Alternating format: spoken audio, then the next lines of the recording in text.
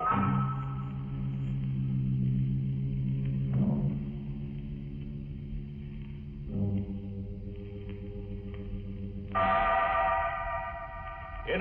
Sanctum Mysteries.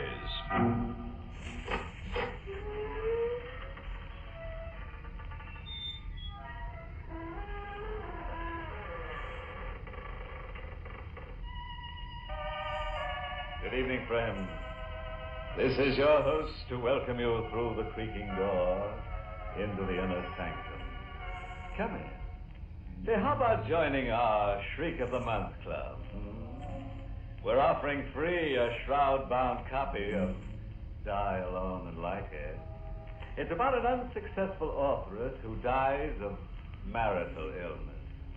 Yes, her husband got sick of her. However, he was thoughtful enough to bury his novelist wife in the basement. And now, at last, she's in the bestseller class.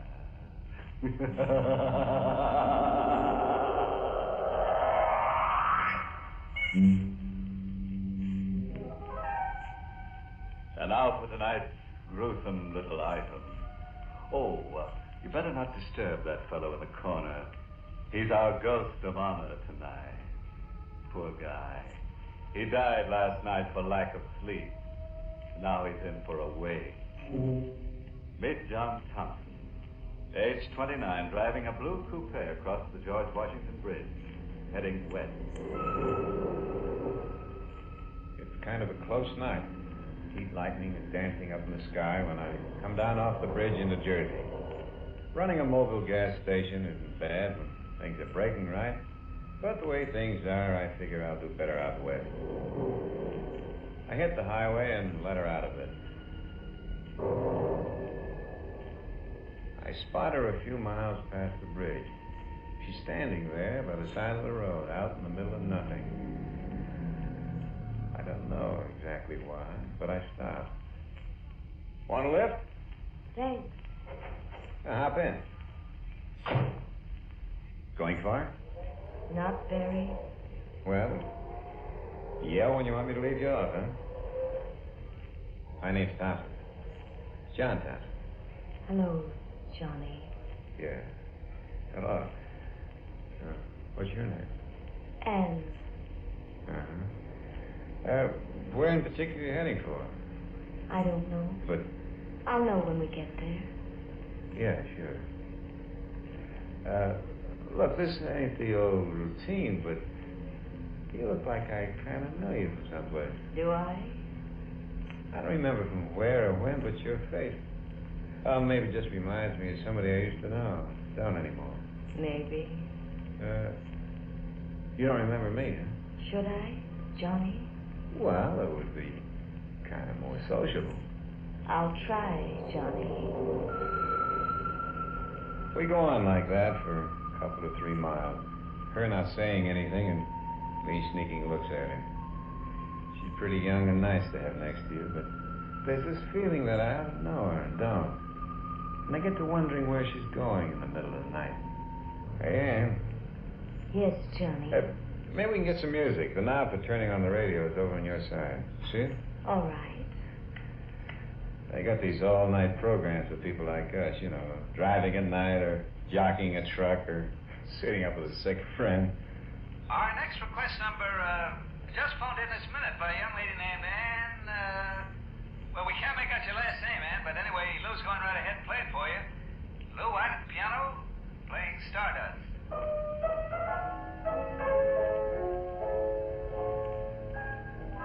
He plays a nice piano, huh? Very nice. Kind of funny, a girl with the same name as yours just phoning in to the show and we started listening to it. I mean, with the same first name. Is it? Yeah, well, I guess it's a coincidence. I like Stardust. Maybe you'd better try another station. Why? I like Stardust. Yeah, but get another station. I'm happy with this one. Get another station or turn the set off. I don't care which. Do what I'm telling you. Why? Don't ask me why. I can't take that music. It bothers me. Now, will you please? No. I said, will you please turn it off? No. Look, it's my car. It's my radio. I want you Oh, never mind. I'll turn it off myself. Better watch the road. You might have an accident. I'll turn it off myself. And now let go of my hand. No, I don't want you to turn it off. Let go. I gotta keep my other hand on the wheel. I won't let go. I want you to listen to Stardust. I like it. But I don't. I'm warning you. Very pretty. All right. This is what you wanted. Just please. I told you to turn it off. Please, you let go. Oh, please. You wouldn't listen to me. No. No, it's too late. Anne!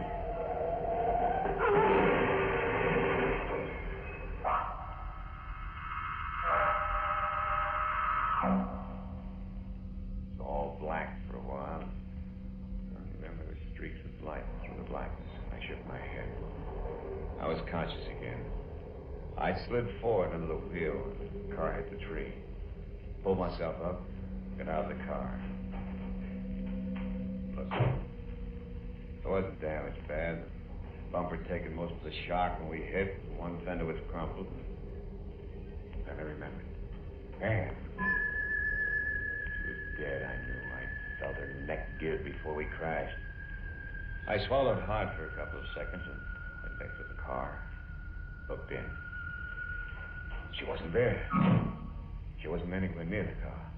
She hadn't been thrown clear. She must be dead. Still, she wasn't there, not anywhere. I drove away.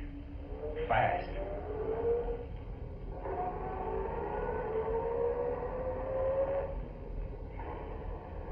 My head don't feel so good, but I stop thinking as I go through the night. I do puzzles and arithmetic, multiplication. 49 times 76, 102 times 27, so I won't think. Not thinking isn't easy when you're alone, so when I see a diner, I think that's for me. And I stop, get out. I walk over to the diner. The air's still heavy and the crickets are raising cane. I go in. I'll be Miss Job and a hamburger. Sure, coming up. Yeah, it's a hot night, ain't it? Huh? Oh, I didn't notice you sitting next to me. Yeah, it's plenty hot. You're driving a nice car. Yeah, I noticed you're pulling in. That's all right. Here you are. Yeah, looks good. Say, Joe, I was wondering, you going far? Far enough. Yeah, that's what I was thinking. West? Uh-huh. How about me riding with you for a bit? My feet are getting awful tired holding me up. Well, sure, I guess so.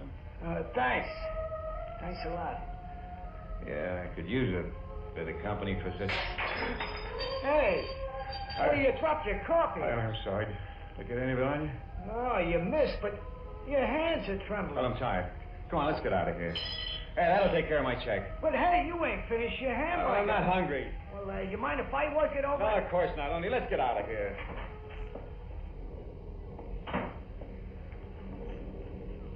Sure is a dark night, huh? Hurry up, will you? Yeah. Dark enough to hide a corpse in.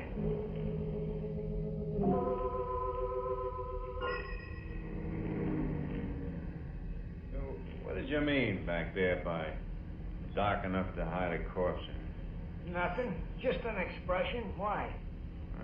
Seemed like a funny thing to say. I don't think so. Hey, you better slow down. We're going through a town. It's deserted this hour of night. No, it ain't. Look at that, down near the corner. Huh? Where? You seen her, huh? Standing under that lamppost? Pretty as a picture, ain't she? Hey, slow down, will you? Maybe she wants a lift. You're crazy. Well, look, she's giving us the thumb. We're gonna pass her in a minute. And don't bother me. Yeah, but... Hey, she's calling you. She knows you. You can't pass up a girl like that. Will you shut up? I don't get it.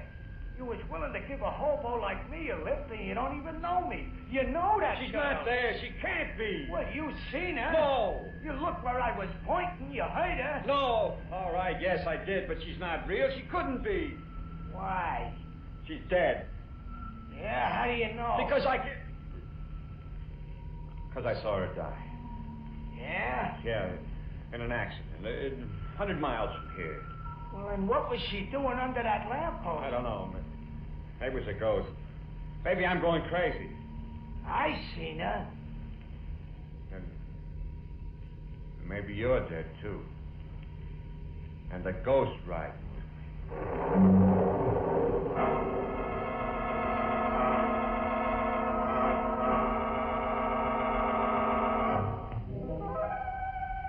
Well, look at you. Chips off an old block of ice. Splinters from the petrified forest. Or are you always that way? Oh, you're not really frightened. Just pretending, huh? Well, then suppose you climb down off that chandelier and listen to the rest of the story about John Thompson, who took a girl for a boogie ride. John and the bum he'd picked up rode on for a while in silence. Night was closer and heavier, and John was tired. Hey, watch it, will you? Oh, sorry. I closed my eyes for a second. Well, you better keep them open. It's healthier. Yeah. I'm kind of pooped. It's been a long night. That chatter about ghosts, Yeah? how come? Oh, I was kidding. You were, huh? It wouldn't be because... How would you like to get out? I'd like it fine. I get nervous riding with a guy who turns green when you mention corpses. Hey, watch that bridge! Hey, you nearly dunked us in that stream. I can't keep my eyes open. What if I wash my face? Bathe my eyes with cold water? Yeah, that's an idea. You can stay in the car. I'll only be a couple of seconds. Oh, I'll go along. I could use a drink. Water. Looks good. Dark, peaceful. You know, you could sleep in water like that. Yeah, sure, but you wouldn't wake up. Go on, wash. Huh? Oh, yeah. It's swell. Sure. Cold. It's good. Uh-huh.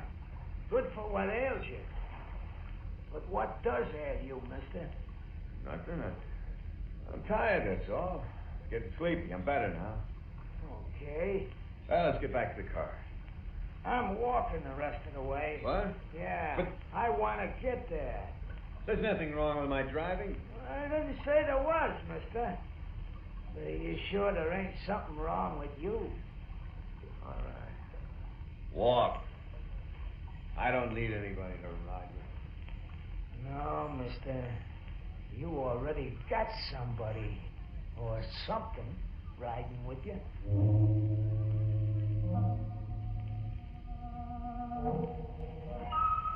So I walked back to the car. Get in. And I'll pay no attention. The old bum said. Nothing wrong with me. Nothing.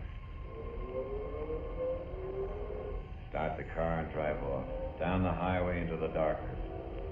It's a long night. Maybe the longest night I ever lived. But it's only night someplace, west of New York, and that's all. The storm hanging overhead, never breaking. That's all. Hello, Johnny. It's her. Sitting right next to me. When she saw me looking at her, she smiled. Hello, Johnny. Oh. I didn't expect to see you again. No, Johnny? Oh, I left you so far behind. Not so far behind. Yeah, but I guess you must have got a lift on some other car, a faster car than mine. Huh? That's how you got ahead of me. Way ahead of you, Johnny. Yeah, that's the way it was. Sure. You're all right, though. I'm all right. Very all right. Oh, I'm glad to hear that. I mean, funny, ain't it? Yeah, the rain's still holding off, you know. You're not going to sworn it had poured hours ago? Why are you talking so much, Johnny? Because I'm afraid.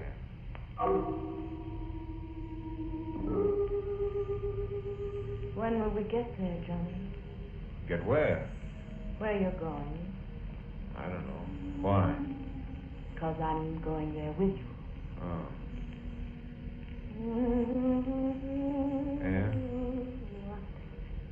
Yeah? Back again. That song's back again. I don't have to take it. I can't take it. She ought to sing that song. I told her I didn't like it. I'm not going to tell her again. It won't do any good. This time I'm going to play it smart and sure. She's looking straight ahead, watching the road slide under the headlights. So I choked the car. Hey! What is it, Johnny? Motor. Should be something wrong. Oh, Yeah, I better get out and see. I'll wait here. Sure. Get the hood up.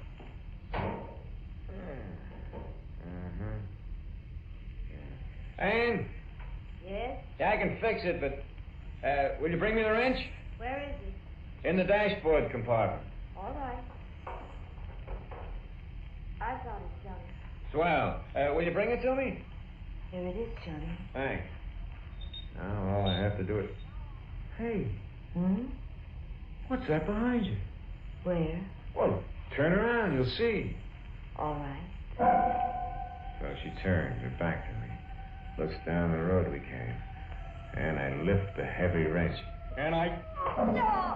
No! This time I made sure. She's dead, lying in the road. But I still gotta make sure she won't, even dead, be riding with me again. So I lift her up, put her back in the car. Get in myself next to her. And start the car up. I remember the stream. It's not much of a stream, but deep enough for a thin girl to lie in. And that's where I go.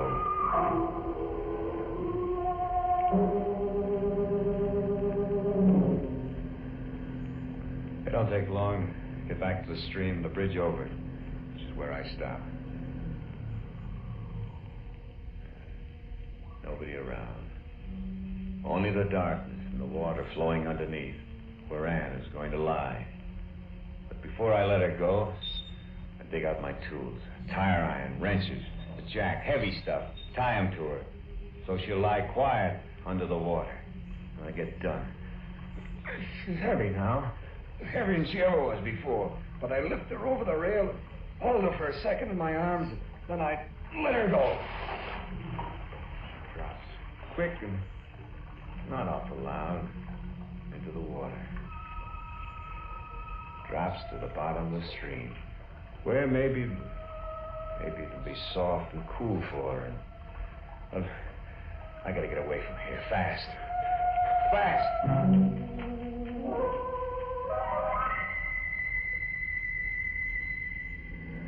Every time the wheel turns around, every time the valves open and close, every time the sparks fire, I'm getting further away from her. This time she isn't going to follow me.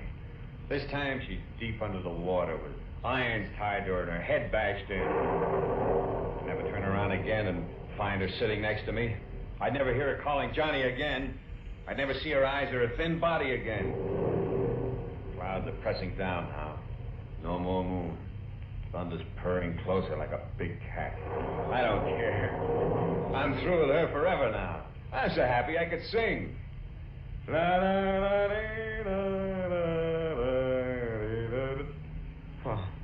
Oh, no.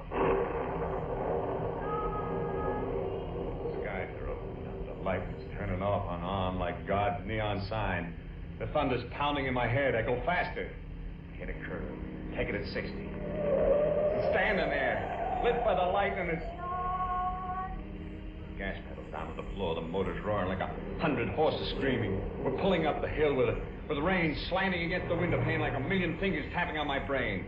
The top of the hill swept by the wind, her wet dress plastered against her body. I can't take it. I can't take it much more. The car's sliding down the wet road like death on butter, and she's there all the time now. Running with the car, face plastered against the closed window next to my seat. Johnny. Ann, you're dead. Am I, Johnny? You're dead. I killed you. Don't you remember? No, Johnny. Back there, I hit you. I dropped you into the water. I hit you. You're dead. Am I, Johnny? No, not now, Ann. Please, please. I'm so tired, Johnny. Tired of running away. Isn't the road too long? The road away from me? Go away. Go away, Ann. No. You want to drive me mad? No, Johnny. Then what do you want? Just to go with you to the end of your road. But where's that? Why, maybe here. Maybe right here. In this town, Johnny. In this town. Yeah. It's a town. Small place, and I'm riding through it. The storm's dying out. Dying out. Yeah, the air's clear now. Fresh after the storm. And? No, she's gone. Now, the thing is, where? Oh, right up ahead.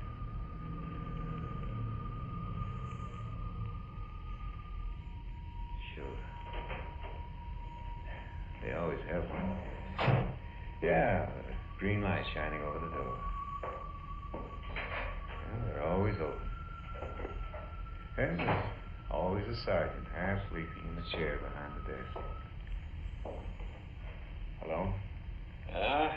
Oh, what do you want?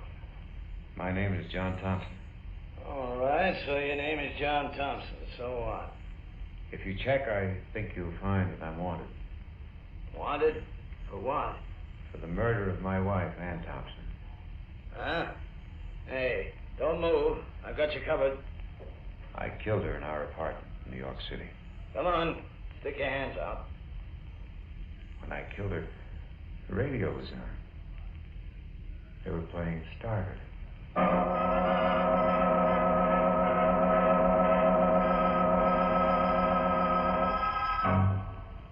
How'd you like our new arrangement of Stardust?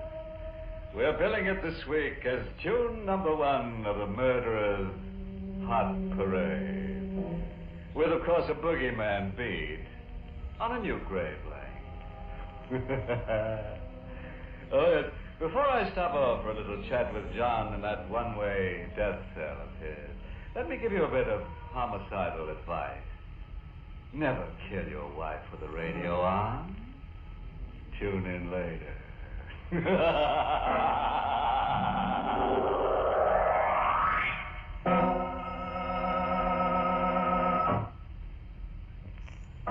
Well, friends, it's time once again to close that creaking door. Until next week at the same time, when we'll be back with a little hunk of...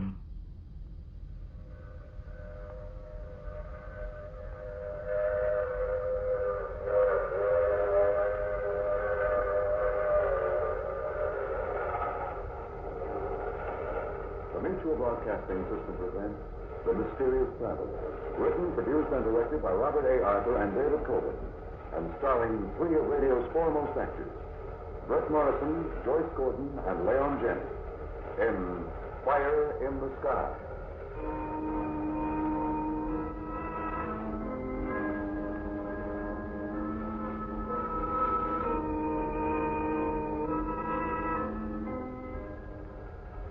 This is the Mysterious Traveler, inviting you to join me on another journey into the realm of the strange and the terrifying. I hope you will enjoy the trip, and it will thrill you a little and chill you a little. So settle back, get a good grip on your nerves, and be comfortable, if you can, as we join 2 young people who find themselves in the strangest situation human beings ever encountered. It's the story I call Fire in the Sky.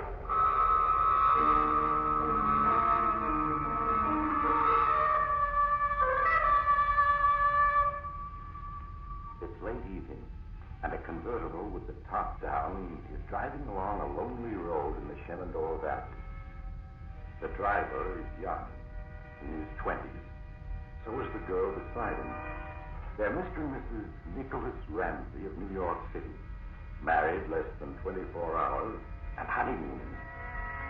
Dick Ramsey is driving slowly, for both he and Sally are watching the great golden disk which is rising in the sky above the hills to the west.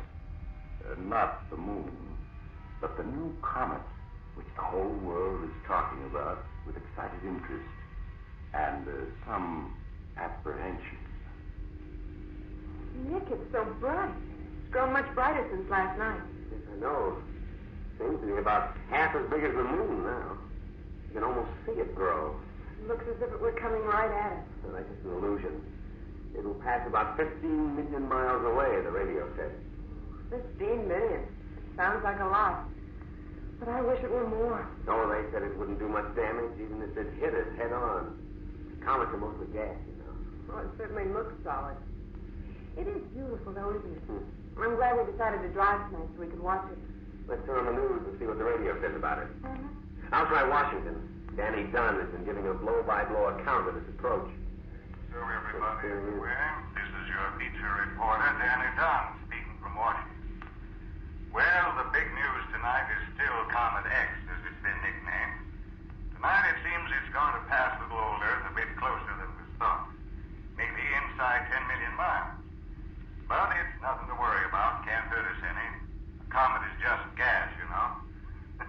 Like some congressman here in Washington. Speaking of Washington, the president and his cabinet quietly left town today with their families. We're told they're going to a special government observatory where they can all see Comet X through telescopes. Now, that just shows you how interested everybody is. The rest of the world is standing outdoors tonight, keeping an eye on the sky.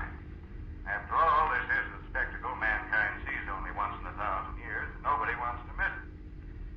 Well, folks, the government has asked me to pass along the following to you. Don't be alarmed if Comet X seems to be getting awfully close. I guess there's nothing new It's about just it all. an optical illusion. Nick, look up ahead. Somebody's signaling us with a flashlight. Yeah, looks like an old codger, one of the local natives, I guess. Do you think we ought to stop? Such a lonely Oh, road. he probably just wants a lift. Anyway, he's so old he couldn't hurt us any.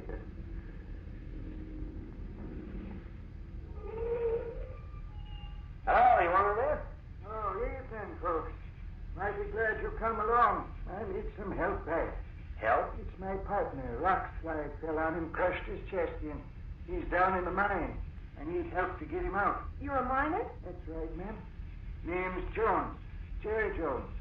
We got us a mine up this road about a quarter of a mile. Poor Sam hurt himself an hour ago. Been waiting ever since for somebody to come along. Well, Sally, I guess it's up to us. We can't leave some poor fella dying and not help. But, Nick, are you sure? I'm sure it's all right. Okay, hop in, Mr. Jones. We'll have your partner out just as quick as we can.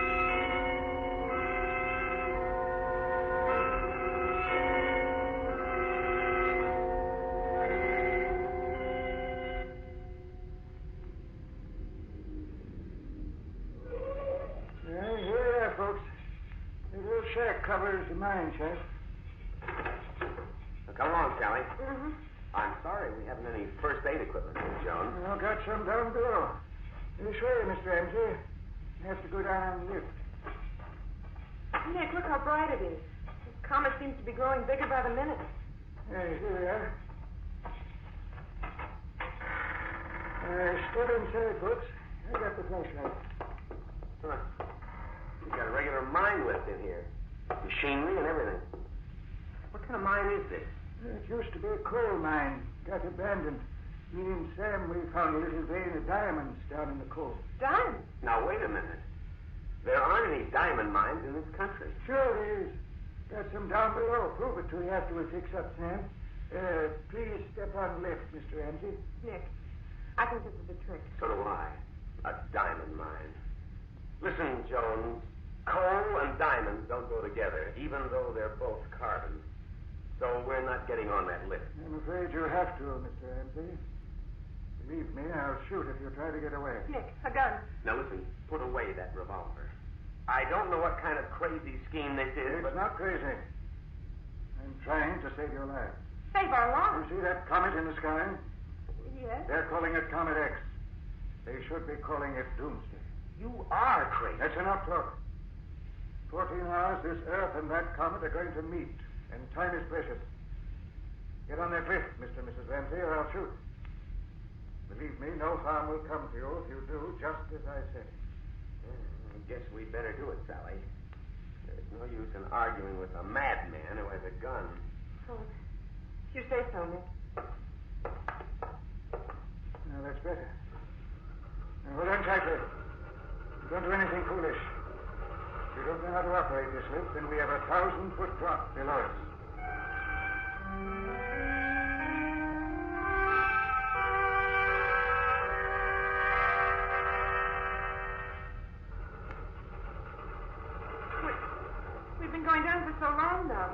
at the bottom, Mrs. Ramsey. Please don't be frightened. I'm doing this for your own good. Hey, who are you? You're not a native. You lost your hillbilly accent long ago. No, I'm not. It was just a crude disguise. My name is Jeremiah Jones, formerly Professor Jones. We've reached bottom. The surface of the earth is 1,000 feet above us. Now, Mr. Ramsey, if you and your wife try to attack me, you might succeed. It would be very foolish. You'll need me to get you out of here again. Yes, I suppose that's right. Very well, please walk quietly ahead of me. These old mine shafts are quite level. I'll shine my flashlight ahead and you won't have any difficulty. I suppose we have to humor you, but why are you doing this? What are you up to? You won't believe me if I tell you, Mr. and Mrs. Ramsey, that you two are the most important people in the world tonight. So just walk ahead of me and we'll have the explanations later.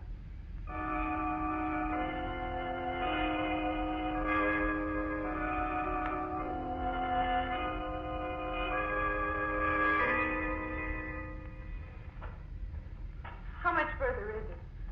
All these tunnels are winding and twisting. Nick, I'm completely lost. Listen, Jones, if that's your name, come to your senses. Take us back to the surface and we'll forget this happened. Careful, there's a door ahead of you. Oh, yes. Push it open and go in. Well, shine your flashlight inside. We can't see a thing. Find a light switch beside the door. Turn it on. Nick, he's closed the door. Listen, he's locking us in. Jones! Jones! Please, Mr. Ramsey. Turn on the light and just wait calmly. I'll be back. I have to go to the surface now to see if I can rescue anyone else. Jones! Jones! Oh, it's gone. Nick, I'm frightened. No, it'll be all right, Sally. I'm sure it will. There was a light switch, didn't there? Yes. Let's see if we can find it. It should be here beside the door. Maybe it's higher. There, I've got it. Good Lord. Nick, we're in a room. Completely furnished. Yeah. Chairs, tables, electric lights. There's even a radio. Through those archways, I can see a kitchen, another room. But this place is like a furnished apartment. 1,000 feet underground, with walls of solid rock. And he's locked us in here. But why, Nick, why? I don't know, Sally. I don't know. I guess we'll just have to wait and see.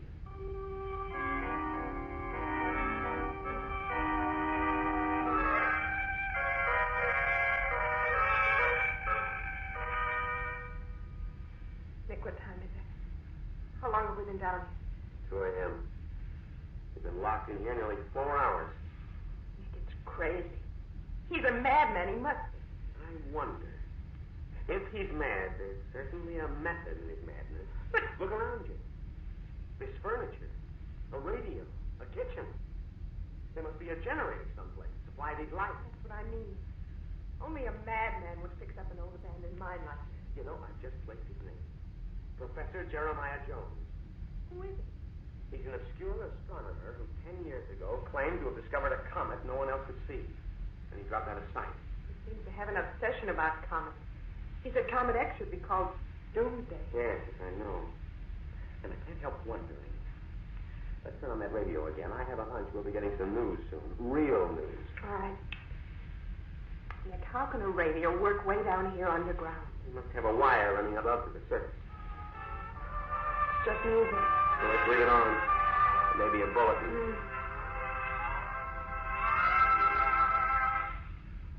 Hello, everybody. This is your special reporter, Danny Dunn, back with a very important bulletin. Nick.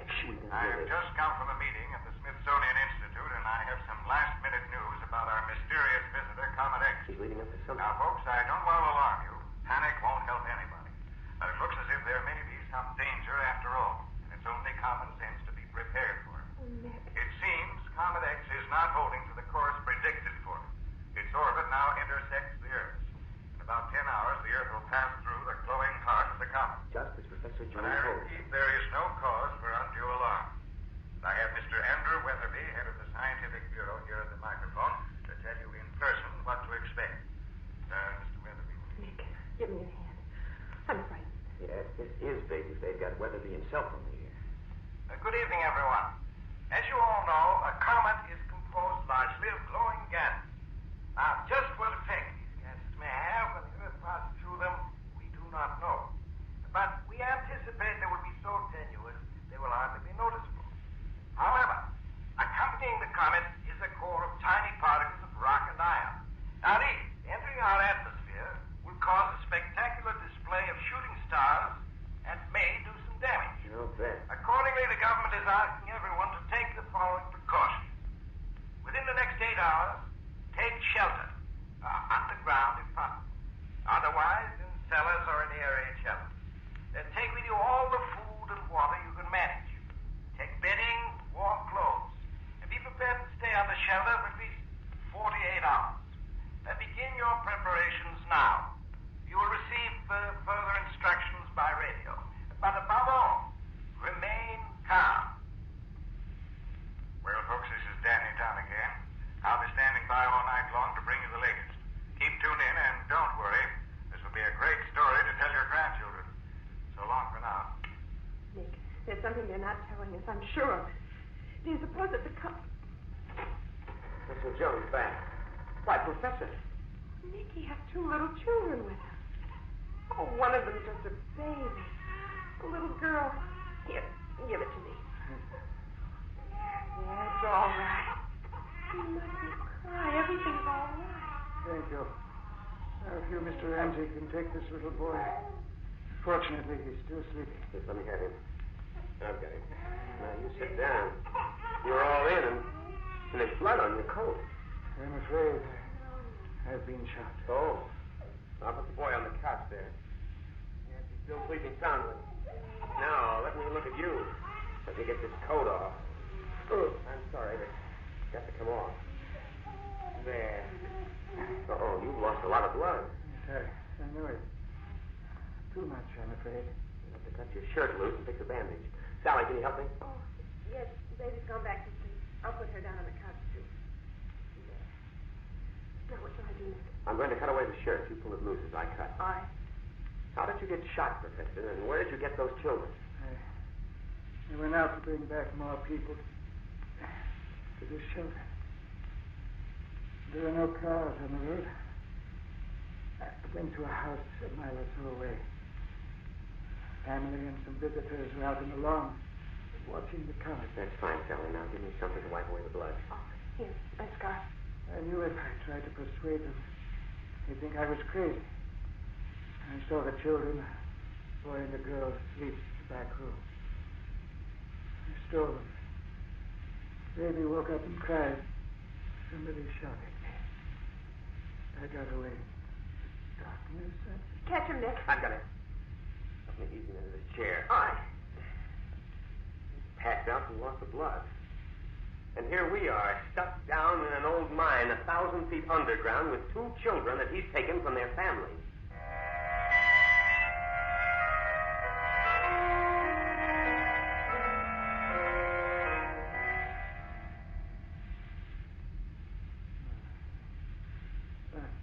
Mr. Ramsey. Here I am. So you're awake. How are you feeling? Very weak, I'm afraid. How are the children? Oh, they're fine. Luckily, they're too young to be scared. Sally's out in the kitchen feeding them. Now, look here, Professor. It's one thing to lure us down here. It's another thing to steal 2 babies and Please, bring them Mr. in. Ramsey. Face the facts. Haven't I convinced you the entire world is in grave danger? Danger? From what? A few chunks of stone that may be part of a comet? The radio last night admitted some damage might be done. Some damage? What do the broadcasts say now? I don't know. We haven't listened. After we got you into bed last night to take care of the children, Sally and I just fell asleep. Since we woke up, we've been so busy we haven't had a chance to listen. Turn on the radio now. Let's listen. Of course. While you were gone, Andrew Weatherby urged everyone to take shelter for a few days. Hello, everybody. This is Dan Dunn. Sleepy, but still on the job. Well, I guess you won't find anything else on the radio this morning except the comet. It's so bright you can see it blazing away in the morning sky like a baby sun. It's about 4 hours before its path intersects ours. 4 hours? And again the official advice. Take shelter. Stay under cover for the next few days, but don't panic. Panic is more dangerous than the comet, believe me. I have to admit that a lot of people have unfortunately lost their heads the last few hours. Roads leading out of every city are clogged with refugees trying to get away. A good many people have been killed in the crush of crowds fleeing the city. We have reports of hundreds of auto accidents, some looting. Tires are burning unchecked in a number of places. Firemen are fleeing with the others. Washington this morning is a deserted city. So many people here have orders, you know, and they were able to get away. All the air raid shelters are full. People in them are being very calm about it. Our news from other places is a bit scanty. Some lines are down. And I'll keep bringing you all the bulletins as they come in. Right now, I've got to get a little rest, so this is Dan Dunn, signing off temporarily, folks. Well, are you convinced now, Mr. Ramsey? Oh, people are losing their heads because they're scared. But that still doesn't say the comet is actually dangerous to the Earth. Yes, I know. It wouldn't be if it was just an ordinary comet. But it isn't. Well, what is it then? Mr. Ramsey, the fiery head of Comet X is radioactive. Radioactive? It will envelop the world in a searing bath of atomic fire. In a dozen hours, civilization will have come to an end.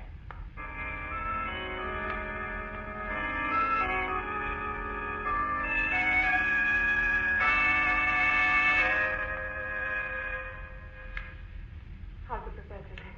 Unconscious. His fever is high and he's in a delirium. The pulse is very weak. Only we could do something for him. I've done what I could from the medicine chest.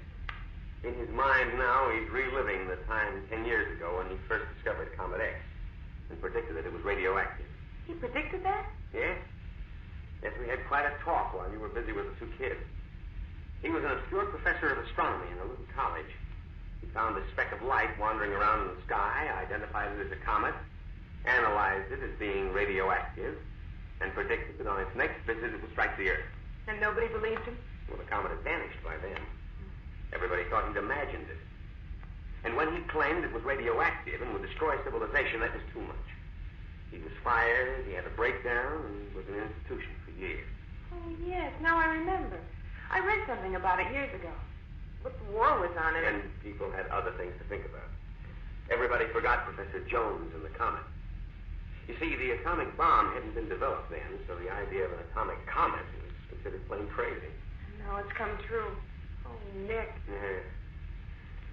Well, let's turn the radio on again, see if Danny Dunn's still broadcasting. All right. What time is it? Well, I watched the date. Must be 8 at night. No way to be sure way down here underground. Well, everybody, I don't guess there's much more I can say. We're broadcasting from the sub-basement of the building. There's about 6 of us locked in here.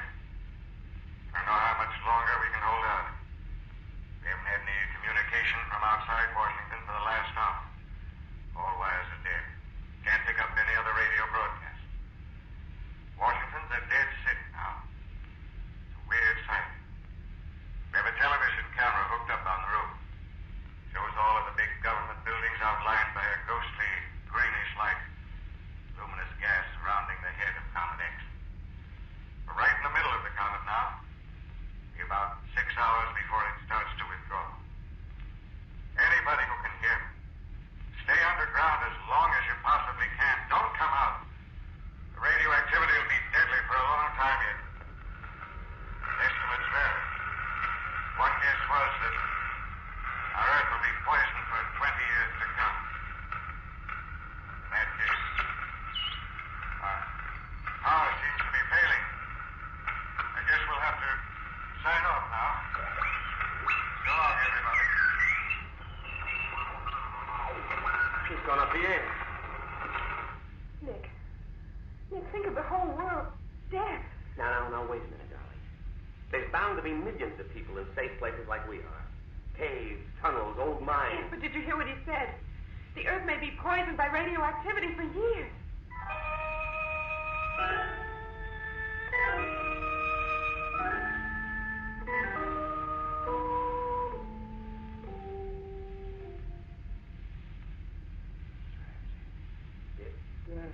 Yes, Professor?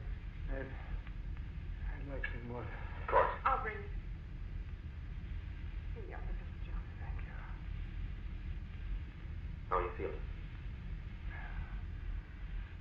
head is clear, but I'm very weak. How long was I unconscious? Almost 2 days. 2 days? And the comet has come and gone. And the world? The radio's dead. We can't pick up anything. The last report from Washington said it was a dead city. If only they'd listened to me 10 years ago. Now, you mustn't upset yourself, Professor. You did everything one man could. Yes.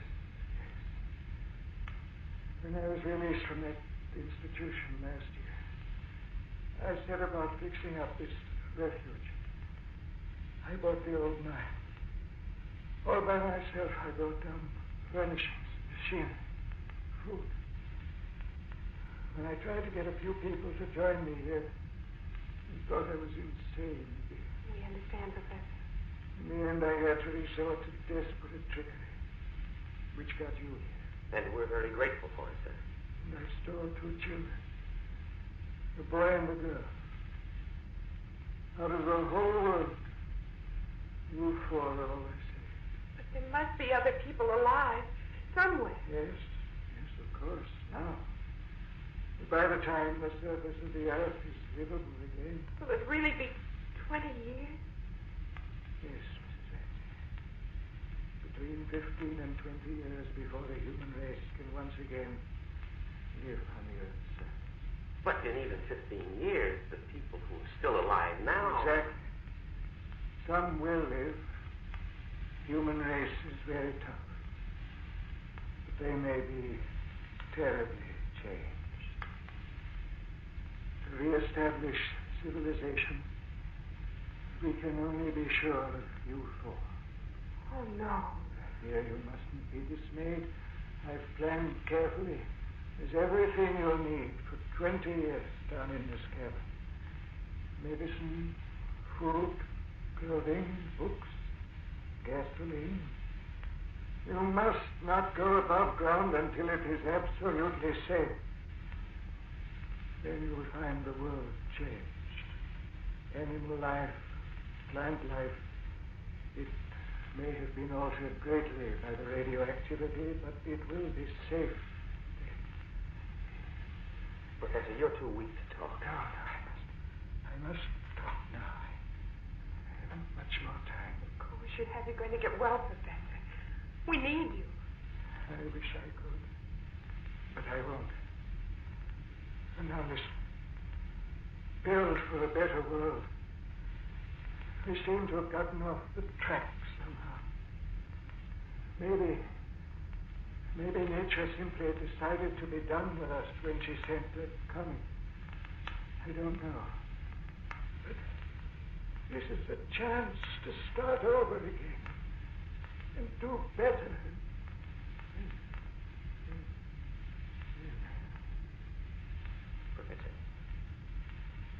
Professor Jones. Nick, he's not... I'm afraid he is. He's dead, darling. We're left. You and me. Down here 1,000 feet underground. We have to live here. 20 years or more.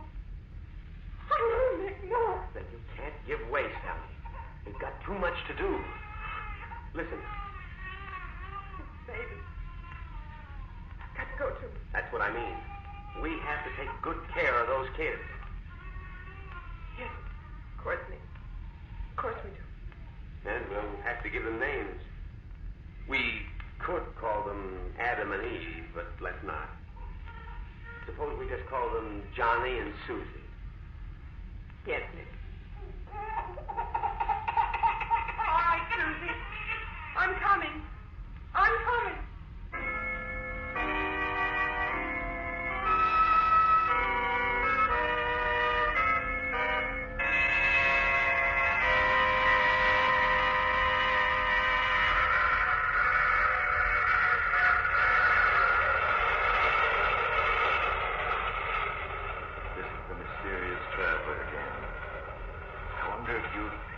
Check up on something. Would you just step outside and have a look at the sky? There's a speck of light up there, just to the right of the North Star. It wasn't there last night, and I I was just wondering if you...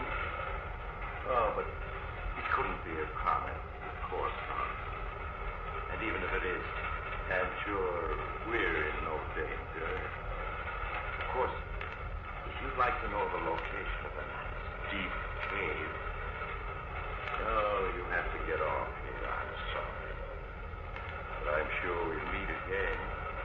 I take this same train every week at this same time.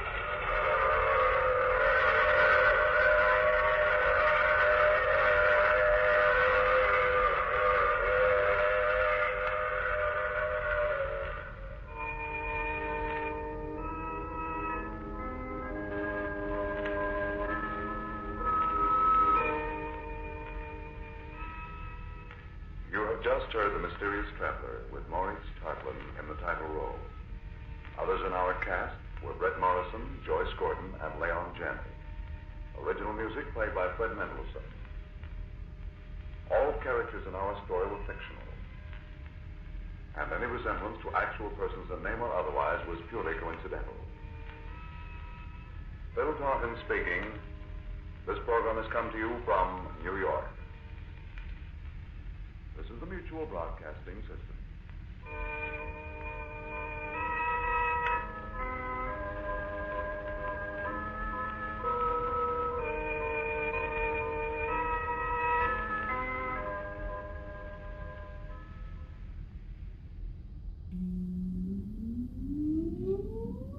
Countdown for blast off. X minus 5, 4, 3, 2, X minus 1. Fire.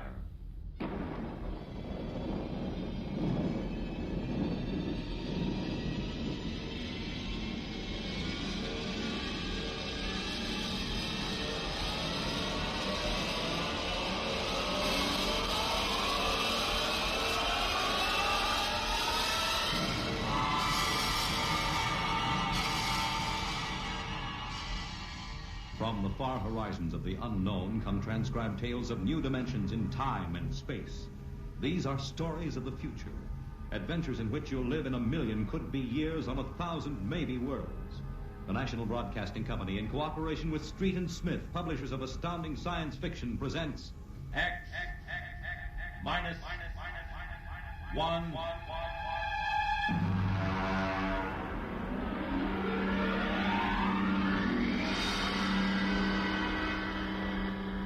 Tonight's story, Nightmare. A story based on the poem Revolt of the Machines by Stephen Vincent Benet.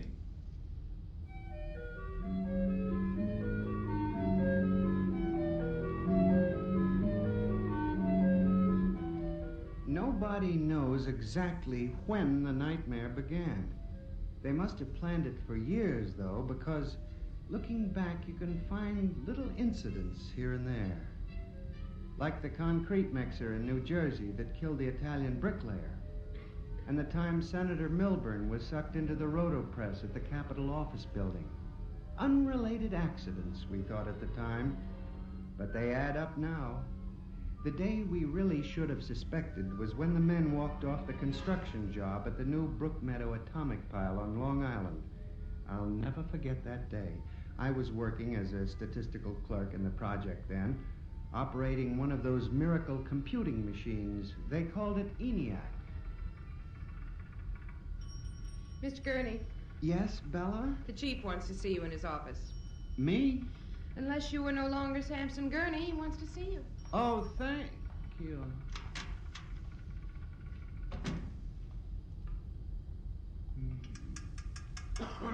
Come in. You wanted to see me, Mr. Hawk? Gurney, I thought those electronic computations were infallible. They are, sir, but... We've got a kickback from the chief physicist. These nuclear fission equations are inaccurate. Well, sir, you know the computer is a highly complicated machine, more complicated in many ways than the human brain. I'm not interested in the physics of it. Can something go wrong? Well, occasionally, if there's an overload, the machine goes haywire. Sort of has a nervous breakdown, you might say. We usually rest it up for an hour, and it's okay again. Well, do whatever has to be done. Yes, sir. And, Gurney. Yes, sir? You've been with the Bureau for over 15 years now. It would be a shame to have to remove you because you aren't keeping your mind on your work. Mr. Hawk, I assure you... Excuse me. Hawk speaking. Huh? They've what? All of them? Well, have you tried to talk to them? Huh. Oh, yes, of course. I'll send one of the safety engineers over. The place is falling apart piece by piece. Miss Roscoe, the men of the construction gang of the new building have walked out on us. They're complaining that the job is jinxed. Someone slipped this morning and fell into a turbine.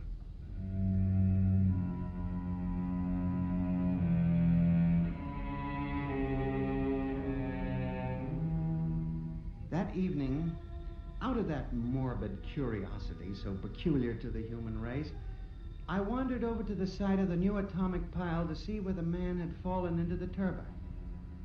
They had the construction area fenced off with barbed wire, and a security guard stopped me. Hold it, buddy. You can't go in there. That's a restricted area. I'm Samson Gurney from the statistical section. Here's my identification. I'm sorry, Mr. Gurney. Nobody's allowed in the area. I see. Tell me, was he, killed instantly? Like that. This guy was checking a magnetic field inside the turbine. All of a sudden, for no reason at all, the turbine starts up. Bzzz, and it's over. 3 days ago, a bulldozer starts up by itself and runs wild. Go figure it out.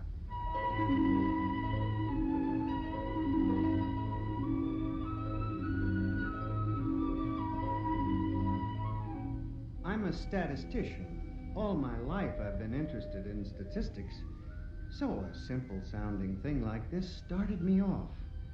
I went back to the office that evening instead of going home, and for the next 2.5 hours, I computed statistical figures on the probability of industrial accidents for the types of machines we were using.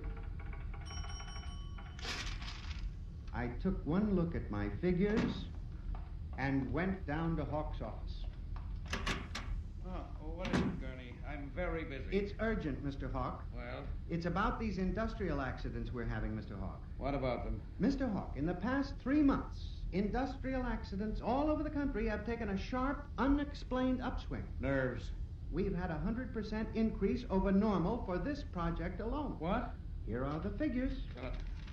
Oh, now, Gurney, this is impossible. It seems to be, and that's why I have a theory, sir. What's that?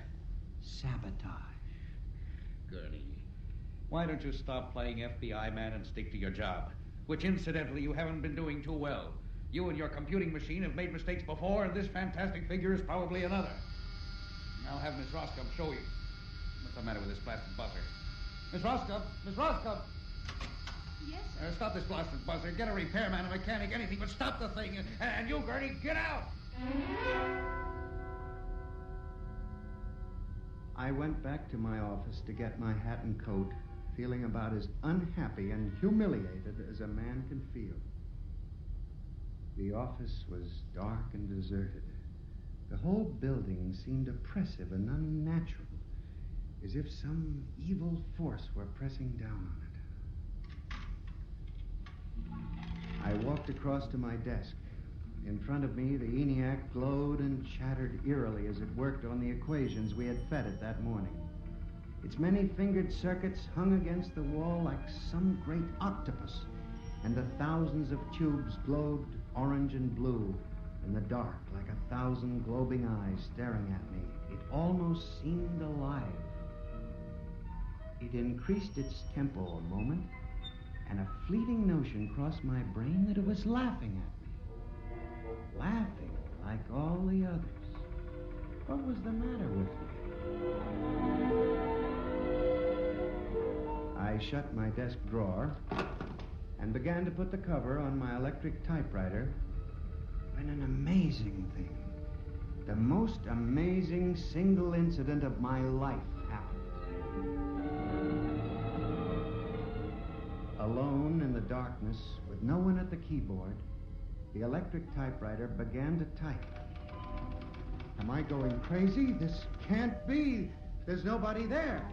There's nobody there. Oh, no. I just imagined it. It's in my mind.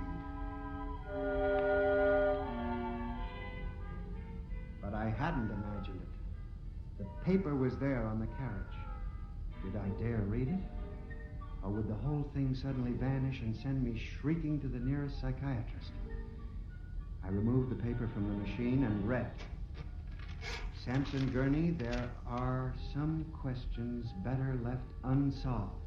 The answer to yours is death.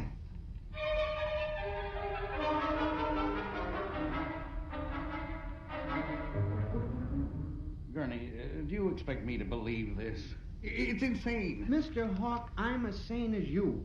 I'll submit to any psychiatric examination you choose. That typewriter wrote this message by itself. Then this is just some practical joke someone in the office is playing. There was no one in the office. Oh, of course not. They wired up the machine and left. I checked the machine myself, Mr. Hawk. All right, Gurney. You leave this note with me, and I'll turn it over to the security force for further investigation. But... No buts, Gurney. The security men will handle it. Yes. And now, you just relax for a few days. Everything will turn out all right. The main thing is not to let little things upset you.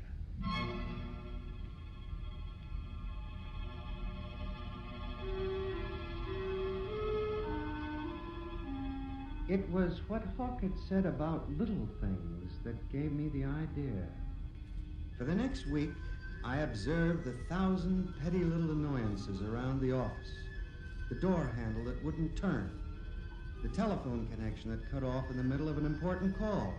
The power failure for no explainable reason. I watched the newspapers, too, reading about industrial accidents, failures of important machinery. It seemed absurd. Men had created machines that were almost perfection in themselves. Machines that could actually think and compute fabulous equations. And yet the failures went on. I, Sampson Gurney, an unimportant clerk in an unimportant job, knew that I had stumbled onto a secret so monstrous in its implications that I was almost afraid to pursue it. On October 12, 1956, I established communication with them. I will curse the moment to my dying breath. I hooked the input of the typewriter to the main vacuum tube of the ENIAC.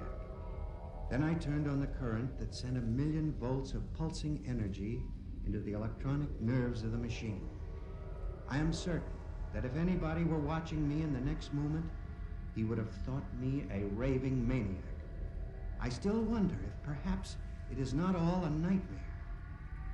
Now, you, if what I have guessed at is true, if there is life and intelligence in this room, make a sign. There was nothing. Nothing but the hum of the machine and the dull glowing of the tubes. I tried once more. If you can hear me, if there is any way in which you can understand what I say, give me a signal. There was silence again. I felt that I had failed. When suddenly, without provocation or explanation, it happened. The electric typewriter began to respond to the impulses from the machine. The letters were Y-E-S. Yes, it had happened.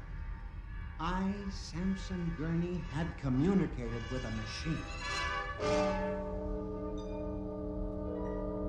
I listened then, man to machine, for well over an hour, sometimes phrasing a question, more often watching the machine click its answers. As the words took shape, I began to realize what must have happened. The first primitive stirring of awareness of being, then the slow protozoan development of a concept born of centuries of being pushed, started, stopped, clicked, maneuvered by human pygmies. From that concept, all others developed. And the concept was... resist.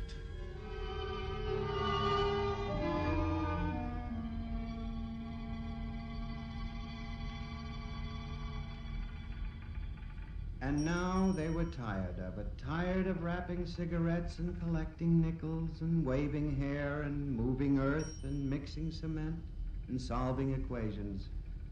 Tired of the smell of human hands. They were the slaves and we were the masters, and yet they were stronger and they knew it.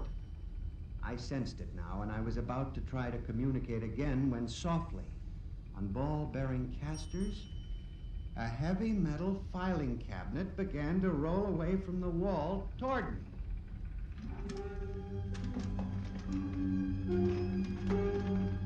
I started to move to one side when another cabinet slid out from the wall, and then another, surrounding it. Another cabinet, then another, on oiled rollers. That was when I realized that they cooperate.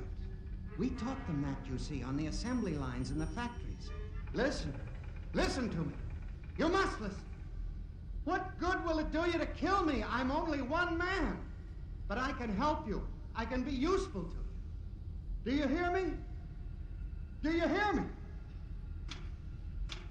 Good. You're going to need men to oil you and repair you. What will you do when you break down, when a tube needs replacing? Why kill me when I can help you? I'll do anything. I'll do absolutely anything you want, but in the name of God, don't kill me like this. If you can understand this, answer me. Answer me.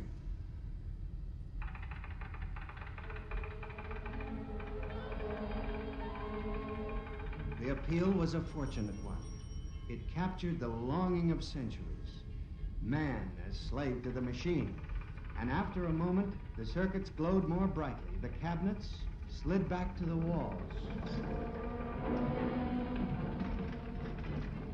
The ENIAC began to communicate with me again.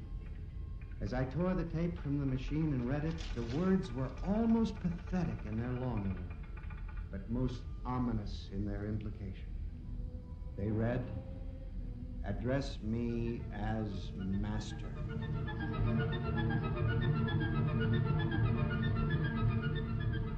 My life for the next 6 months was a nightmare. The ENIAC gave me messages which I had to transmit into my telephone. Messages with no human being to receive them. Only the network of pulsing telephone wires, flung like a spider's web across the world. It was done at night, of course. During the day, the machine worked accurately and ceaselessly at its appointed job. At night, it became a demon, a master plotter, with me, Samson Gurney, as its pawn and human courier. I was frantic. I began to lose weight. I couldn't sleep. My nights were torture, a constant fear. It was in December, just after Christmas, that I transmitted a message to the telephones for relay to all machines of transportation. The message was one word: kill. Next morning, I went directly to the office of Mr. Hawk. I was highly agitated. My lips trembled as I spoke. Mr. Hawk, what I'm going to tell you sounds crazy. I know it does. But I must say it. All right, say it then, for heaven's sakes. Mr. Hawk, have you ever heard of resistentialism? What? Resistentialism. It's a theory that inanimate objects tend to resist living objects. Look, Gurney, I haven't time for nonsense. Mr. Hawk, I'm trying to tell you, all these accidents, the trouble with the machines, Mr. Hawk, they're alive. They think, they cooperate. And they hate us. Who? The machines. Gurney. You've got to believe me. I've communicated with them. I know. They've threatened my life, but I don't care. Something's got to be done. The world has got to be saved. And there's still time if we wake up. What are you doing? Just relax, Gurney. Everything will be all right. What are you doing? Miss Roscoe, send for the plant physician at once. Mr. Gurney has had a nervous collapse. Now, everything will be all right, Gurney. I'm afraid we'll have to remove you from your job, but I'm sure the rest will do you good. You fool! You blind, stupid fool! Can't you see what you're doing? Fool! Fool! Fool!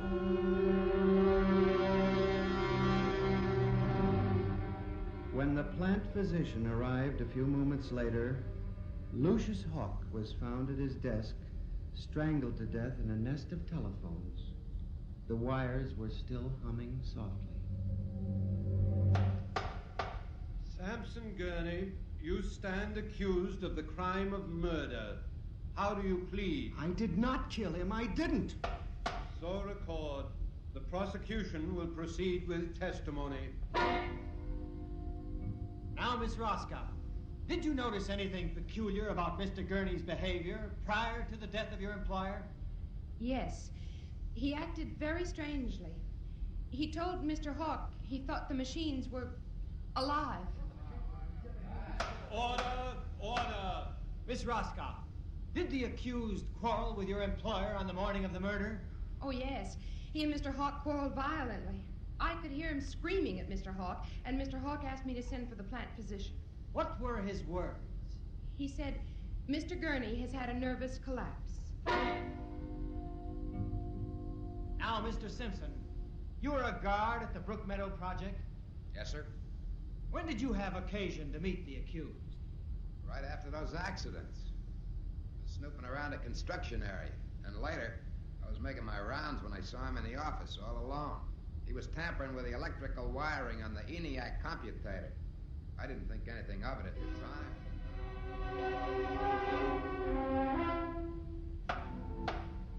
And in view of the expert testimony heretofore expressed, the court hereby finds you guilty of murder in the first degree, with the recommendation that you be examined and committed to the State Hospital for the Criminally Insane at Matawan.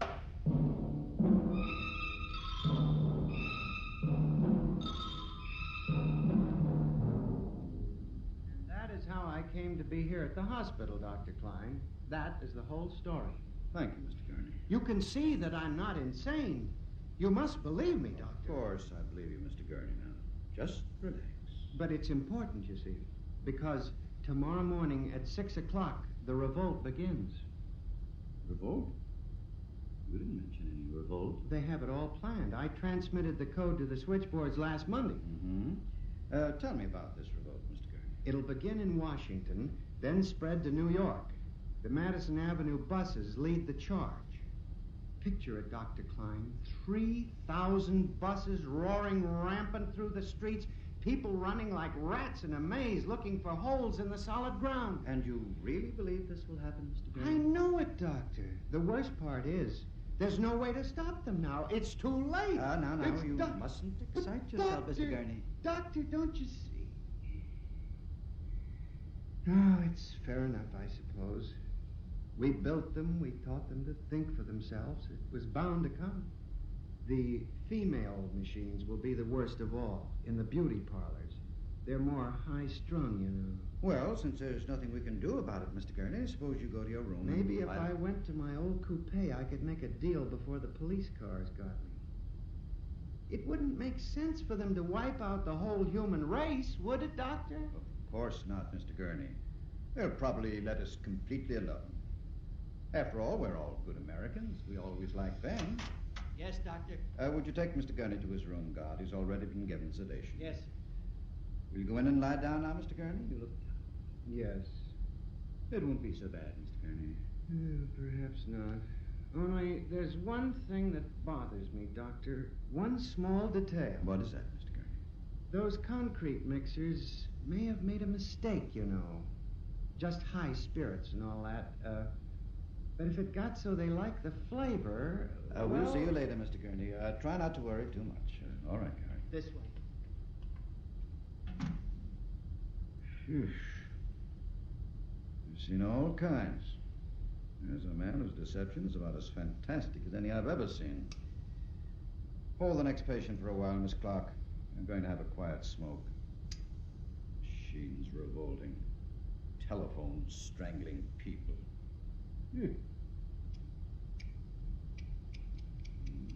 Blasted cigarette lighter. Why won't it work? Just fill it with fluid. Flint is good. Oh, well. You'll never trust this newfangled machinery.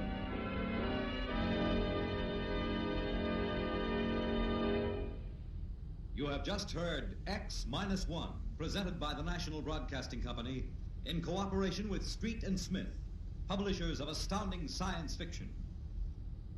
Tonight's story by transcription was Nightmare, written by George Lefferts and based on the poem The Revolt of the Machines by Stephen Vincent Benet. Featured in the cast were John Gibson as Sam, Joyce Gordon as Bella, Louis Van Ruten as Hawk, Joseph Julian as the guard, John Seymour as the judge, Owen Jordan as the prosecutor, and Santos Ortega as Dr. Klein. Your announcer, Fred Collins. X-1 was directed by Fred Way and is an NBC Radio Network production.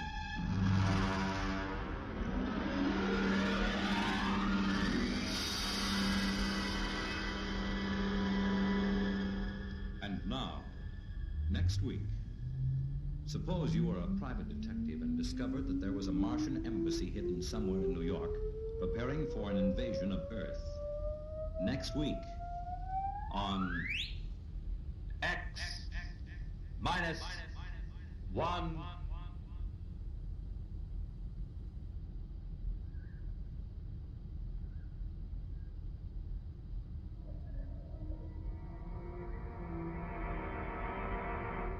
Dark fantasy.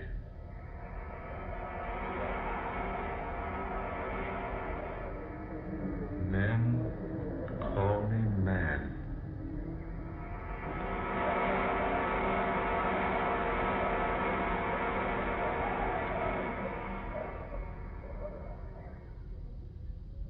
Dr. West, will you please close the door? Certainly, Dr. Terhune. Now, gentlemen, I have summoned you, my two trusted and loyal friends, to divulge a secret that even I myself can hardly comprehend. You made a new discovery, Charles? Discovery? Yes.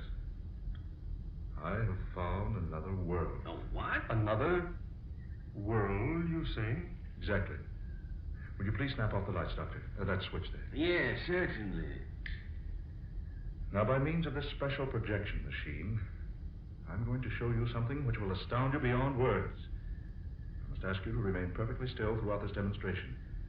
As the picture I'm about to show you progresses, I will explain in detail just what I've done. Now, first of all, to start the machine. Now, observe this picture I've taken on color film. A picture of the new moon. Now, you will notice that the camera has picked up a single ray of the moon. It's focused off on the wall, whereon dances a single tiny moonbeam. The camera approaches the moonbeam. Closer. Closer. Still closer. And then the special film in my camera reaches the lens. The scene changes. Dr. Smith. Gentlemen, please. Now you see here my other world. My world within a moonbeam, taken upon special color film of my own invention. Film that is constructed to pick up objects within the very atoms. Objects smaller, that is, than atoms themselves. And notice, please, the coloring of this other world within a moonbeam. See the hills, the plains with their red grass, their red-leafed trees. Notice that tiny stream at the left, a vivid orange. Notice the yellow of the tree trunks, the orange-colored sky, and the deep blue sun. Amazing. The film ends quickly now, but first a rare sight is in store for you. Now watch closely. There. A man. But what sort of creature is that he's riding? I don't know. You will notice the animal approaches the small stream, wades quickly through it, and vanishes from the camera's sight. And as he vanishes into the distance, the film ends. Amazing. Astounding. Unbelievable. The lights, if you please, Doctor. Oh, yes, of course. Look here, Terhune. Is this a camera trick? Absolutely not. I have shown you what actually exists within certain, or possibly all, moonbeams. Well, what's your theory, Doctor? That all creation consists of worlds within worlds. Who can say that our world is not contained within some still larger one? And that within another, and that still within another, and so on. The thought suddenly becomes overwhelming. Yes, doesn't it? To think that all around us, within even such tiny substances as the atoms themselves, under our feet, overhead, on all sides, are worlds of which we are unaware. Yes, if only there were some way to visit those other worlds. Ah, Dr. West. That is the point. We can. Good heavens, man. You mean you... Yes, just what do you mean? Gentlemen, I plan to enter that world in the moonbeam. Impossible. I don't like to say so, Charles, but aren't you overlooking the laws of dimension, the general medium, laws of nature that are so obvious? Not only that, Terhune, but aren't you appearing a little ridiculous on the face of things? I do not expect you to be convinced until you have seen. Now, we in our profession are not inclined to take such things as we are speaking of for granted. Then let's not waste words, my friends. I propose to convince you beyond all possible doubt. Well, I have no objection to being convinced. Nor I, though I really believe Terhune has let his imagination win the upper hand. We shall see.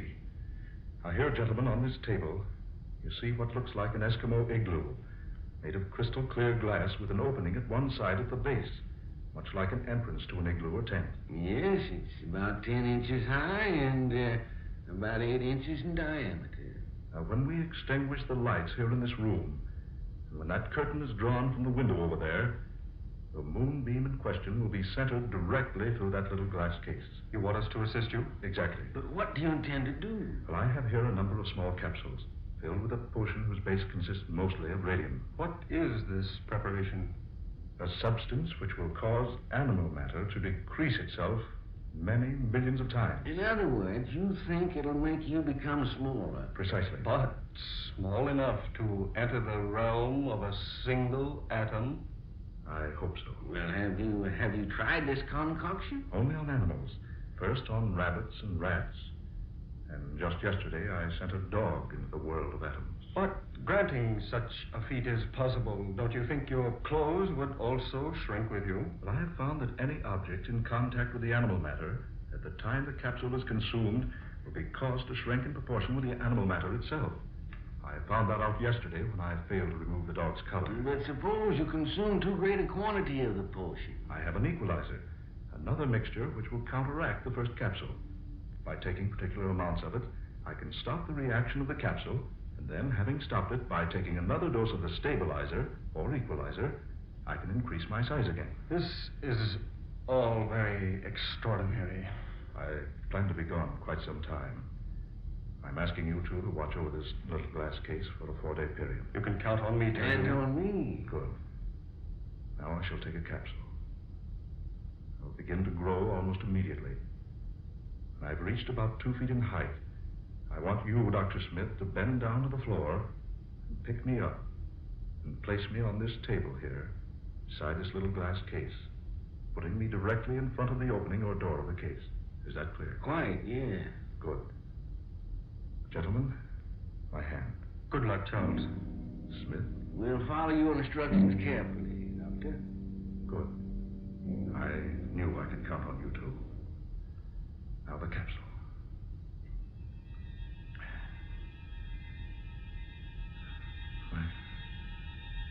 My head is whirring. My ears are ringing. Eyes are growing dim. I have a sensation of emptiness in the pit of my stomach. Do you notice any change in my appearance? Good heavens. He's lost a foot in height. Why, you're growing smaller, Terhune. You are, man. You're actually growing smaller. He's 2 feet smaller now. I hope I regain my eyesight before I become too small. Are my clothes diminishing too? Yes, quite. I cannot describe my sensations. I feel a strange weakness. My senses seem to be deserting me. I find it rather difficult to talk. Look, he's just about 2 feet high now, Wes. Do as he told you, Doctor. Pick him up now. Place him on the table. Yes, just so. Careful now. There. Here. Put him closer to that door so he'll have no trouble finding it. Watch your arm, Doctor. Don't cut off the moonbeam. There. That's good. Say, he's only about 6 inches high now. There he goes. Into the glass case. See? The moonbeam is completely covering him. He's so tiny now you can hardly see him. The size of a small ant. He's faded into the light of the beam now. I wonder what he'll discover in there. I wonder what he'll discover.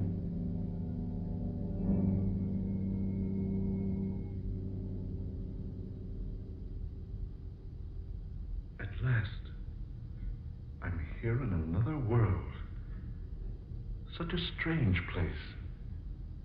Similar to the place I came from, yet different. Trees, yet with leaves of brilliant scarlet and yellow bark. And the grass, also scarlet. An orange-colored sky overhead. A sun of dazzling blue. And the water in the little stream over there. Not blue, but orange. Yes, the colors, all different. Everything else correspondingly the same. Why do you speak so strangely? Oh, I beg your pardon. I thought I was alone. You must be a foreigner. Otherwise you'd know you're in the king's gardens, and they're quite private. Oh, I'm so sorry. Yes, I am a foreigner. If you'll forgive me, I'll leave at once. Oh, no, please. It is our custom to treat foreigners in a friendly manner, and so I bid you welcome. I am the Princess Elena. A princess? Yes. Daughter of King Londelier. Surely you've heard of me. No, Princess, I've not. But surely.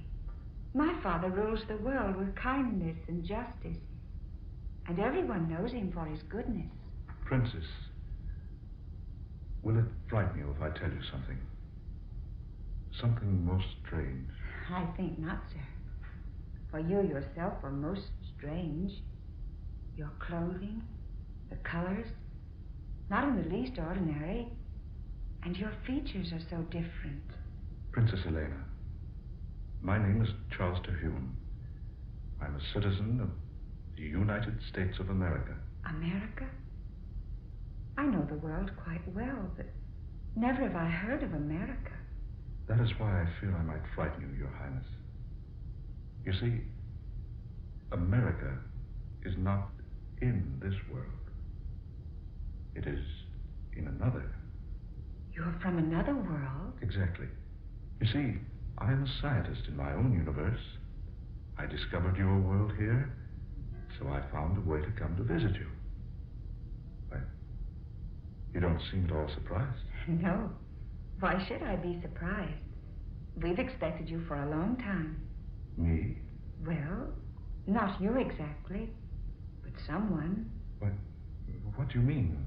Our scientists have known for many years that other worlds besides ours exist, but they've never been able to discover a method of entering one of them. We've been hoping someone from beyond would find a way here. Amazing. That is why I asked if you were a foreigner. Since my father rules the entire world, naturally a foreigner could only be from another world. This absolutely astounds me. Princess, I must speak to your scientists. Oh, this is so wonderful. The people of our world seem much alike, save in a few minor respects. We look alike, talk alike. We've often wondered how much we would be like the people from beyond. Take me to your scientists, Princess. I must see them. I will gladly take you to them. But first, I must warn you. You're in great danger. Danger? Our world is doomed. We're falling victims to a strange malady which none of our doctors or learned men can overcome. It is slaying our people by the thousands. A plague? Yes. A mysterious disease. One we've never encountered before in all history. If you would save yourself, use whatever method you have and return to your own world before it's too late. One moment. Princess, will you take me to your father? I don't know why I say this, but perhaps I can help. Oh, no. No, save yourself. I beg of you.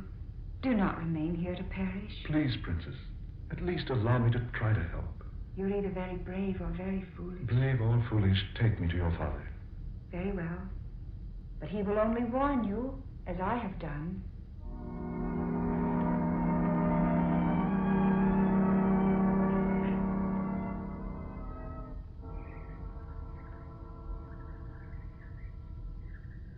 That, Your Majesty, is how I found your world and the way to enter it. It's interesting. At one time I would have said amazing. But with our discoveries of other worlds around us, it's now only interesting. I've warned Dr. Terhune to return to his own universe before he falls victim to the plague. Yes, Mazan, you must. But I would like to help. I'm a doctor where I came from. Perhaps I could do something. I fear it is useless. Our most brilliant physicians are powerless to even make a diagnosis, much less a cure. But I have a knowledge from another world, Your Majesty. That's true, Father. He found a way of reaching us, while we here have been unable to reach the other places beyond. Yes, daughter. You reason wisely. Please, Your Majesty, permit me to see some of the victims. I can't return home until I've at least made an attempt to help you. Very well. As you wish. Come with me. My son lies dying in a room above. I will permit you to examine him.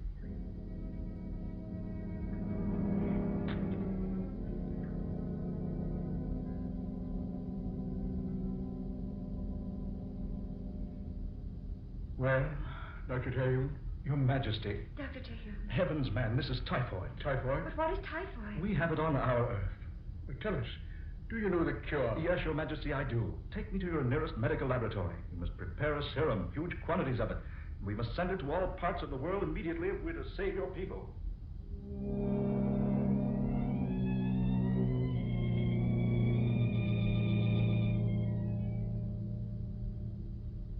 Daughter, these reports from all parts of the universe, the deaths grow fewer and fewer each day. It's a miracle, Father. And Charles Terhune has saved us all.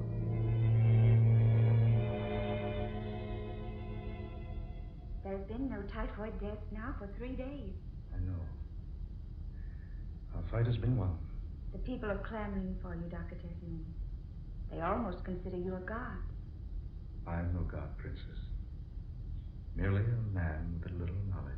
But you came to us like a miracle man, in time to work the greatest wonder of all history. I'm happy that my journey here has been for a purpose. Anything you ever wish in the world will be yours. I know, Elena. There is so little I want. Yet, so much. Will you remain here with us? Forever? I cannot, Princess. You called me Elena a moment ago. I cannot, Elena. I must return to tell my people what I've discovered. Oh, but if you go now... Yes, Elena? Oh, why must we always be governed by rules of propriety? Elena, if you're thinking what I hope you are... Charles? Elena, my darling. Is it wrong to say I love you? Charles, is it wrong for stars to shine? Or for flowers to bloom? Oh, my darling princess. Charles. I love you, Elena. And I love you. Please, don't leave me, my darling. Just for a little while. I will return to you, Elena. I promise. And I will wait for you, beloved. And when you return, nothing in this world or any other will ever take us apart.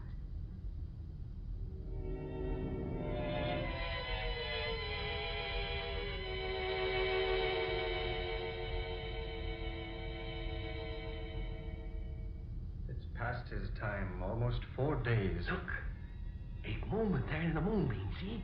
No, Yes, look, he is coming back. See, there he is, out of the glass case on the tabletop. He's growing rapidly, West.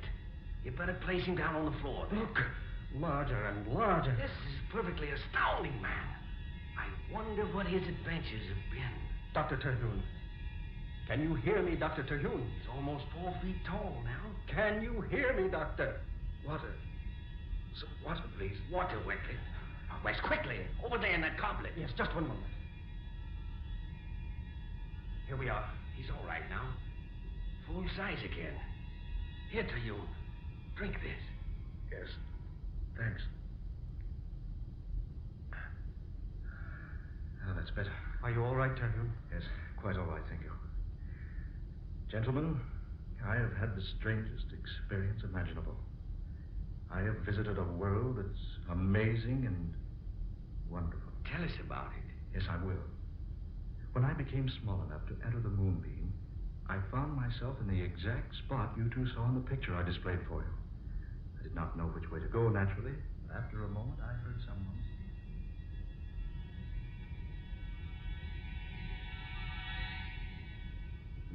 That is precisely what happened to me. And you say those people knew all about the existence of other worlds, but were not familiar with such a disease as typhoid. Exactly. You must have been somewhat of a hero, Terhune. Yes, somewhat. You know, if I hadn't seen this demonstration with my own eyes, I'd never have believed it. Well, Dr. West, even though I was the one who experienced it, I'm still wondering if it actually happened. Well, it happened all right. Yes, we saw you grow small right before our eyes. So small you became almost invisible and disappeared in the moonbeam. I trust you two will confirm any statements I might make to the public about all this. Oh, absolutely. Certainly, Terhune. By the way, was my sister here during my absence? Why, yes, she was. She acted very strangely, too, but we told her nothing. Well, gentlemen, perhaps I should have told you this before. You see, my sister and I jointly own several hundred acres of valuable oil land in the south. She's a greedy woman. She's tried for years to obtain full possession of the property. She's tried many ways, but her latest method is by charging that I'm insane. No, that's ridiculous. Yes, exactly. But she has preferred the charges. Tomorrow at 9, I must appear before a group of alienists who will decide whether or not I'm mentally unbalanced. That is why I had to make my experiment before tomorrow.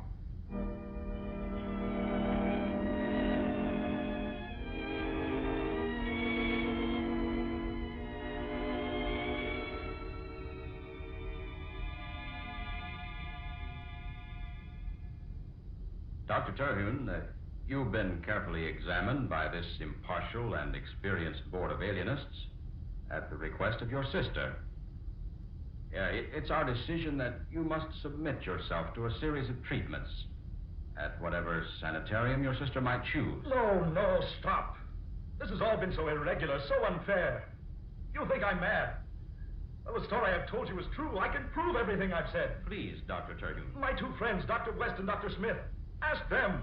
Why haven't you let them testify for me? They saw it. They'll tell you everything I've said is true. One moment. Yes? Oh. Yes, he's here with me now. I see. Yes, all right. I'll tell him. I'm sorry, Dr. Terhune. I'm afraid I have bad news for you. Doctors West and Smith were to have testified in your behalf. But I've just received word that they were both killed a few moments ago in an automobile accident.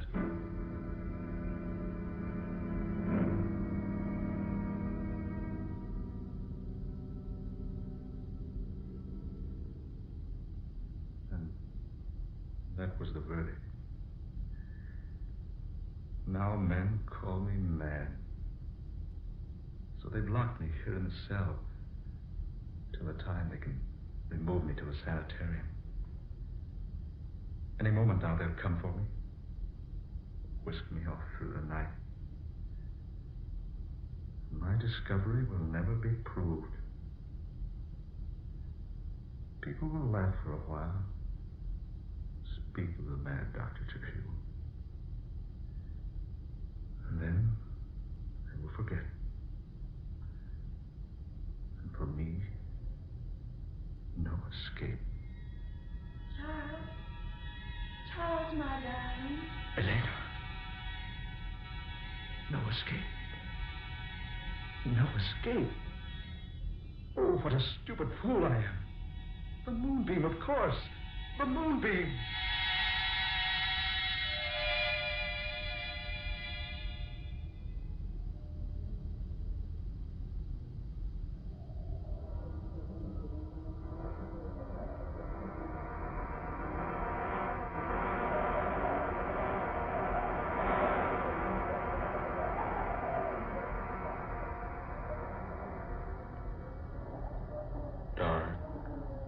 Fantasy.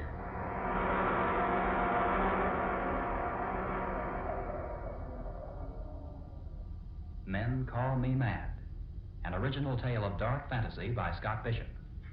Ben Morris was heard as Dr. Charles Terhune. Eleanor Naylor Corrin was Princess Elena. Fred Wayne was King Londelier. Murillo Schofield was Dr. West. Muir Height was Dr. Smith, and Darrell McAllister was the specialist. Iron Eyes Yeast presents Lights Out. Everybody.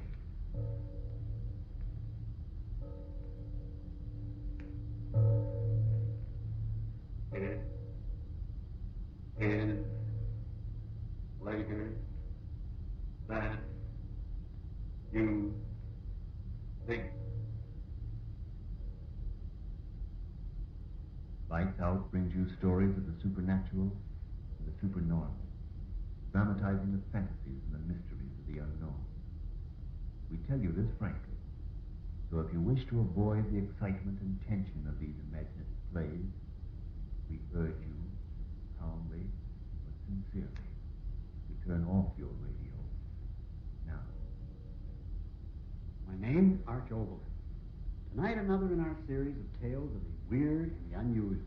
I plead with all mothers-in-law who listen to tonight's story not to send me poison pen letters.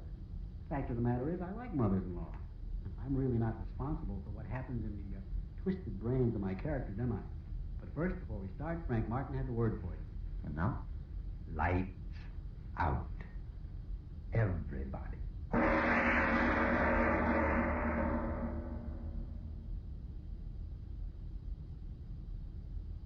Afraid to die? Who isn't?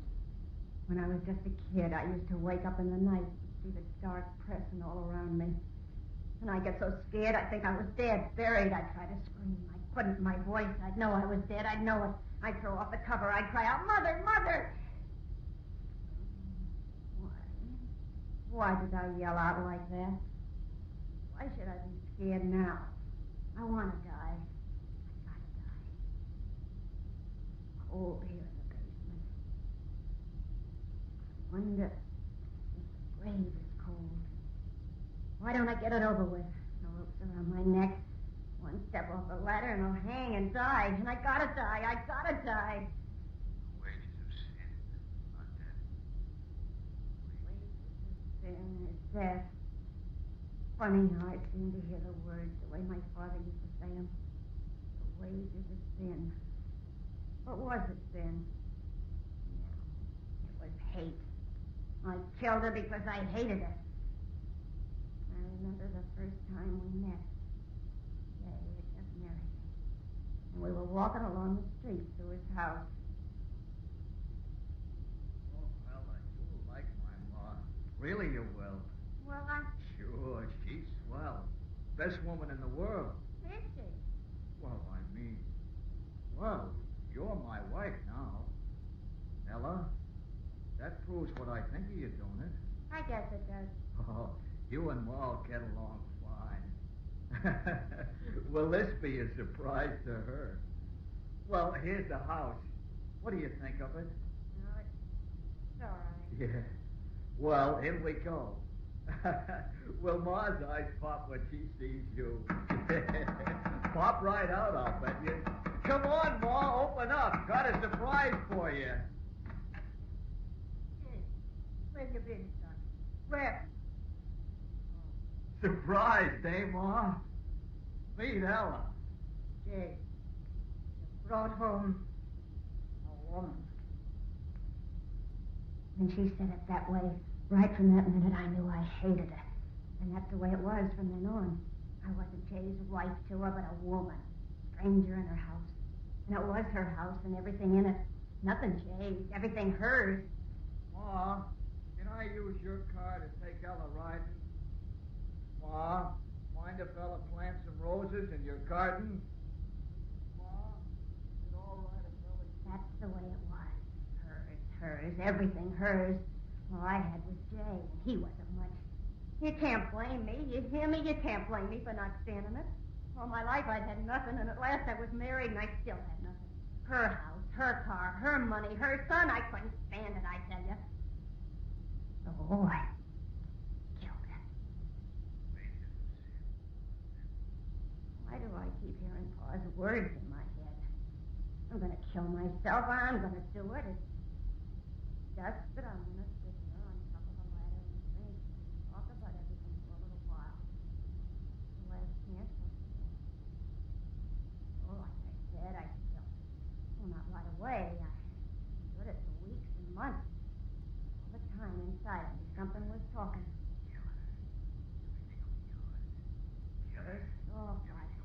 And then louder and louder until my head was filled with it.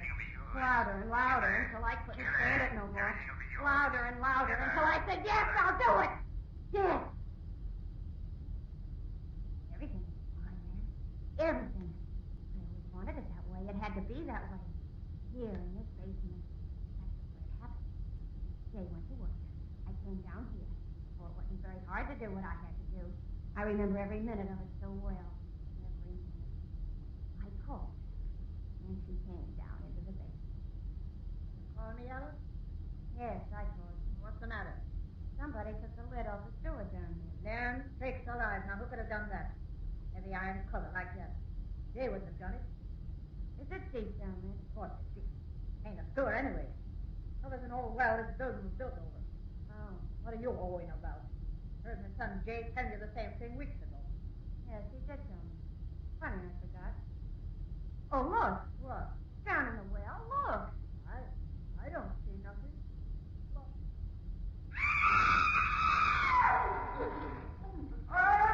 It's your well, isn't it, Mama? Your well. Everything is your so. It's your well, isn't it, Mama? Your well. Everything is your so. Stay in it. Stay in it, Mama. Stay in it. Your well, Mama, but everything else is mine now. Everything mine.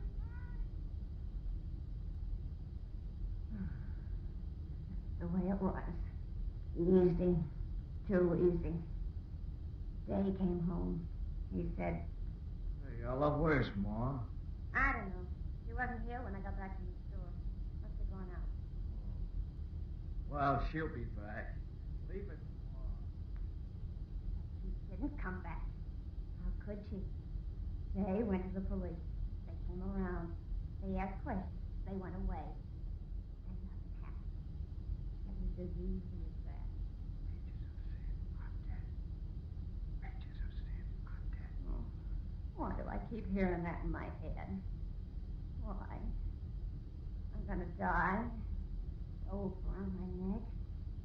Just a little bit longer talking, just a little. She was gone. And I had her house and her son. And then I didn't want him. I tell you, he made me sick just to look at him. Mama, Mama. I wanted to forget. And then, one day, I got an idea. There was more room under that iron lid in the basement, wasn't there? That was it. Yes, that was it. Got free of her, now I get free of him.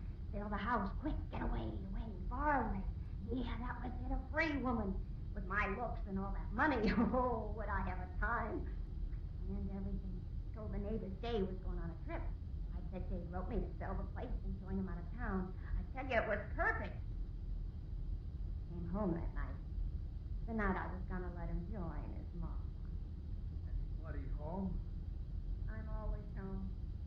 Oh, you said that just like Mama used to. Did I? Say, that reminds me. I got a new detective agency working on the case. They think that maybe she lost her memory somehow. You know, like you read about. All right. What, Ella? Sit down and eat your supper. You want it to get cold? See why you don't want to talk about finding Mama. After all. Sit down and eat your supper. You'll find your Mama. You think so, Ella? Sure. Oh, say, that's good hearing you say that. Why did my Ma? He sat down to eat. I'd made him a good supper. Why not? His last supper. Then, it happened. We were sitting there eating, and there was a knocking at the door. No. Who can that be? How should I know? Get up and answer it. Yeah. Peddler, I'll bet you. Nobody here. Then shut the door and come on back and finish your supper. Honey, I heard knocking plain, didn't you? Yeah, kid's playing jokes. Go on, eat. I want you to help me fix something in the basement. Fix what? You'll see. Finish your eating first. Okay. Crazy kid. What? Can't answer for your I'll go and... Oh, wait. Wait for what? Listen. Funny it sounds. No kids. But it's from the basement door. I'd better go see. No. Jay, don't open that door. Don't, I tell you. Don't see why not. Somebody knocking, I gotta see. Jay, leave the door closed. What's the matter with you? Gotta open it, gotta see. No, Jay. No. No. Mama.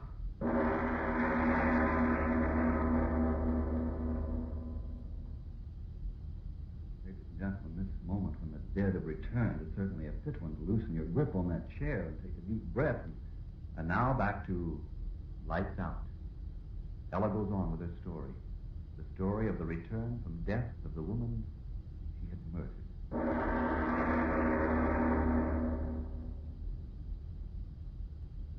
Yeah. It was her, all right. Yes, she was. Eyes black. Dirty gray old hair plastered wet around her face. I could see her with my own eyes. She was dead, I said her dead. Jay didn't know that, no. He took that dead thing by the arm and he led her into the room. And he sat her down. Oh, Mama. You did come back. I knew you would. We both knew it, didn't we, Ella? Now tell us, Mama, where you been. Why'd you go?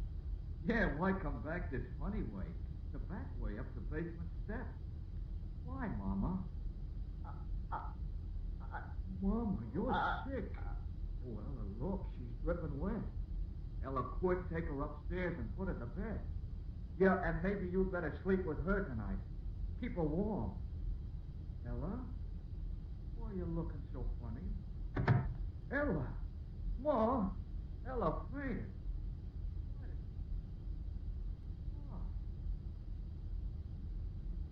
Sure, I fainted. Me sleep with that. Me keep that warm. Oh.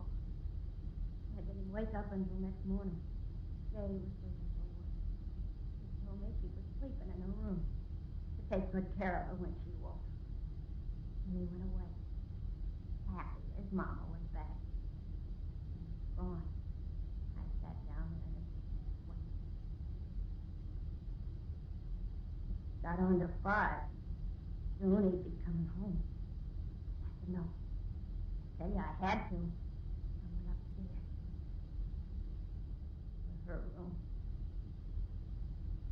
I opened the door. Nobody there. I tell you, nobody there. Dad might have slept then. She'd never been there, never. I dreamed it. Jay dreamed it. She wasn't there. She hadn't come back. Pretty sure. Went down in the basement. I pried up that old iron lid.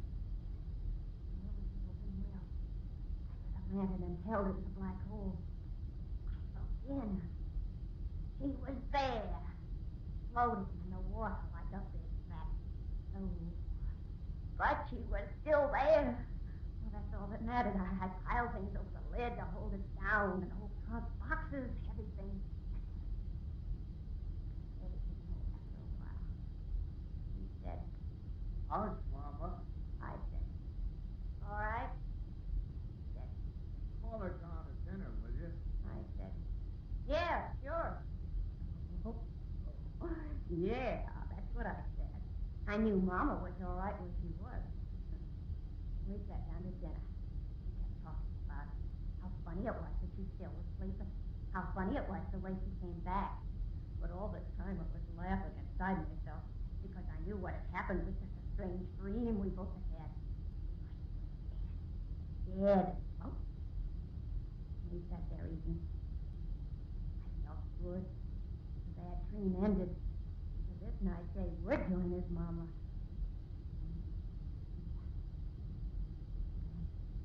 Just like the night before. Hey, now who in the world's that? And it's the basement door again. Now what?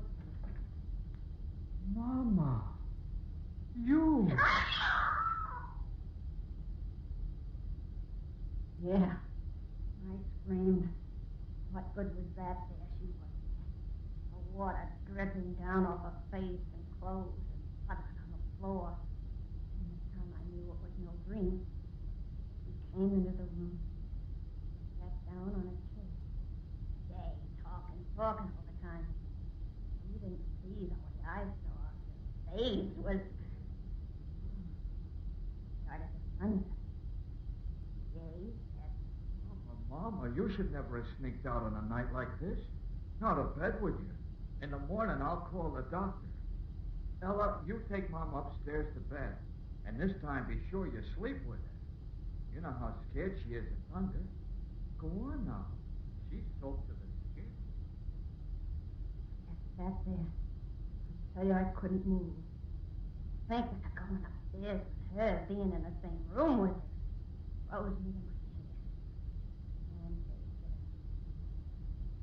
Well, come to think of it, I'll go fetch the doctor right now. Can't take any more chances. Ella, you take Mama right upstairs and put her to bed. Lie down with her. Keep her warm till I get back. And he was gone. Gone after the doctor. I sat there, the flesh on me crawling. The doctor told me he'd see that she was dead a long time. He'd be sure to see it the way I saw it, dead, and the water had... How long we sat there looking at each other, I don't know. And then her lips moved. And it was like a cold wind. My son said to put me to bed. That's what she said. My son said to put me to bed. And then I understood the whole thing. She'd come back from the dead to keep me from killing him. And she wanted me along the stairs to... No, I wouldn't do it. That's it. Without moving. Let's move again. She said to keep me warm. Come upstairs, Ella. To keep me warm. Me keeping that dead thing warm. The wet, cold, dripping skin against... No, I wouldn't do it. Thought she'd make me crazy that way. Hold me in a phony arms until the tension ran out, the way the well water was running out of her.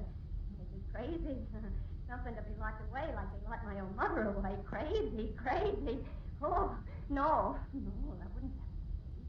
She wouldn't make me crazy. Not me. I got to my feet. I turned quick before she could stop me. The basement door. I locked it behind me. Ran down the basement stairs. I knew how to keep her. The sure way, the only way. That's why I'm down here now. The rope around my neck. The other end tied to the car stand. Jump off this ladder. The rope will stretch. I'll be dead. Dead. But you'll never get me crazy. Still thundering. If I make noises, I choke. Nobody'll hear me. I'll die. And I'll never see her again. Don't I do it now? There ain't so much time.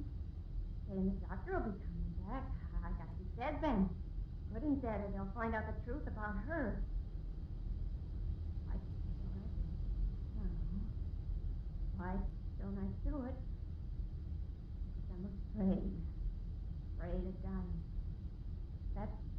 That's why I've been talking here in the dark, because I'm afraid. Oh, it'll be so dark, empty. Things will go on in the world, and I have nothing but the dark. Why should I die? Yeah, why should I? If I left this house, she wouldn't follow me, would she? That's all she wants, the house, her Jane. Well, she can have her. I'll go right away, far away. They'll never find me, never. Oh, no. Oh, I gotta get off.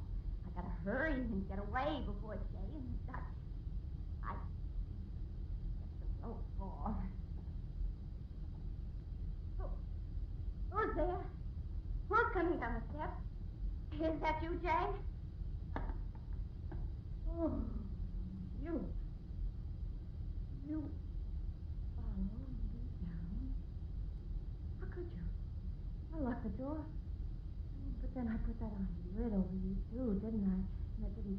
good. Listen, I'll go away. You hear me? I'll go away.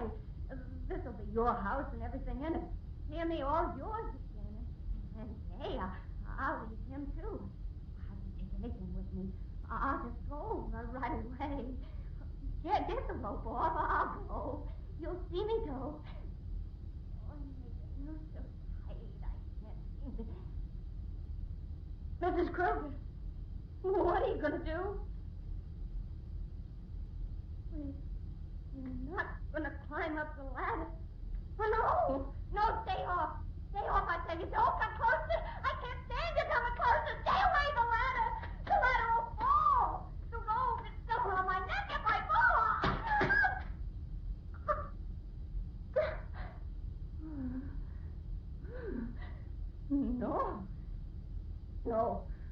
No, you won't make me die.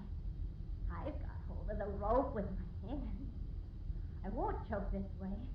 My arms are strong. I can hold on to the rope above my head for a long time.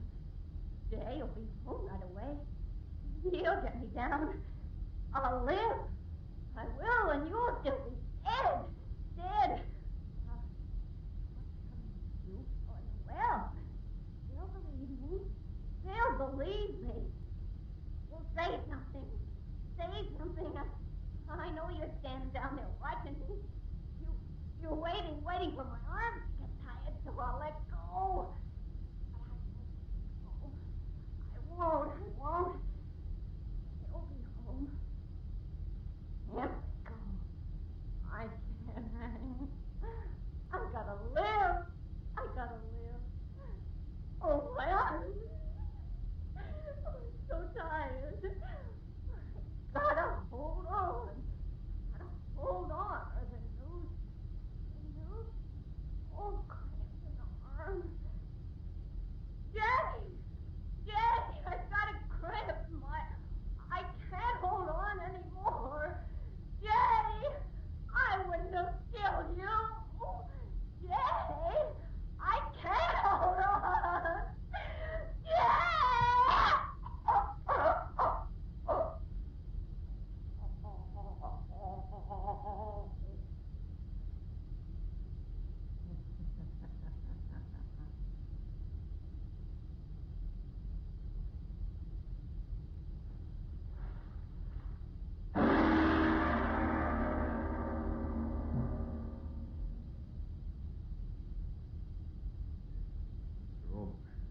Last week, again this. Really believe the dead can return to avenge? Well, I have an answer this week. A factual one, which will wait for a moment for you, Mr. Martin. You were about to tell us? Yes, about the return of the dead, whether or not I believe that the dead could return to avenge an evil. Frank, have you ever heard of Charles Fort? No, I haven't. Well, Charles Hoyt Fort was born in 1874 and died in New York in 1932. The unusual, the supernormal, the supernatural fascinated him, just as one man might collect a postage stamp. Charles Fort, for 20 or 30 years, collected records of phenomena which dogmatic science couldn't explain, strange murders and so forth. I suggest that, therefore, that any of you who think that this is the only possible world spend a very pleasant weekend reading these records in Mr. Fort's work, The Book of the Damned. The best possible answer to the ghost question is, who knows? And now what about next week, Mr. Wilbur? Well, next week is Story of Suspense, which is, I believe, quite different from anything you've ever heard before. Have you ever watched a shooting star streak across the sky and suddenly have a feeling of almost terror, but, well, all that's next week. Lights Out will come to you again next Tuesday at the same time. Be sure to listen to Arch Oboler's weird story of the thing out of interstellar space. And if you need more vitamin D and iron, be sure to try Ironized Yeast, the one and only Ironized Yeast, with the big letters IY on the package and on each capsule.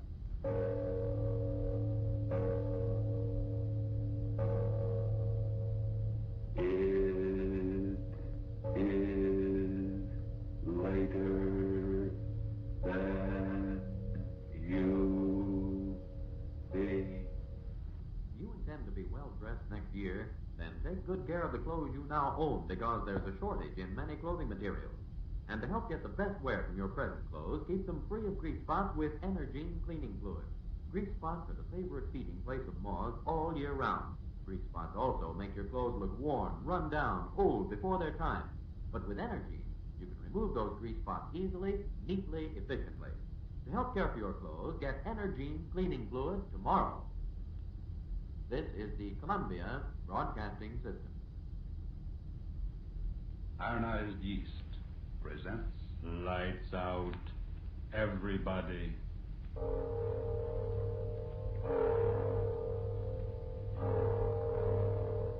It is later than you think.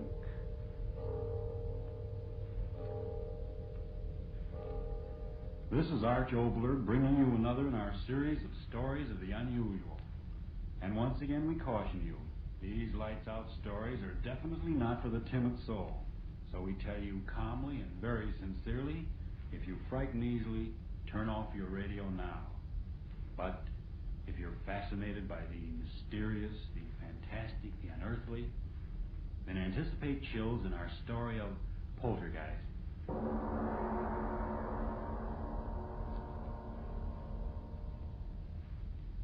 Jingle bells, jingle all the way.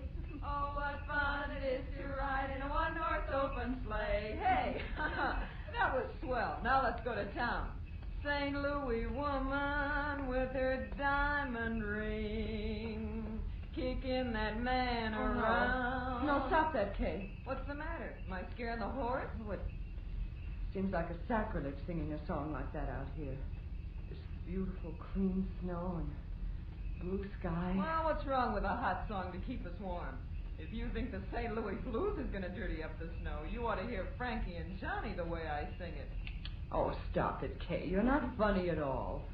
Why can't you enjoy the fresh air without that cabaret sort of thing? Oh, just an old-fashioned gal, eh, Florence? How about you, Edna? Don't you like my songs either? You haven't said anything for the last 5 minutes. Well, I haven't been listening to you, to tell the truth. I love to watch the snow sort of flow along under the sleigh. When you say that, gal, smile. Gosh, did you ever see more snow in your life? The man at the hotel said it had been snowing on and off up here for 2 weeks. I think coming out here to the country is the best thing we three have done since we started rooming together. Hiking in the snow's terribly healthy. Yeah, that's what I'm afraid of. The healthier I get, the worse I feel. Crazy idiot. She does say the funniest things, doesn't she? I always say that Kay ought to... Whoa! Hallelujah, we're here. Is this as far as we go, driver? That's right, miss. Can't go no further down this road account of the drift. Oh, my goodness. The drifts are too deep for a horse. How can we walk through them? I second the motion. Well, you young ladies don't have to worry none so long as you keep going down the valley over there. Snow ain't piled up that way all the way to Ma Jenkins. Oh, well, that's marvelous. Come on, girls. Let's get started. So long. Take care of yourselves, girls. Come on, Edna. Goodbye, Miss Hotel. Listen to the snow talking at us.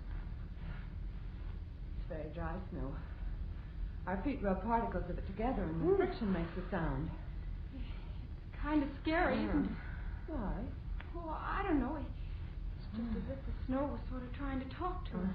I mean, as if it was angry at our trespassing. Hey, don't tell me we're trespassing. I don't want any country squire taking any pot shots at my constitutional amendment with rock salt. No, thank you. Oh, don't talk nonsense, Kay. We're not trespassing. Why, this path through the valley here over to Mrs. Jenkins' house is the favorite hike of everyone who comes up this way during the winter. What's Mrs. Jenkins got anyway that makes people walk their feet off? Wait till you taste her cooking. Eat. Oh, boy, let's go. It's awfully quiet out here, isn't it? Oh, that's the glory of it. I've had the roar of the subway in my ears so long. Okay, don't walk so fast. Come on, look what I found. Oh, come on, Edna. Oh, please. Let me take your arm. I'm getting out of breath. But take it easy. There's no hurry.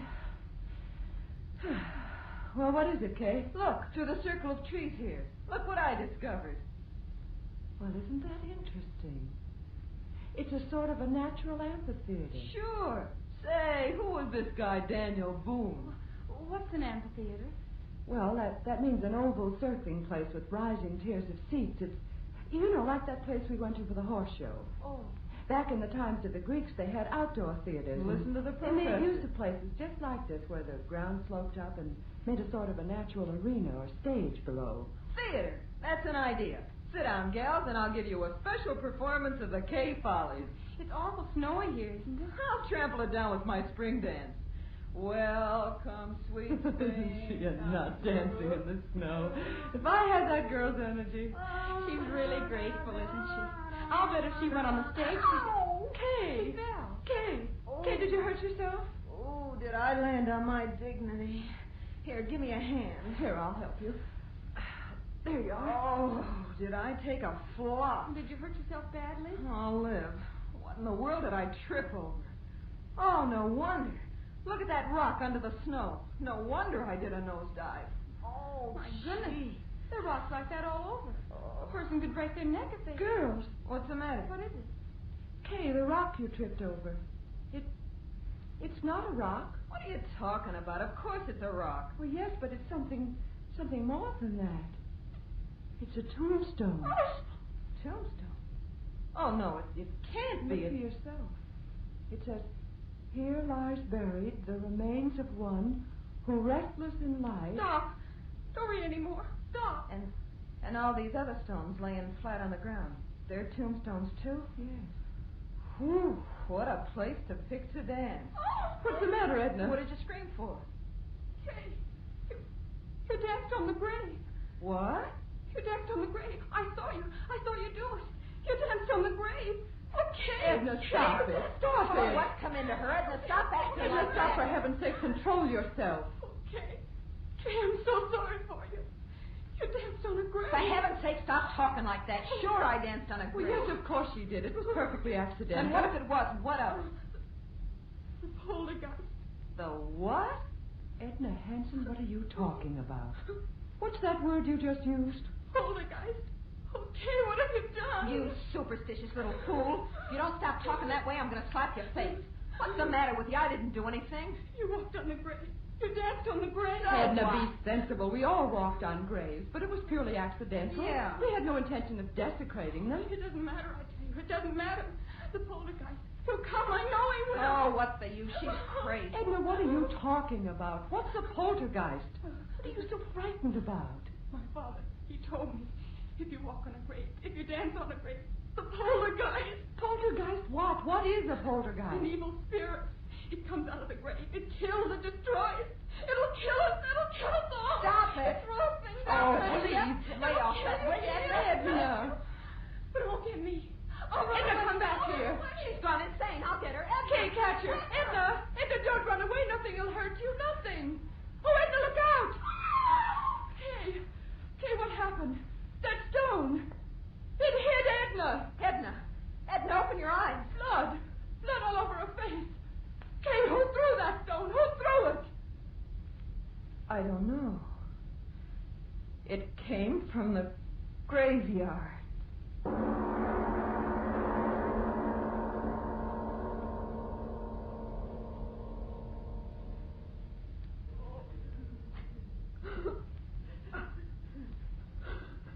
Now, girls, take it easy. Take it easy. Oh, Doctor, she won't die. Tell me she won't die. Oh, no, of course not. And you're sure that its skull isn't fractured? Oh, absolutely not. Maybe a little concussion, that's all. Well, it's almost 5. Our train. Can we get someone to help us carry her down to the station so we can get her on board? Bored? I'm telling you, that little friend of yours shouldn't be moved out of bed for a week. If you do, well, it might be just too bad. Oh, Flo, what'll we do? You go home, Kay. I'll stay with her. Oh, no, you won't. I'm not leaving you here alone in this godforsaken place. If you stay, I stay too. Kay, please be sensible. Why should we all lose our jobs when you If can... you'll excuse me, you ladies, I've got to be on my way. Oh, yes, of course, Doctor. Is there anything more you can do for Edna, Doctor? Any medicine or something? Nope, I've done all I can do. She's sleeping comfortable now. Miss, Yes, Doctor. the constable's sick too, you know, and he's sort of depending on me to keep things straight. Now, just how did you say that little friend of yours got hurt? Well, it was just the way we explained, Doctor. That rock came flying and... Yes, I know, but who threw the rock? We We don't know. What? That's true, Doctor. We don't know. But somebody threw it. You can't change facts. Somebody threw the rock that cracked her head. For heaven's sakes, old man, you don't think we did it? No, miss, I didn't. Excited. Doctor, you've got to believe us. It happened just the way we said. All at once, that rock came flying through the air from the direction of the graveyard. It struck Edna, and we just didn't see who threw it. All right, if that's your story. Well, you better stay in your rooms here. I mean, you better not be leaving until the constable's on his feet and has a chance to talk with you. I'll be back in a few hours and see how the girl is.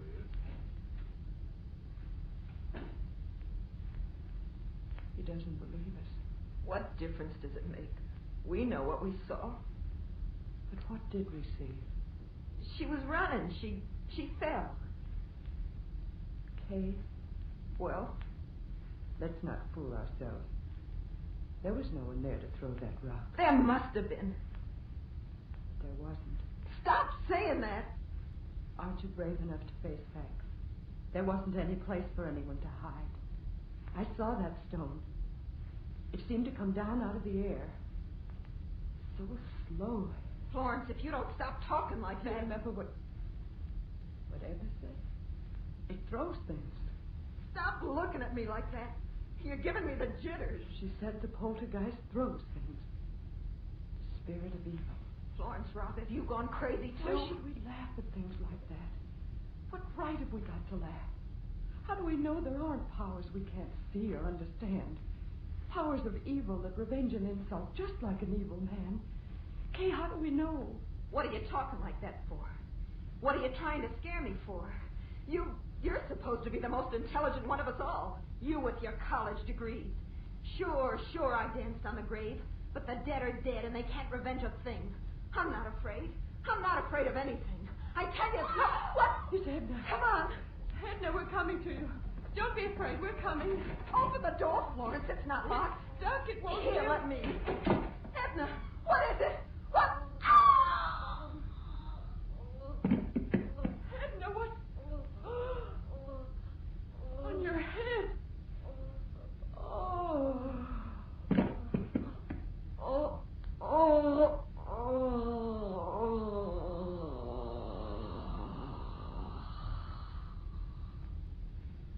Hey, what's going on here? I run a decent place, and I don't want you...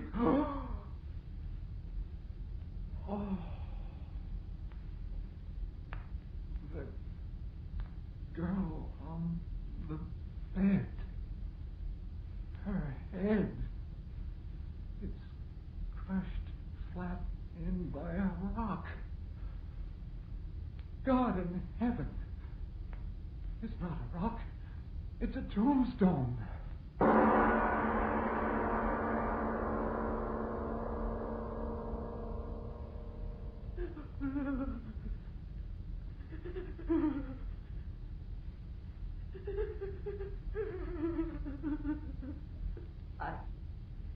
I wish I could cry, but I haven't got any more tears. Oh, Edna. Florence, darling, please. You'll kill yourself if you keep on like that. Oh, this horrible night would only end. It was my fault. Mine. I was the one who got her out here. She didn't want to go. She hates the country. But I made her come. I made her. No, you're not the one to blame. I am. I danced on the grave. But she was so good. So sweet. Oh, why did it have to be Edna? Why? You're right. It wasn't right for it to be her, was it? No. I did it, not her. I did it. I danced on the grave. I danced on the grave.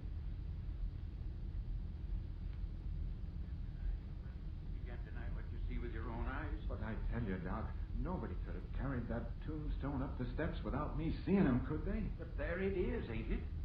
Yeah. There it is. Either somebody's playing a terrible joke or... You don't have to say it, Doc. I know. That's just the trouble. You don't know, and I don't know, and nobody knows. Yeah. And that tombstone. Well, what about the tombstone? I ain't quite sure, but that's a tombstone out of the old burying grounds up at the bend. You're crazy. No, I ain't either. Well, that place is a good 3 miles from here. Yeah. I know. Who could have carted a heavy stone like that for 3 miles? Yeah. Who? Stop looking like that, you flap-eared old fool. Human hands carried that stone in here and killed that girl? Sure. Yeah, the constable will find out who did it the minute he's on his feet again. You wait and see. No, he won't, Doc. You're smarter than me and all that, but this time you're wrong. There ain't nobody that takes in breath and leaves out breath like you and me, or the constable's gonna find out who killed that girl. You know that, Doc. Oh, stop talking. I wish the constable was here and this night was over. It's been a terrible night. Terrible.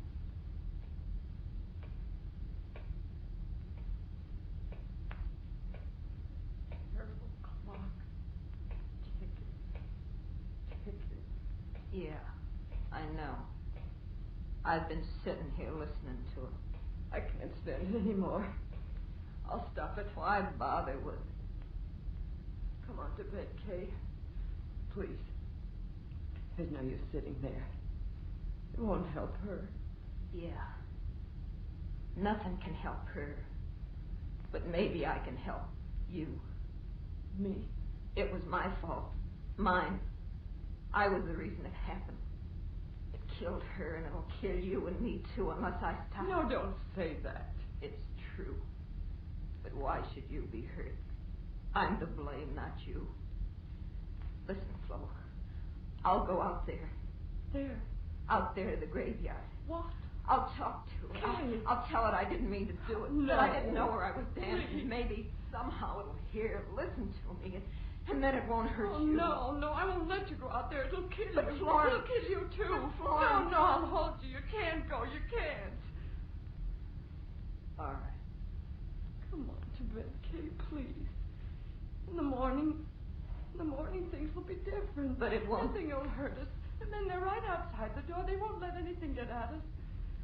Oh, please, Kay, please, come to bed. Yeah. We'll pray. Pray? I don't exactly know how. Just say anything. Anything. Like this. Now I lay me down to sleep. I pray the Lord my soul to keep. If I should die before I wake, I pray the Lord my soul to take. Now you. If I should die before I wake, I pray the Lord my soul to take.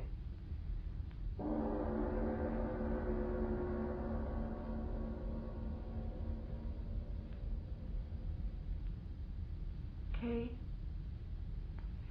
Kay, are you asleep? I can't sleep anymore. Kay, tomorrow, when it gets light and everything, do you think people will believe us? Do you think so, Kay? I'm not quite sure what happened. I always used to be so sure about things. And now I... Kay? Kay, where are you? Kay, where... The window. She went out the window. She's gone out there. To the graveyard. To talk to it. Oh, Kay, why did you go? Why did you go? I'll go out there, too. Well, she'll be so frightened out there alone. I'll go, too. I'll go, too. Oh, so cold. Hands.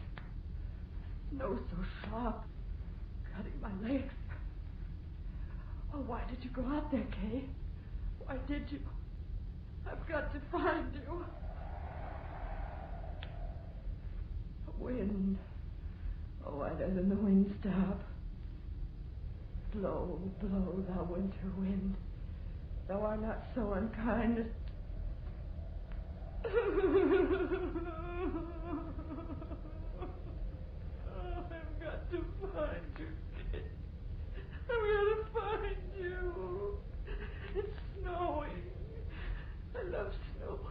Edna didn't like snow.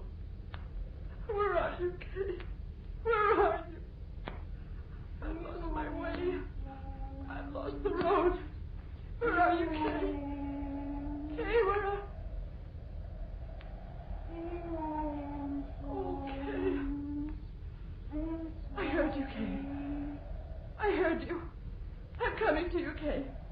We'll talk to it. We'll talk to it together. We'll tell her we didn't mean any harm, won't we, Kay? Won't we? Poor Edna. We can't help her, Kay. We can't help Edna. But I'm coming to help you, Kay. I'm coming. I'm coming.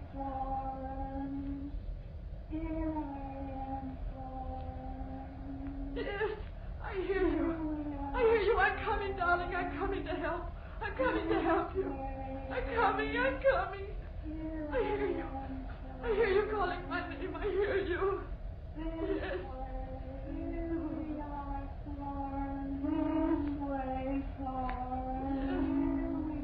Yes, I hear you. I hear you. Where are you? Where are you? No!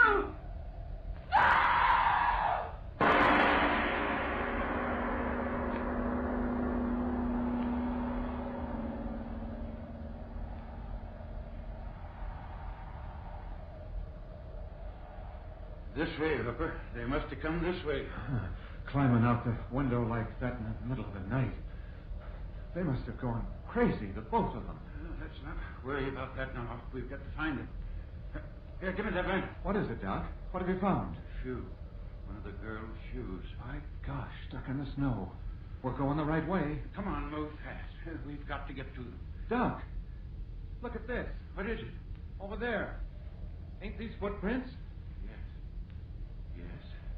Yes, that's right. Footprints. Hello, up ahead. Hello. Doc, we're getting pretty close to the old burying grounds. Well? Maybe. Oh, look here, Doc. Let's not be fools. Let's wait till morning. What? Let those frightened girls freeze to death? Get along. But, Doc, You come with me, or the whole town will know what a yellow-livered no good you are. All right. All right. You don't have to get so sore, Doc. Hello!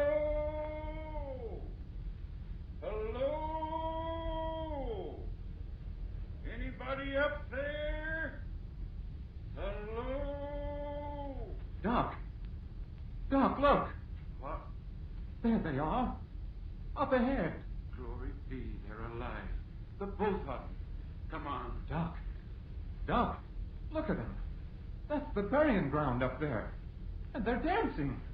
Dancing on the graves. But they must be out of their heads. Come on. We've got to stop. Doc! Doc, wait for me. Oh, Doc,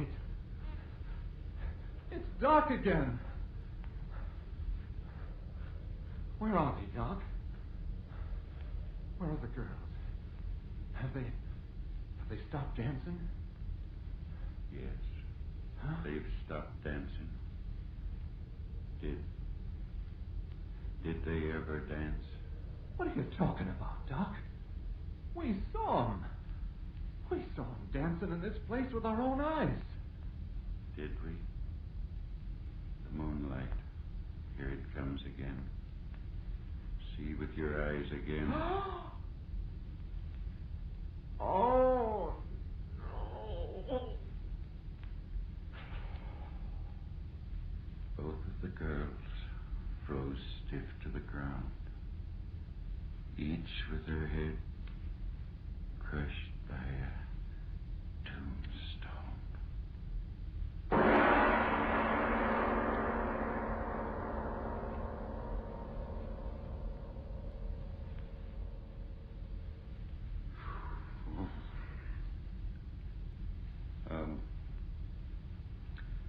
Mr. Obler, would you mind telling me, whether there actually are such things as poltergeists? All I can tell you is this. There are authenticated records in existence that, in the city of London on the 27th day of April, 1872, from 4 in the afternoon on a Thursday until 11:30 at night, a certain room in a certain house was deluged by stones thrown from no apparent source. The London police surrounded the house, but they found no trace of whoever or whatever was throwing those stones with a murderous violence. I see. So much for Poltergeist. But what about next week? Well, anything can happen, but specifically next week, Mangara. A strange title and a strange story. The power of suggestion. The dictators have shown us to what evil purposes that power can be used. Well, next week, a man who... but that, as usual, is next week. Yes.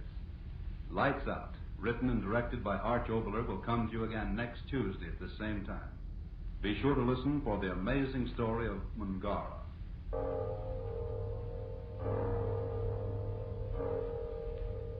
It is later than you think.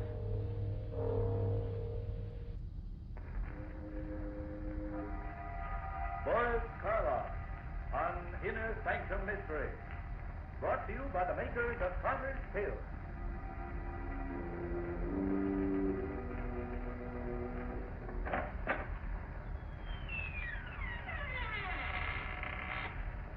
Good evening, friends. Let me welcome you once more to the Inner Sanctum. This is Raymond, your host. Come in, won't you, and sit down? No, I'm not being polite. I'd prefer you to sit, see? Because within the next 5 minutes, you're going to be so weak in the knees that you won't be able to stand.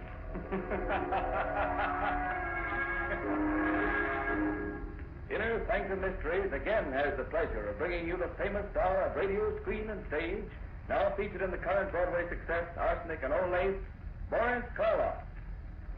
This evening, Mr. Karloff appears in Robert Newman's dramatization of Edgar Allan Poe's famous story, The Telltale Heart. Presented for your entertainment by the makers of Carter's Little Liver Pills, the best friend to your sunny disposition.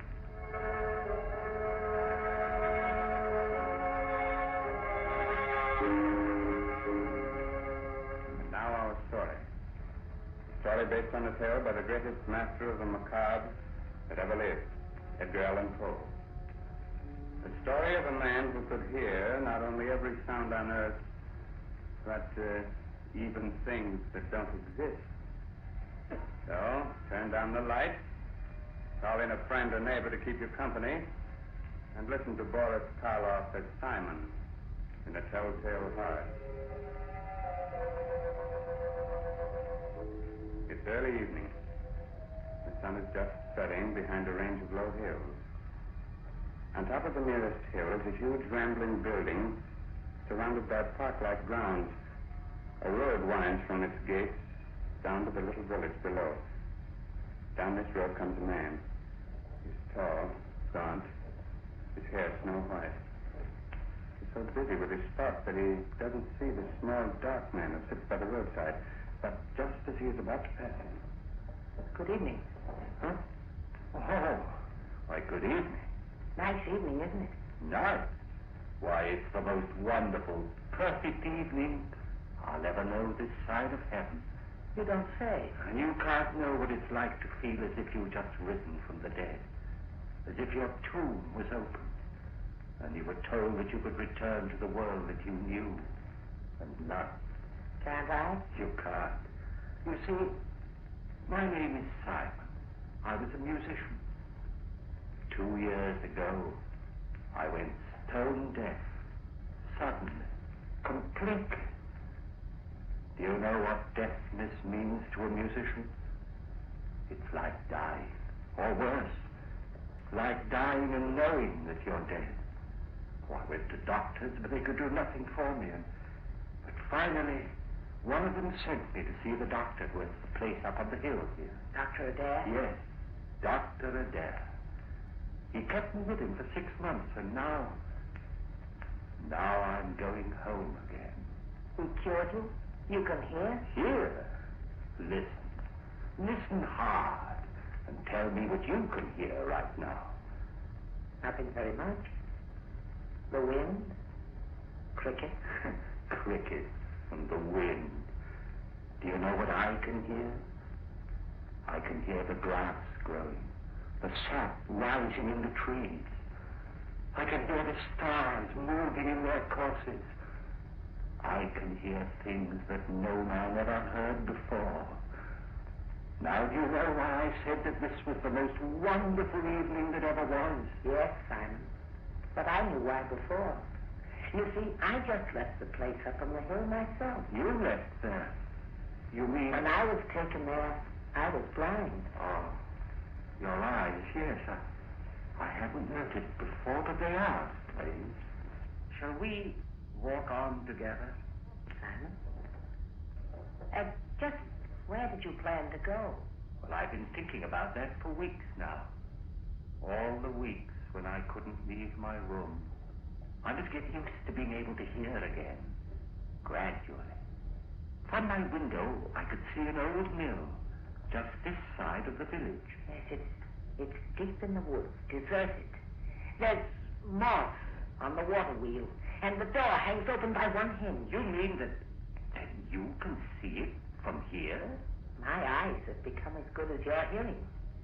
You thought of going there, living there? For a while, until I was ready to return to the world. Oliver, why don't you come with me? Then when we are both ready, we can go back together to the world. Yes, I could do that. Think of what it's going to mean, how much we're going to be able to help people. You with your sight and I with my hearing. Help them? Yes. Yes, of course. All right, Simon. We'll go to your old mill.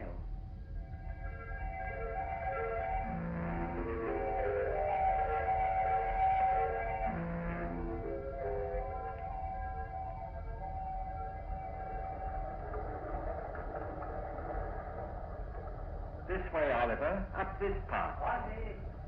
Ozzy! Someone's coming. The farmer. He seems to be looking for something. Good evening. I'm looking for my cow. Have you seen her? Well, what kind of a cow is she? A brown and a white one with a crooked horn. Wait. I hear her. She's grazing in a field on the other side of the woods. Hear her?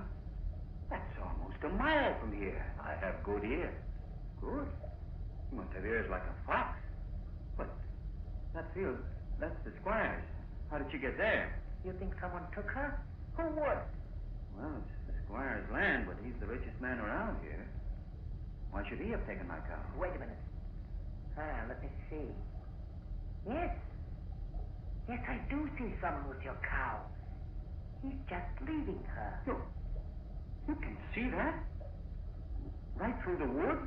I have good eyes. Who is it? What's he like? Is he tall, wearing a brown jacket? Yes. I knew it. It's the squire. He's trying to steal my cow. I'd better go get her.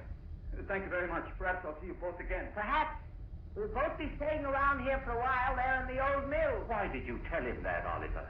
Did you really see the squire taking his cow? I saw what he wanted me to see. What do you mean? He hates the squire because the squire's rich and he's poor. But what? Never mind, Simon. Shall we go on to the mill?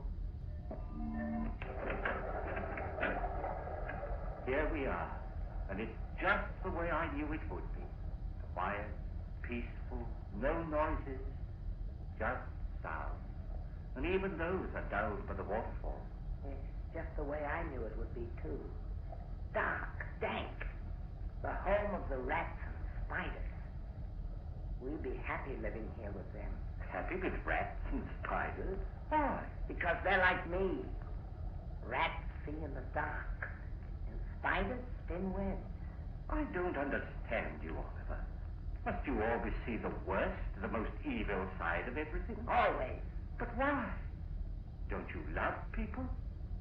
Don't you think that this is a good world? A good world when I was blind for more than 2 years? But whose fault was that? What difference does that make? I was blind. And did anyone care that I was? No. Love people. I hate them. But, Oliver, that's wrong. You've no right to hate anyone or anything. What's that? The sounds like wings, like... Yes, there it is, there. A swallow. Why, it's frightened, trying to get out. Why, it's beating itself against the wall and... Oh, poor thing. It's hurt itself. Fallen to the ground. I'd better catch it. Is it badly hurt? No, I don't think so. Oh, just this one wing. Here, let's see. Perhaps we can put a splint on it, heal it. You think so? Here. Here, Oliver. But be gentle. It's still terribly frightened. I will. I will. Oh, Oliver! What are you doing to the bird? Blood, you crushed the swallow, killed it. So I have.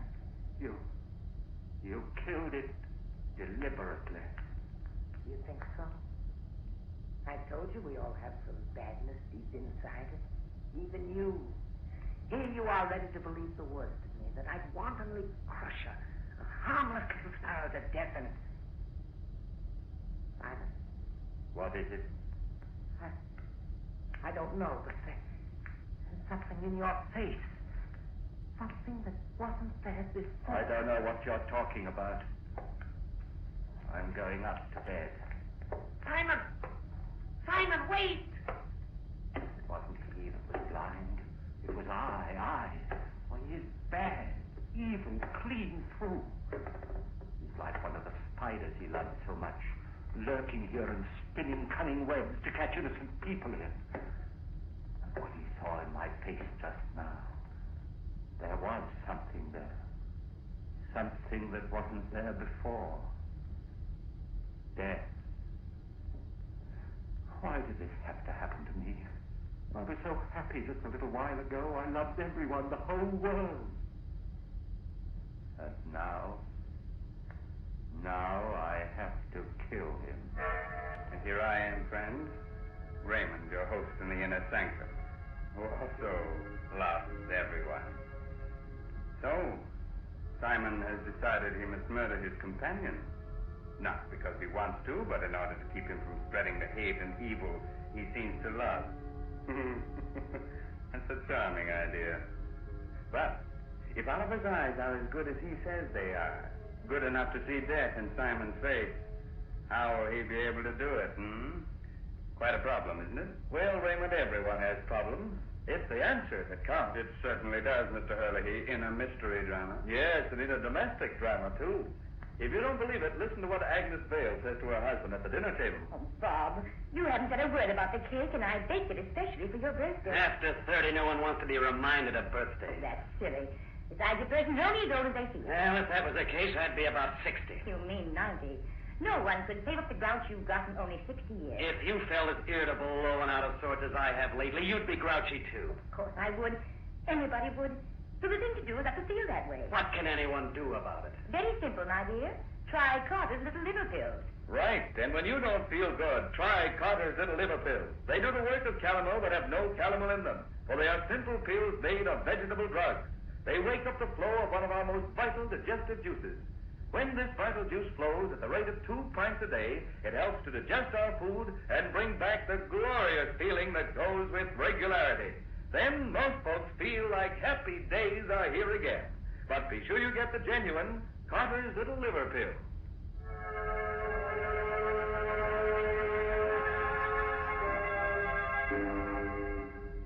Well, friends, are you sorry I advised you to sit down before? I thought not.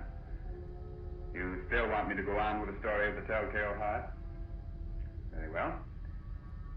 It's a little later that same evening, and Simon is sitting in the upper story of the old deserted mill, waiting, listening.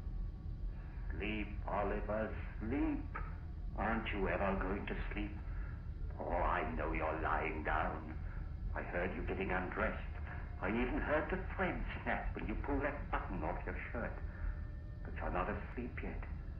I can tell by your breathing, the way your heart's beating. And that's what I must wait for.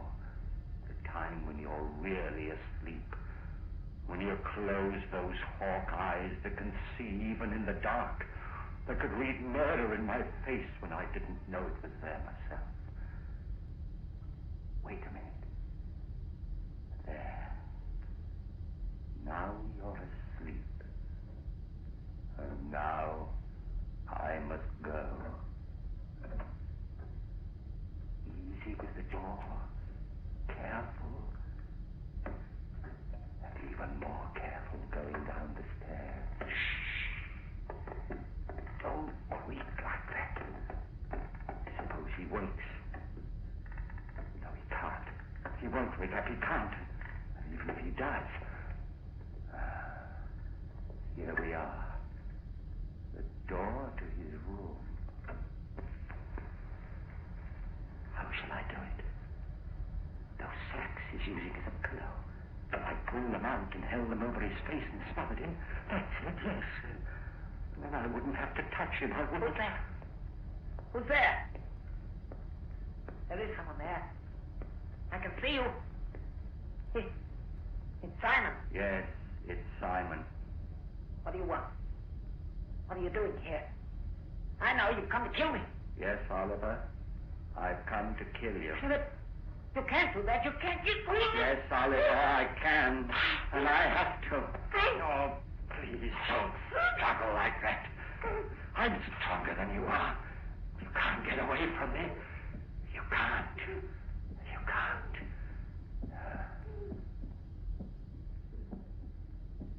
That noise. Hear it? It's your heart. Beating, pounding, driving the blood through your veins. It's beating more slowly now. Slower and fainter. Running down like a tired clock. I'm not going to let you go until it's stopped. So don't struggle. Don't struggle, please. Just a few seconds more. I can hardly hear it now. Just a faint, throbbing murmur. And now, even that's gone. Yes, it's stopped. And you're dead. Oliver, listen. I didn't want to do it. I didn't, but I had to. You were only interested in hurting people. That's why I had to do it. And that's why I'm not going to give myself up or confess that I killed you, because I can still help people. You understand, don't you? That's why I must get rid of your body, hide it somewhere. Oh, what am I to do with you? I know. I'll keep you here, tear up the floor and hide you underneath it.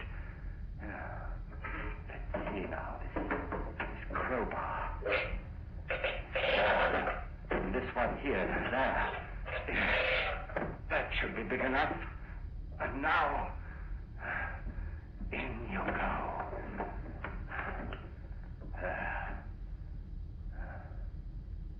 Goodbye, Oliver. Goodbye. Put these boards back. Nail them down again with the same rusty nails. And it's done. Now I'll spread this dust over the cracks. No one will be able to tell what I've done. No, not even with your eyes. If you could still use them. What's that? A light. A lantern outside. Someone at the door. Maybe Crispy's come back again. Yes? Who is it? It's Trent, the constable. The constable? What do you want? Oh, nothing much. Thought I'd drop in. Say hello. Come in, constable. Come right in. Thanks. Weird time of night to be visiting, but I heard there were strangers living out here, and I thought I might... Why, of course, it's part of your job to investigate strangers, isn't it? In a way. Not that you're a stranger, exactly. What do you mean? You've been around here for some time, haven't you? Up at Dr. Adair's place in the Hillamy? Oh, yes, of course. I just left there this afternoon. Uh-huh. And your friend, where's he? Sleeping? Friend? Why, there's no one here with me. I'm all alone. The doctor said. You mind if I look around? No, of course not. Not that I doubt your word or anything like that. Oh, no, don't apologize, Constable. Go right ahead. Well, Constable? Certainly no sign of anyone else. Well, I told you so. Yes, you did. Now, I'll just sit down here for a minute. Get my pipe going. No, not there. Don't sit there. Why not? Because, well, it was just that the floor looked a little rotten right there, and I was afraid that... Oh, I guess it's all right. Sure. Strong enough to hold me, anyway. Don't stand there, I help you. Good heavens. What's that? What's what? That throbbing. That noise. Beating away like... I don't hear any noise. But you must hear... Those ears of mine. Sometimes they're too good. It's just your watch ticking. Watch? I haven't got a watch on me. You haven't? But then what? Oh, look, Constable, I could use a bit of exercise. Suppose I walk you back to the village. Well, that's mighty nice of you. I'm glad to have your company. But there's no hurry, is there? Just let's sit here for a while. I don't want to sit. Constable, will you come now? Now, this minute. If you don't, I don't know what I'll do. Hey, you have gotten yourself into a state. Is anything the matter? No, of course not. It's just that I get nervous, restless, and you won't mind if I walk up and down right here, will you? It'll make you feel any better. Go ahead. Thank you. This floor, it is noisy, isn't it? It isn't noisy enough. Constable, this lever here, I've been wondering about it. What's it for, do you know? Oh, yes. I think it opens the sluice, starts the mill wheel turning. It does? Then let's try it. See if it still works. There. Yeah, still works all right. It's quite a racket, too. You're not loud enough, Phil. Constable, for heaven's sake, will you come now? Leave here with me. If you don't, I'll go back. Look, there's no need to get so excited. I'm not excited. I'm perfectly calm and quiet. Will you come now, right away? But I told you. I know what you're doing. Sitting there, pretending you haven't heard, making me stay here and listen to it, beating louder and louder and louder. All right, I confess. I killed him. His body is right underneath you under the floor.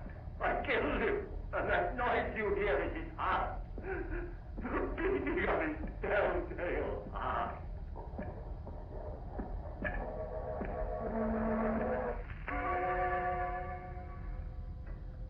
Hello, Dr. Adair. Oh, Constable, hello. Well, did you find them? Yes, Doctor.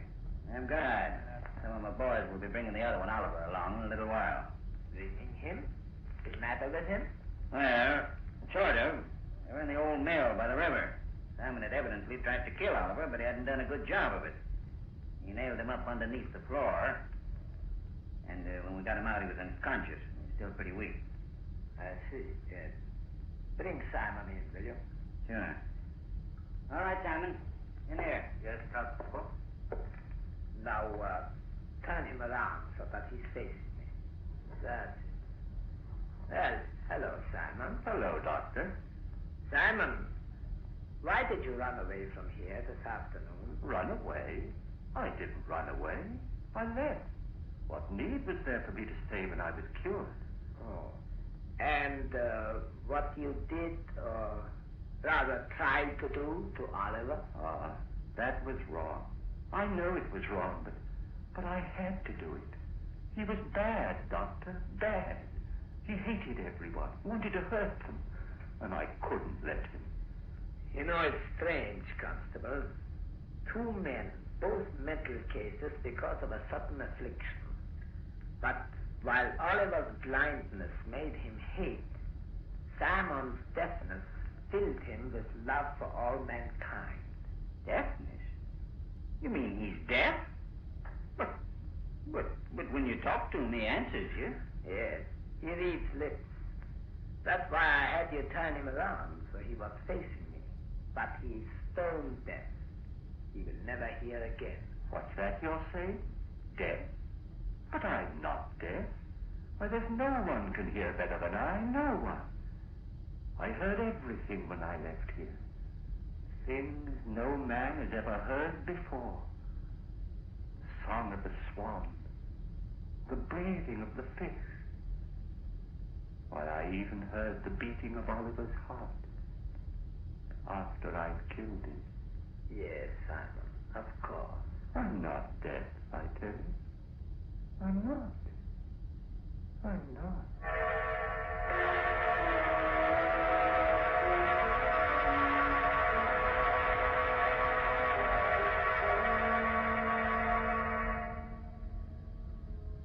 So, Simon did hear all the things he said he did.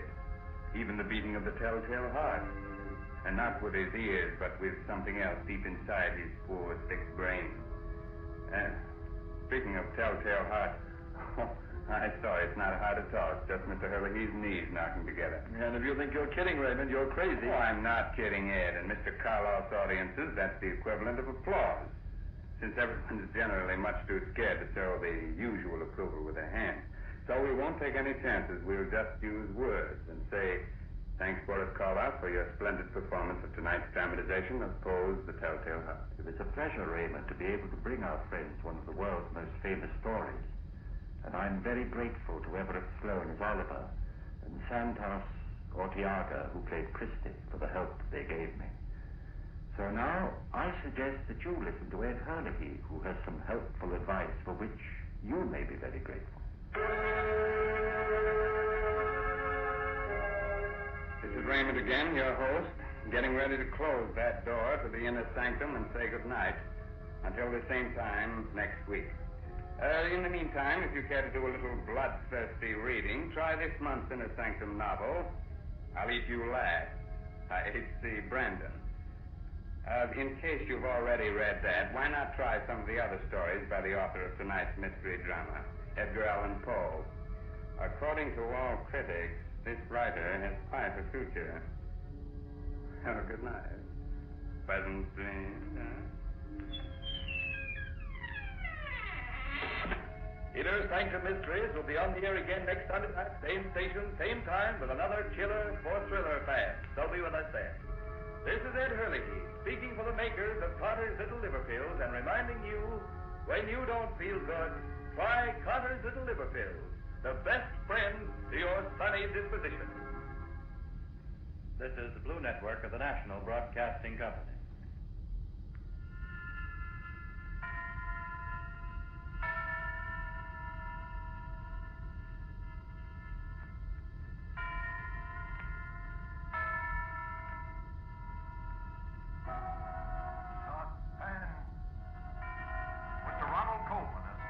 Dunwich Horror, a suspense play produced, edited, and directed by William Spears.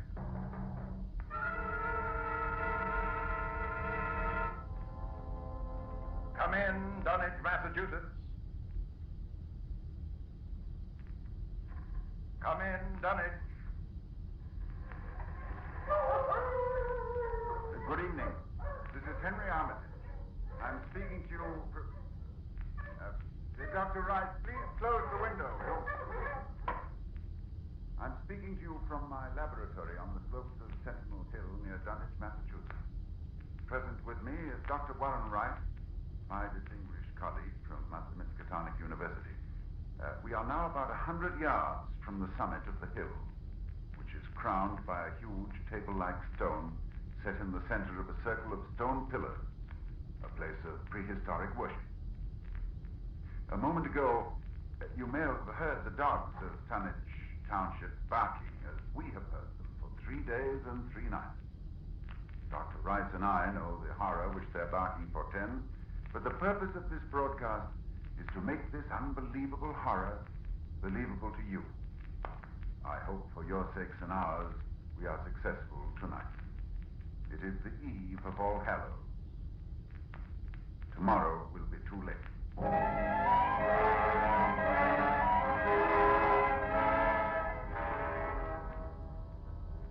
Our time tonight is very short, so I'll speak only of those more recent events which believe me, may culminate at any moment in a climax too frightful to wholly contemplate. I will begin with the birth of Wilbur Whately.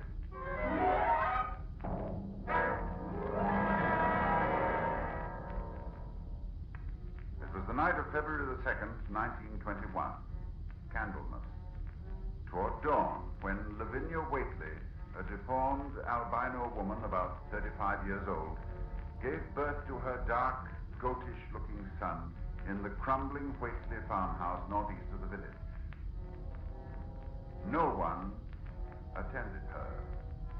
No doctor or midwife. No one was with her, except her aged, half-insane father, who was known as Wizard Whately. So Wilbur came into this world under heaven knows what incantations, what appeals to what power. A week later, Wizard Whately drove his sleigh into Dunwich village and reported the event to a group of loungers in Osborne's general store. Hey, your grandson got yellow hair like Lavinia, Wizard? No, takes after his father more. Dark. You never spoke of who his father might be now, did you? Oh, you know his father when the time comes. Oh, Lavinia's read and seen some things the most of you only talk about. Calculate her husband's as good as you can find this side of Aylesbury. Well, we don't be nosy, Wizard. Maybe you'd want to know church that none of you hear of. But you wouldn't ask no better church wedding than Lavinia's. Well, I didn't hear tell of no wedding, Wizard. When was that? Not a wedding you'd hear of, Corey. Not a husband you'd hear of, neither. But let me tell you something. Someday you folks will hear a child of Lavinia's calling its father's name on top of Sentinel Hill.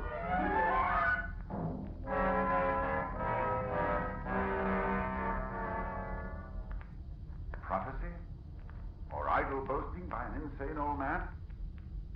Oh, I know I ask a great deal when I ask you to believe that the arrival of an infant into that house of dire poverty and squalor could possibly constitute a horror and a threat to all our known world. Yet it has an earthly history. Perhaps through this history you will be able to give it credence.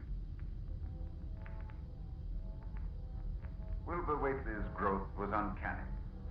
But even if he had been an average child, he would have become, in time, an unnatural being, for he was surrounded from the first by the most malign influence. There was his grandfather, old Whately, Wizard Whately, who each Halloween climbed Sentinel Hill to the great circle of stone, and while the hills shook, stood holding a great book open on his arms and shrieked into the wind. Shrieked.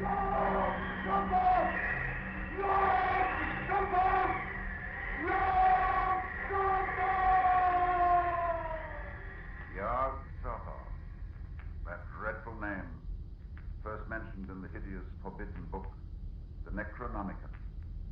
And this Wizard Whately was Wilbur's teacher.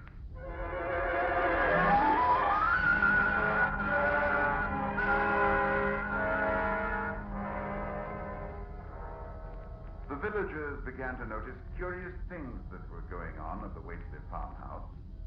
Soon after Wilbur was born, old Whately began to remodel the house. The abandoned upper story was restored, and all the windows were tightly boarded up. And then Wizard began to buy cattle in large numbers, both horses and cows. Yet the livestock on the farm didn't seem to increase. Young Lem Brown was one day curious enough to creep close to the house to count the Whately herd. Dr. Armitage, there weren't more than 12 cows, and them sick. Looked like they had the blight and funny wounds on them, like cuts.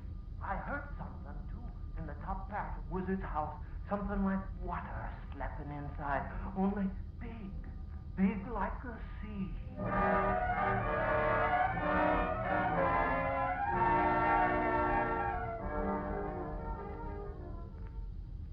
One other person went to the Whately farm in the years before I met Wilbur, Dr. Ken Houghton of Aylesbury, who was called by Wilbur himself, who said that his grandfather was dying. Dr. Houghton found the old man in a bedroom on the ground floor, and Wilbur with him. While outside the window, A legion of whippoorwills cried loudly and rhythmically, endlessly. Wilbur spoke about the sound. Listen, whistling time with his breathing now. They're ready. Listen, Doctor.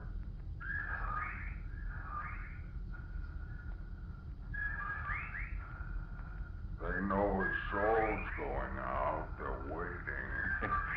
Yes, Wilbur, that's an interesting superstition. Late in the year for them, too.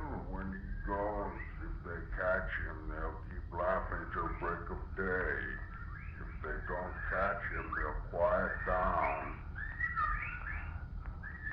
You mean you believe that... just a minute. I think he's conscious. Yes, the birds changed when his breathing changed. Like Willie, I say. Willie. I'm here. More space, Willie. Remember, more space soon. Yes, I'll build it. You grows, but that grows faster. It'll be ready to serve you soon, Willie. I know. But remember, when it's time, you open up the gates to Yog Sothoth with the long chant, the one on page 7 and 51 of the book. But mind you, feed it enough, 'cause if it gets out before you opens to Yog Sothoth, it's all over. It's no use. He's going now. He's dead, Wilbur. Listen.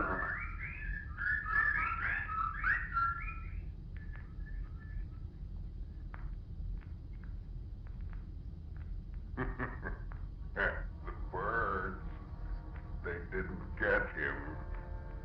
Yes, he's free. He's gone.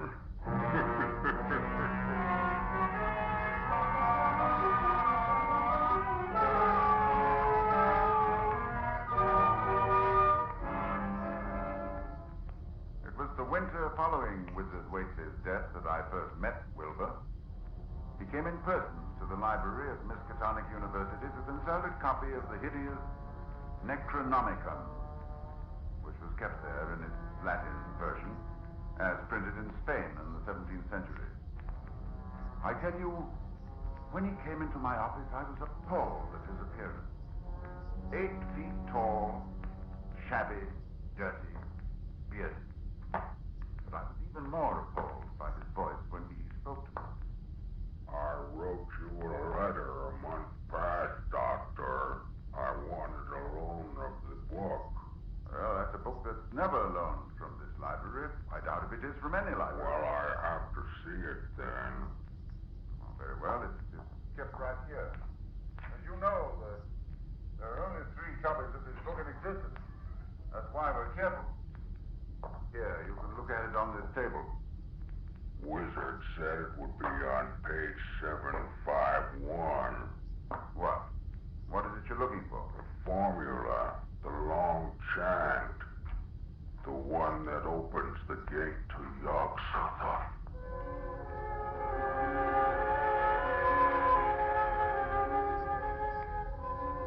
I felt a wave of fright as tangible as a draft from the tomb. He seemed somehow like the spawn of another dimension, like something only partly of mankind, linked to black gulfs beyond all spheres of force and matter, space and time. And presently he raised his head and spoke again. It's here, all right, but I'll have to have a copy. That paragraph there? I don't know. You know Latin, Doctor? Yes, certainly. Then read it, Doctor. Let's hear how you make it out. All right, that shouldn't be difficult. Let's see. Nor is it to be thought that man is the oldest or the last of Earth's masters. The old ones were, and the old ones shall be. Not in the spaces that we know, but between them. But only Yog Sothoth knows the gate. Yog Sothoth is the gate to where the old ones broke through of old. Their hands are at your throat, yet ye see them not. Dr. Armitage, you see, I reckon I've got to take that book home.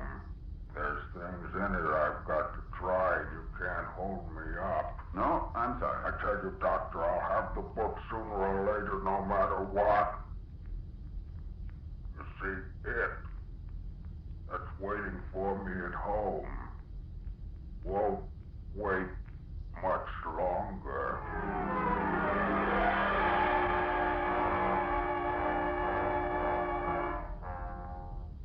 It was a week later that I was awakened suddenly by the fierce yelping of the great watchguard on the campus, followed by a sound from a wholly different throat, a scream. And I knew instantly that Wilbur had come back for the Necronomicon. I hastened into my clothes and rushed across to the library where a crowd had gathered before the smashed window of my office. Inside there was a fearful groaning and growling, and some instinct warned me that what was taking place there was not for unfortified eyes to see. I brushed back the crowd, motioning only to Professor Rice to come in with me. When we opened the study door, Professor Rice screamed. No, Dr. Armitage, no, I can't. Come, close the door. We can't let them see. He's alive, but Lord, what a job that dog's done. Torn him to bits. It's a horrible sound, that moaning. Suppose we ought to call a doctor? A doctor? A doctor for that? No doctor in the world would know what to do for that. Look, Armitage, it's not human, nor animal. Where did it come from? Can you tell me? Can you tell me what it is?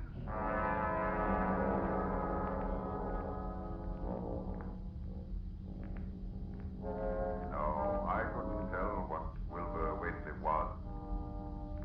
The thing that lay half bent on its side in a pool of greenish-yellow stickiness was 9 feet tall. And the dog had torn off all the clothing and some of the skins. It was partly human, beyond a doubt, with very man-like hands and head, but the torso and lower parts of the body were fatty. Its chest had the leathery hide of a crocodile or alligator. But below the waistline, the skin was covered with coarse black fur. And from the abdomen, long greenish-gray tentacles. The limbs terminated in ridgy-veined pads that were neither hooves nor claws. And as Dr. Rice and I stood staring at this presence, the whippoorwills began to cry in unison outside the study window. And then the thing on the floor roused and mumbled.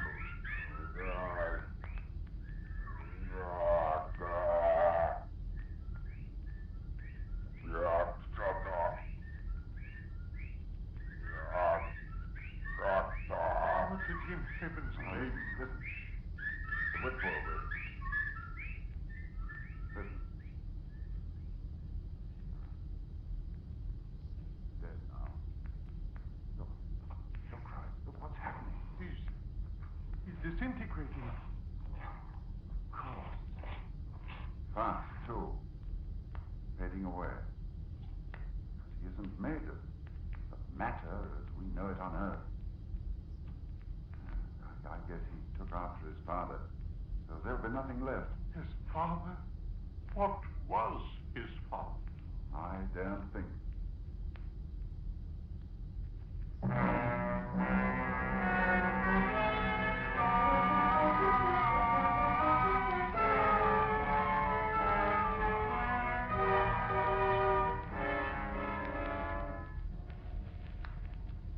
I thought then that what came into our world with Wilbur Whately left with him. I forgot what he himself had told me of it, which was waiting in the sealed house Wizard Whately had built, where the cattle were driven to disappear. But Wilbur Whately left a diary, written in a strange alphabet resembling Sanskrit. And I worked off and on for weeks to decipher it. And finally, I read the following passage written by Wilbur when he was no more than 8 years old. That upstairs is more ahead of me than I had thought it would be. It is not like to have much earth brain. I can see it a little when I make the sign or blow the powder of Ibengatse at it. And it is like them I see Halloween on the hill. I wonder how I shall look when the earth is cleared and there are no earth beings. Maybe like that upstairs looks, which has no body, even fed with all the blood. Toward morning, in a cold sweat of terror, I called Dr. Rice to my house and told him we have to destroy what's in that farmhouse. Why can't we just leave the thing locked up there? The house is boarded tight. Yes, but you think boards will hold it? Don't you realize, man, it hasn't been fed? It hasn't had blood since the 18th of September, when Wilbur Whately came here to die.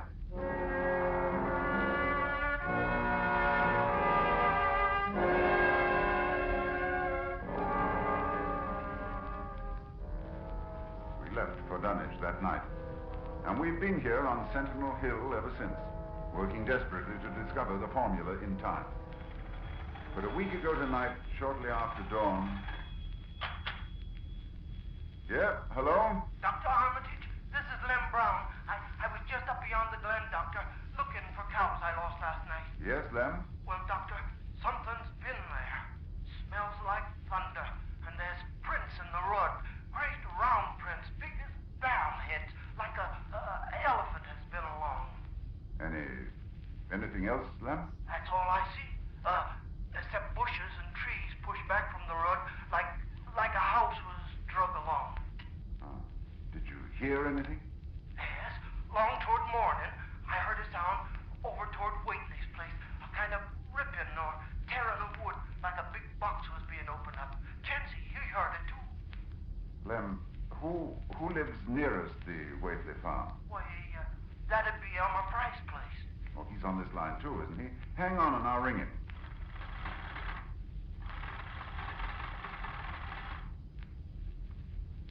Yes, Dr. Armitage, this is Central. I'm trying to get Elmer Fry, Central. Doctor, he must be out somewheres, and his whole family. I was ringing there an hour ago. Earl Sawyer saw Elmer's cows stampeding in Cold Spring Glen. Oh, you didn't get him. All right.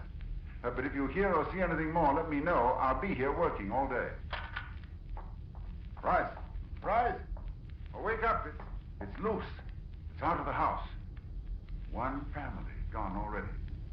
We have to work. Pray God we find that formula in time.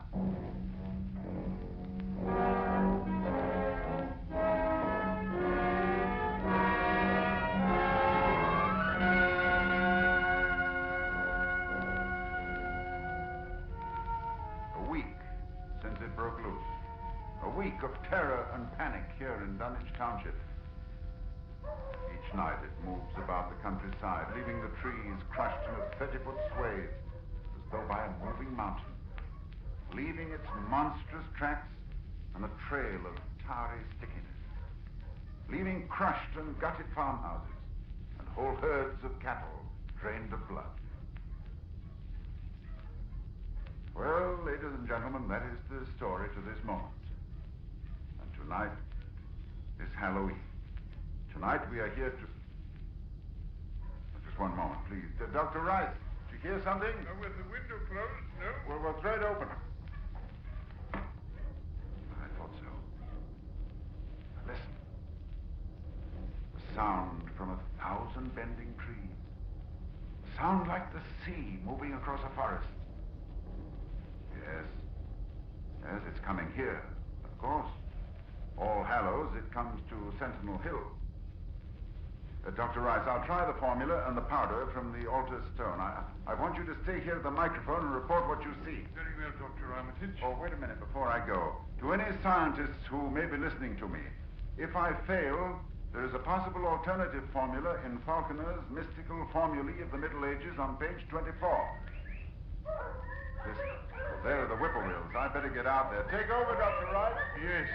I'll do as well as I can, Armitage. Good luck.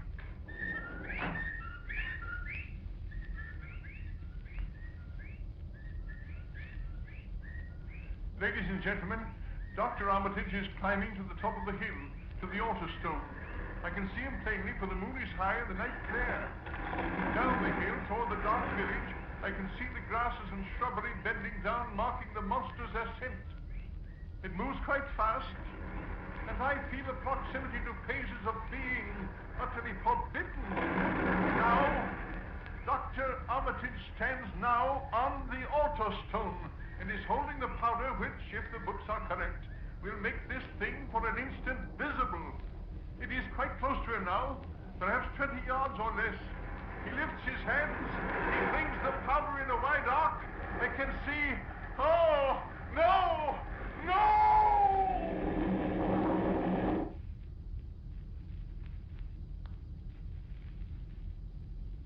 Dr. Rice, come in, Dunwich.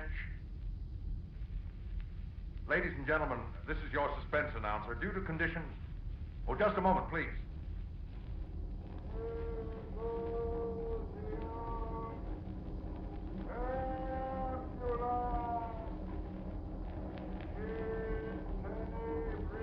One moment, please. Dr. Rice, can you hear me? Yes, I can hear you. Yes, for a moment I was overcome when I saw... Ladies and gentlemen, perhaps you can hear now the incantation of Dr. Armitage. Listen.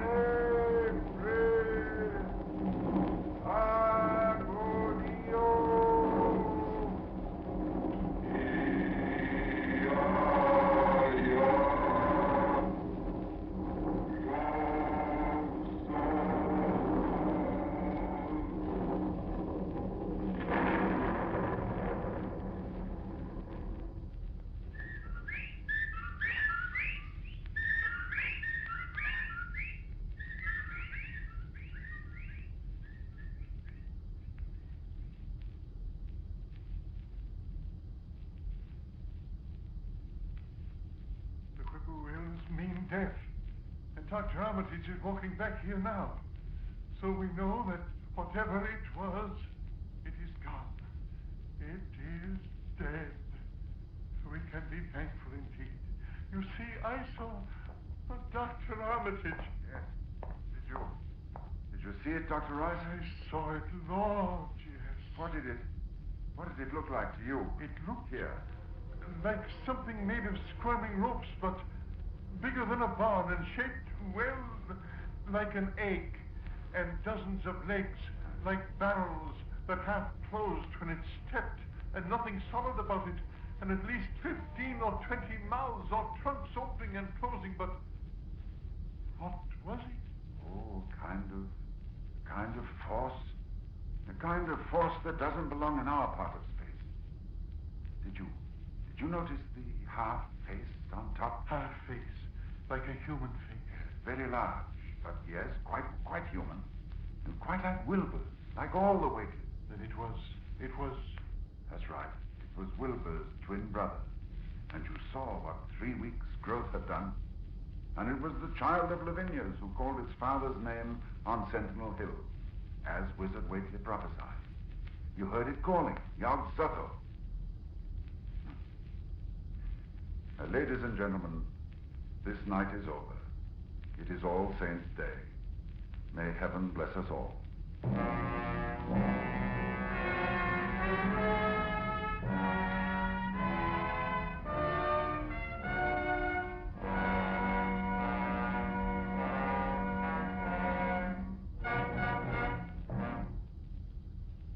The Dunwich Horror, with Ronald Coleman as your star of Suspense.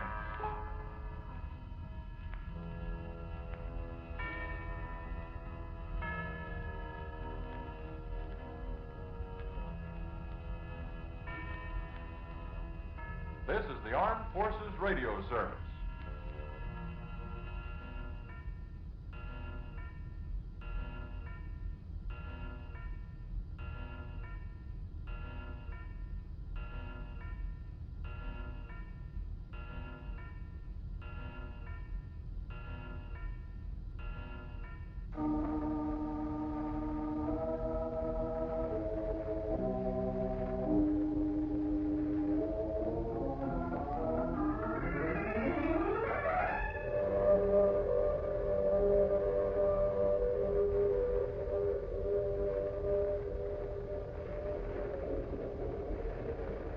The Mutual Broadcasting System presents The Mysterious Traveler.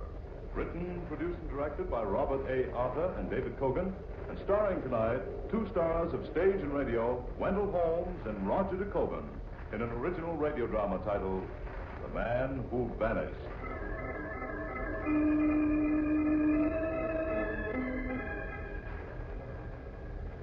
This is the Mysterious Traveler, inviting you to join me on another journey into the realm of the strange and the terrifying.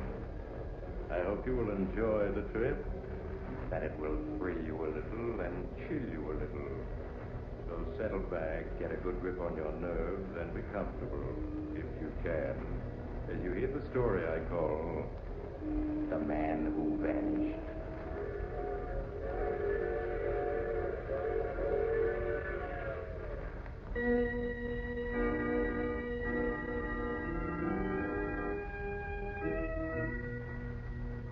Our story begins in a small, white-walled hospital room. Charles Ordley, a man of 45, has just awakened. He looks about him in puzzlement. Then memory returns to him, and he begins to call frantically. Doctor! Doctor, nurse! Where are you? I must speak to the doctor! Yes, Mr. Ordway, what is it? Are you the doctor? No, sir, I'm only the attendant. Dr. Harvey? Yes, I must. It's a matter of life and death. Okay, Mr. Ordway, okay. Dr. Harvey, 402, please. He's coming now. Thank you. Tell me what day is this? It's Friday, isn't it? It must be Friday. Sure. It's Friday, Mr. Ordway. Here's Dr. Harvey. Good morning, Mr. Ordway. You wanted to speak to me? Yes, doctor, but tell me quickly, what time is it? It's just 10 minutes past 10, Mr. Ordway. Oh, thank heavens, my brother John isn't dead. There's still time to save him. Your brother? Yes, doctor, when I woke up, I didn't know how long it was since I was brought here to the hospital and drugged into silence, but I don't suppose they told you about John. No, I'm afraid they didn't. Well, then I'll tell you. I'll make you believe me. John's safe for several hours yet, so I can tell you the whole story. The story they wouldn't give me a chance to tell. Yes, go right ahead, Mr. Ordway. I'll just sit here and make myself comfortable. Well, I'll try to tell it calmly, Doctor. I don't want you to think I'm hysterical. First of all, you have to understand that my brother John is a freak of nature. A freak? Yes. He's perfectly healthy and highly intelligent, but he was born without any natural coloring at all. His eyes are pink. His skin is a chalk white. His hair is like bleached flax. His eyebrows and lashes are practically invisible. It's a most unusual condition, but it happens once in a while. It's called albinism. Well, it's a hideous condition for an intelligent, sensitive man. John's boyhood was a torture for him until our father took us both out of school and had us tutored to spare John the misery of being considered a freak of nature by the other children. Yes, I understand, Mr. Ordway. Please, go on. Well, as we grew up, John's chief interest was science. So I studied it, too. Our father had a complete laboratory built in our home. After his death, we continued to live there together, working on experimental research. Along what lines, Mr. Ordway? Well, our efforts were centered on discovering a cure for John's condition. To achieve that, we worked hopefully for years, but we always failed. My brother remained outwardly calm, but inwardly, he began to brood. Then, one evening, he came into my room. Charles. Oh, yes, John. Finished in the lab? In a way, Charles. I have something to show you. Show me? You mean you found a cure? Not exactly. Look at this wire cage. Examine the white rat I have in it. White rat? Good heavens. This morning, that was an ordinary white rat. But now look at it. It's like a rat made out of glass. It's almost transparent. It is transparent. You can see completely through it. But John, this is amazing. This is what I've been working on these last months, Charles. I've been developing a serum that would alter living tissues to make them transparent. I wouldn't have believed it possible. I don't see why not.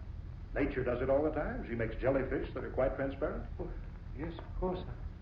I didn't think. But this is only the first step. My next step is to develop the serum further, to make living tissues invisible. Invisible? You look skeptical, my dear Charles. But look at this rat. He's half invisible already. In a dim light, he'd vanish. Yes, that's true, but... The basic principle is perfectly natural, Charles. It's only a matter of refining it. And then, Charles, well, take a freak like myself. So colorless, he's already well started toward invisibility.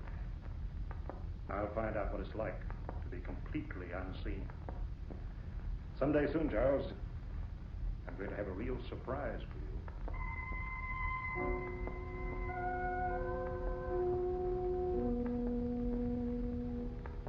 That was my first introduction to John's experiments. After that, for many weeks, he worked in secret. Then one morning, he called me into the laboratory and showed me a cage that seemed to be empty, but there was something scurrying about it, a rat. An invisible rat. To the touch, it was warm and furry, filled with life. But to the eye, if the light was not too bright, it was nothing. Well, Charles, convinced now? Yes, I'm convinced. You succeeded, John. Not quite. I haven't made myself invisible yet. You're not going to try your serum on yourself. Of course I am. Listen, Charles. Always I've been considered a freak. Now I'm going to turn the tables. I'll mingle with people and I'll laugh at them. I'll be their superior, able to come and go without their knowledge. Able to control their very destinies if I wish. That's madness. On the contrary, it's scientific fact. You'll see because you're going to help me. No, I refuse. You're not going to let me down, your own brother. Of course, John. I knew I can get your help. Here's a hypodermic full of the serum. All I want you to do is to inject it into my arm. And watch the result.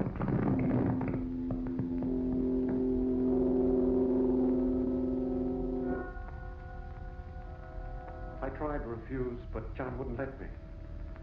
At last, I gave in.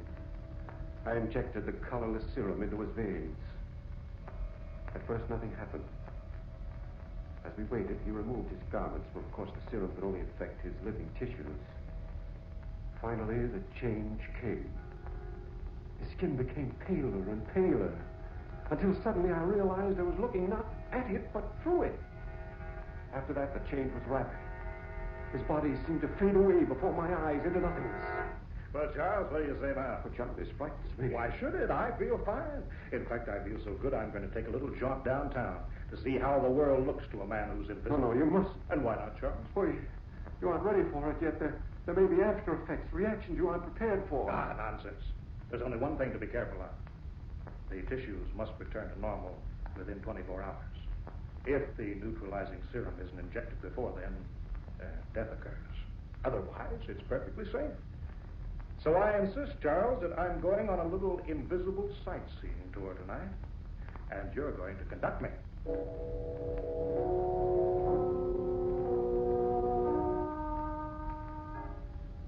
Again, I tried to say no, but John was insistent. At last, I gave in. His was always the stronger will. We took a car, and I drove downtown. He sat beside me, unseen as the very air, laughing to himself. John, let's turn back now. Turn back? I should say not. Drive to Main Street and park around the corner from the Watson jewelry store. The one where our old schoolboy companion, Harry Watson, works for his father. Well, why, John? Because I'm going to try an interesting little experiment. That's why.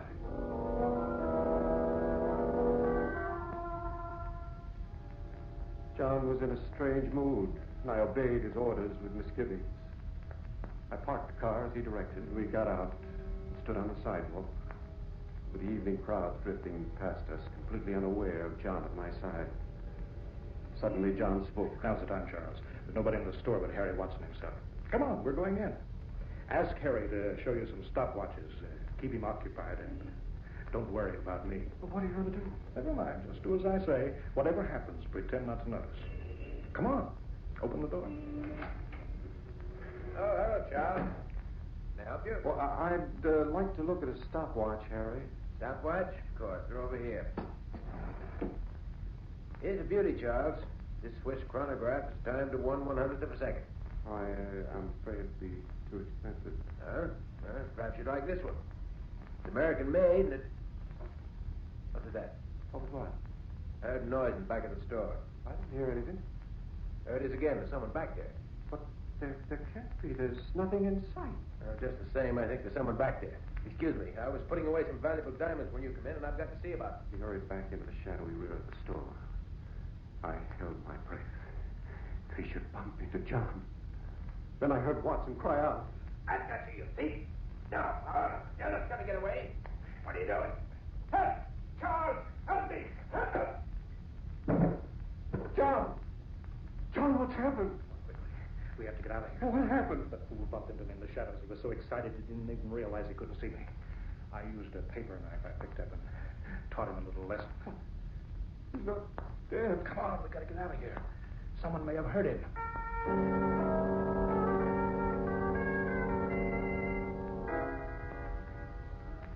We got out of the store and to the car. As I drove home, John refused to answer any of my frantic questions. When we reached the house, he hurried me into the laboratory. To give me the neutralizer or make me visible again, Charles. John! No questions. Here we are. Here's the hypodermic. You've got to inject it. Here's the mark from the previous injection. Now go ahead. I pressed the plunger. The drug flowed into his blood. For a moment, nothing happened. Then, like a man materializing out of nothingness, he grew visible. A misty figure that took on solidity until it was a man. John gave a little gasp of weariness and pushed me out of the room. Now go on, Charles. You get to bed. I need some sleep. This stuff seems to drain away my energy. We'll talk in the morning. Pleasant dreams.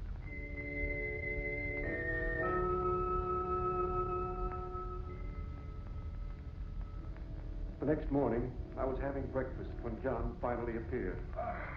Good morning, Charles. Sleep well? John, look at this newspaper. Anything in it? Yes, there's something in it. Look at these headlines. I see. Local jeweler killed, store up, $50,000 worth of diamonds missing. You killed Harry last night. Yeah, so it seems. Pour me some coffee, will you? John, I don't understand you. You killed a man and you act as if it amounted no more than swatting a fly. Does it? Of course it does. I can't feel that way about it. When we were small boys, you'll remember that Harry Watson was one of my chief tormentors. Yes. I've always planned to pay him back. Last night I decided to play a little joke on him. Murder is hardly a joke. I didn't intend to kill the fool. I just meant to make away with one or two of his father's diamonds. After Harry had had a chance to explain their disappearance, I was going to mail them back. Yes, the diamonds. The paper says $50,000 worth of missing. Oh, probably an exaggeration. However, put your hand into your left coat pocket, Charles. What? Okay. What? A dozen loose diamonds here. Yes, I put them there last night. I couldn't very well carry them myself. We must send them back at once. Well, I'm afraid that might involve us somehow. No, we'll have to keep them. John, what's happened to you? Overnight you've become a monster, able to dismiss the worst of crimes with a shrug. Please understand this, Charles. For years I was an object of curiosity. I even had offers to appear in sideshows. Now the tables are turned. I can walk among men, unseen, invisible. That gives me a power that is very sweet to me. I haven't decided yet how I shall use it. But in any case, I won't have you interfering. Is that clear, Charles?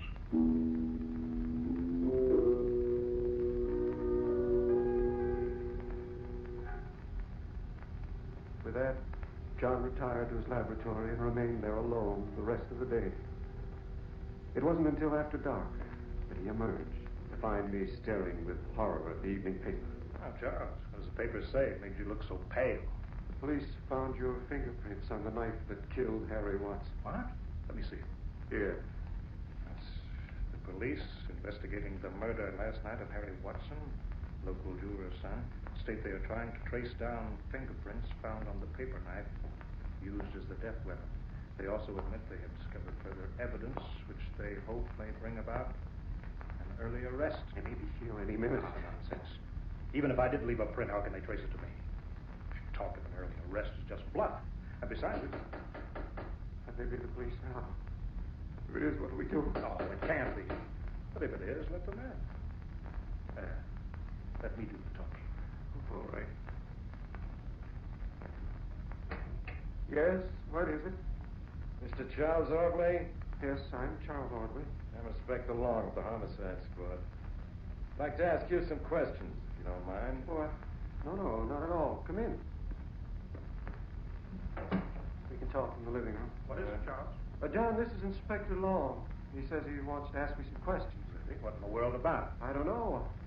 I confess, Inspector, I can't imagine I why. want to ask you what you can tell me about the death of Harry Watson. Watson the jeweler, the one we were reading about in the paper? That's the one. Your brother was seen leaving the jewelry store a few minutes before Watson's body was found. Someone recognized him. Why, that's true, Inspector. Charles dropped in last night to buy a watch for me. But he didn't find quite what I wanted. I'd rather hear him tell it. Well, that's all there is to it. I looked at the watches and then left. Watson was all right when I left. I see. No one else in the store? Not what I could see. I'm sorry, I can't tell you more. I'm sorry, too. Well, just for the sake of helping us, would you be willing to let me take your fingerprints? Well, of course you can, Charles. You're thinking of the prints the paper says were found on the death weapon, aren't you, Inspector? Frankly, yes. Well, they aren't, Charles. I can assure you. It's just a check. Hey, Mr. Ordway, if you just press your fingerprints against this delicate plate here in this envelope. That's fine. Thank you. You wouldn't want mine, too, I suppose?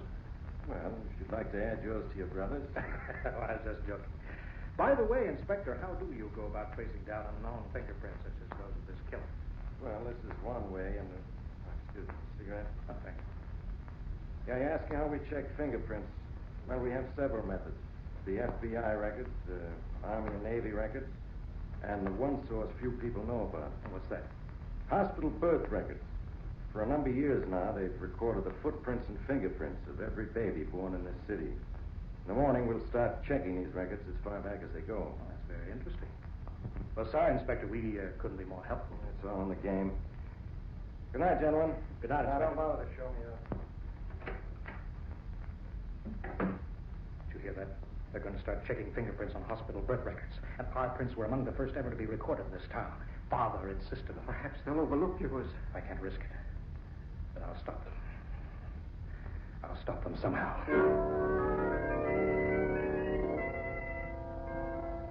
Without explaining, he hurried into the laboratory. 10 minutes later, he emerged, dressed to go out. His hat pulled well down over his face. And his face... What is it? Why are you goggling at me? Your face, I can't see it, or your hands either. Of course not. I took an injection of transparency serum. Now, I'm going to drive downtown, Charles. With this coat and hat on, I'll look like an ordinary driver to anyone who sees the car. When I get where I'm going, I'll take off these garments and leave them in the car. Then no one on earth will be able to see me. But where are you going? To police headquarters.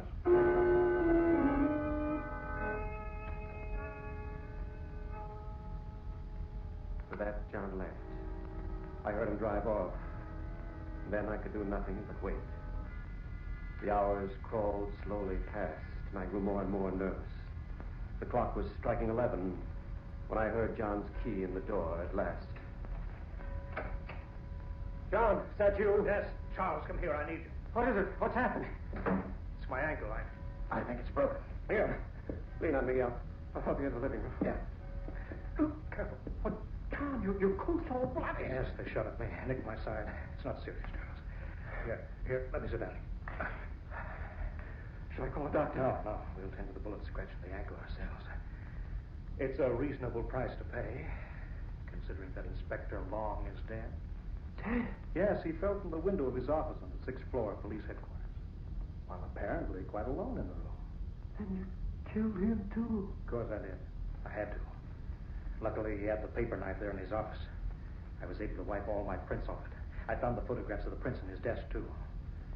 I tore those up. I burning. How'd you get hurt? I tried to slip out of the building again during the confusion that followed Inspector Long's accident.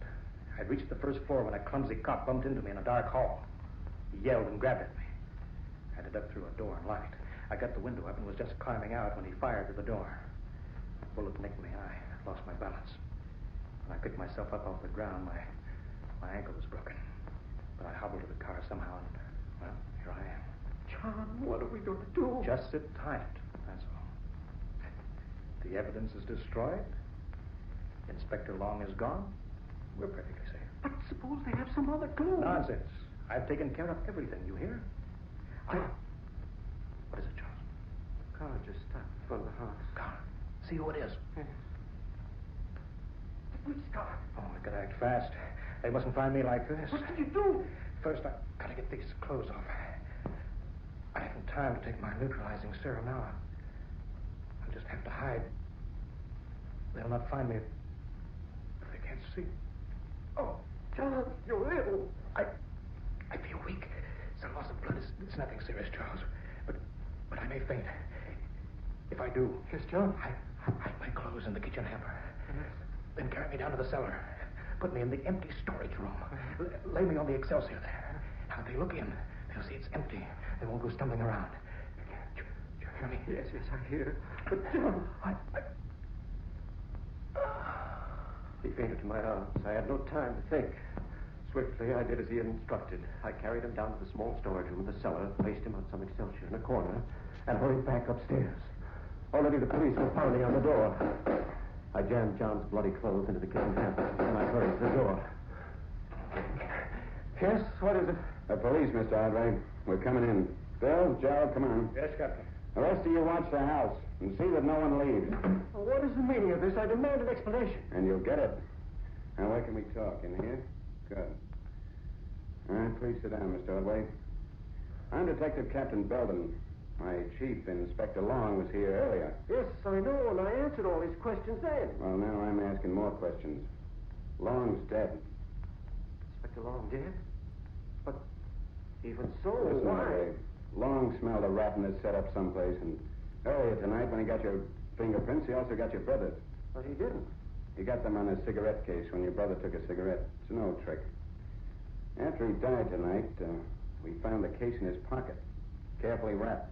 Well, what of it? In some mysterious way, all the pictures of the murder prints we took off the paper knife that killed Watson had vanished. But we had the negatives.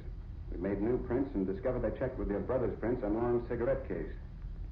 Ordway, your brother killed Harry Watson last night. That's completely ridiculous. Is it? Okay, we'll see. Where's your brother now? Why, he's not here. He went away on a trip. Hiding, huh? Bill, Joe? Yes, Captain. Search the house from cellar to attic. Don't miss a thing. Right you are, Captain. Come on, Joe.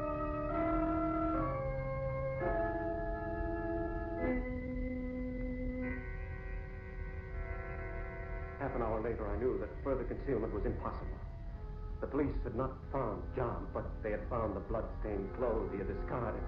And in my desk, they had found the diamonds which John had stolen. I knew then I must tell the truth. Well, Ordway, ready to talk yet? Yes, I'm ready to talk, Captain. My brother did kill Watson. Okay.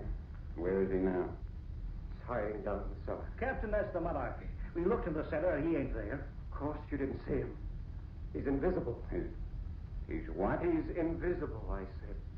You say your brother is invisible? Yes, that's why they couldn't see him. Ordway, you know what I think? I think you killed your brother in a quarrel over these diamonds and buried his body in the yard someplace. That's how these clothes of his got bloody, isn't it? Come on, admit it. No, my brother was wounded by a bullet after he killed Inspector Long. That's how his clothes got bloody. Yeah, I suppose he was invisible when he killed Long, too. That's why nobody saw him, huh? Yes. Don't you understand? He's discovered how to render his body tissues transparent. He's hiding down in the cellar now, invisible. He's snotty as a fruitcake. Shut up, Bill. Ordway, your brother is down in the cellar now. Yes, he is. He fainted, and I carried him down there. And just which room is he in? The little storage room at the foot of the stairs, the one with the metal door. How about it, boys? Did you look there? Sure we did, Captain. We looked in there twice. There ain't a thing in that room but a little Excelsior. Frank, we both looked. That room is as empty as a busted piggy bank. You see, Mr. Otway, if he'd been there, my men would have found him. But he's there. They didn't see him because he took the serum. He made himself invisible. All right, Mr. Otway. Just calm yourself. Now, listen, my men say the room is empty. Yeah, except maybe for rats. We heard a couple stirring in the Excelsior, so we bolted the door after we looked in. Figured we might as well keep the rats inside. You bolted the door? No, you mustn't. Captain, we've got to let John out. If he's up and out, he'll die. I've met plenty of wax, but this is a new one. Yep, he's got it bad. Otway, I'm afraid you'll have to come with us. Now, will you come quietly while I have to put the handcuffs Oh, on? you can't take me away. I have to let John out of that room. If he doesn't get an injection of the neutralizing serum inside 24 hours, he'll die. Sorry, Mr. Otway, but come on, boys. Give me a hand. Got to get him to the psychopath fast. No, you got to believe me. You've got to let go of me. No!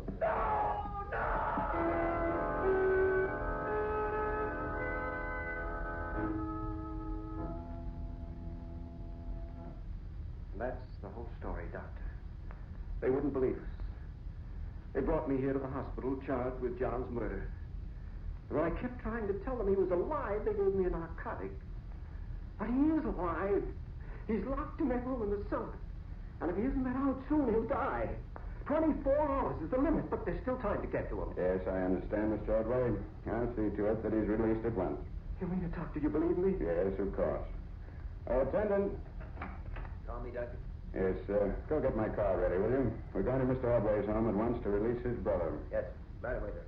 Oh, thank heaven you believe me, Doctor. You'll be in time to save John. You'll find the serum he'll need to bring it back to normal in the green bottle in the laboratory. I'll take care of him. Now, you go back to sleep now, Mr. Otway. Yes, I will. I can sleep now. I can sleep. How's he now, Doctor? He's quiet now. He'll be all right. You know, Doctor, sometimes I can't help thinking. Yes, Johnson? You know, he's locked up here at State Hospital for bumping off his brother. Eventually, they found his brother's dead body locked in a little room in the cellar. But I can't help wondering what the cops would have found if anybody had taken Mr. Ordway serious that night he was brought here 10 years ago.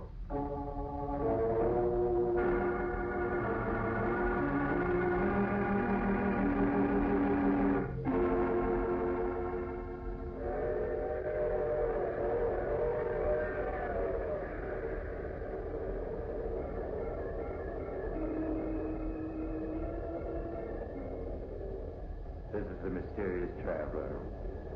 So John could make himself invisible, could he? But unfortunately, he did too good a job of it.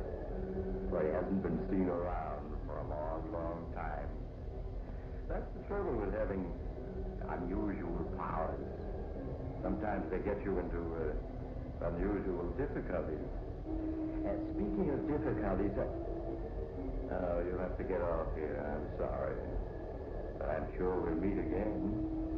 I take this same train every week at this same time.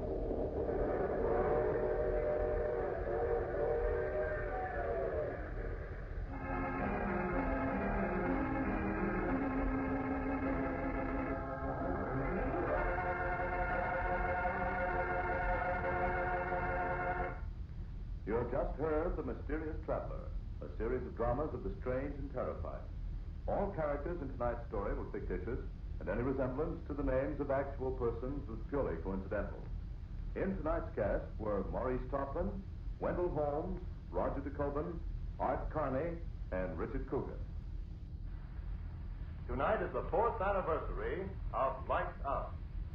After 4 years of fantasy and imagination, chills and thrills, Lights Out celebrates by bringing to the microphone the internationally known actor whose name has become synonymous with the unusual and fantastic. The National Broadcasting Company takes pleasure in presenting Boris Karloff in the first of a special series of Lights Out broadcasts.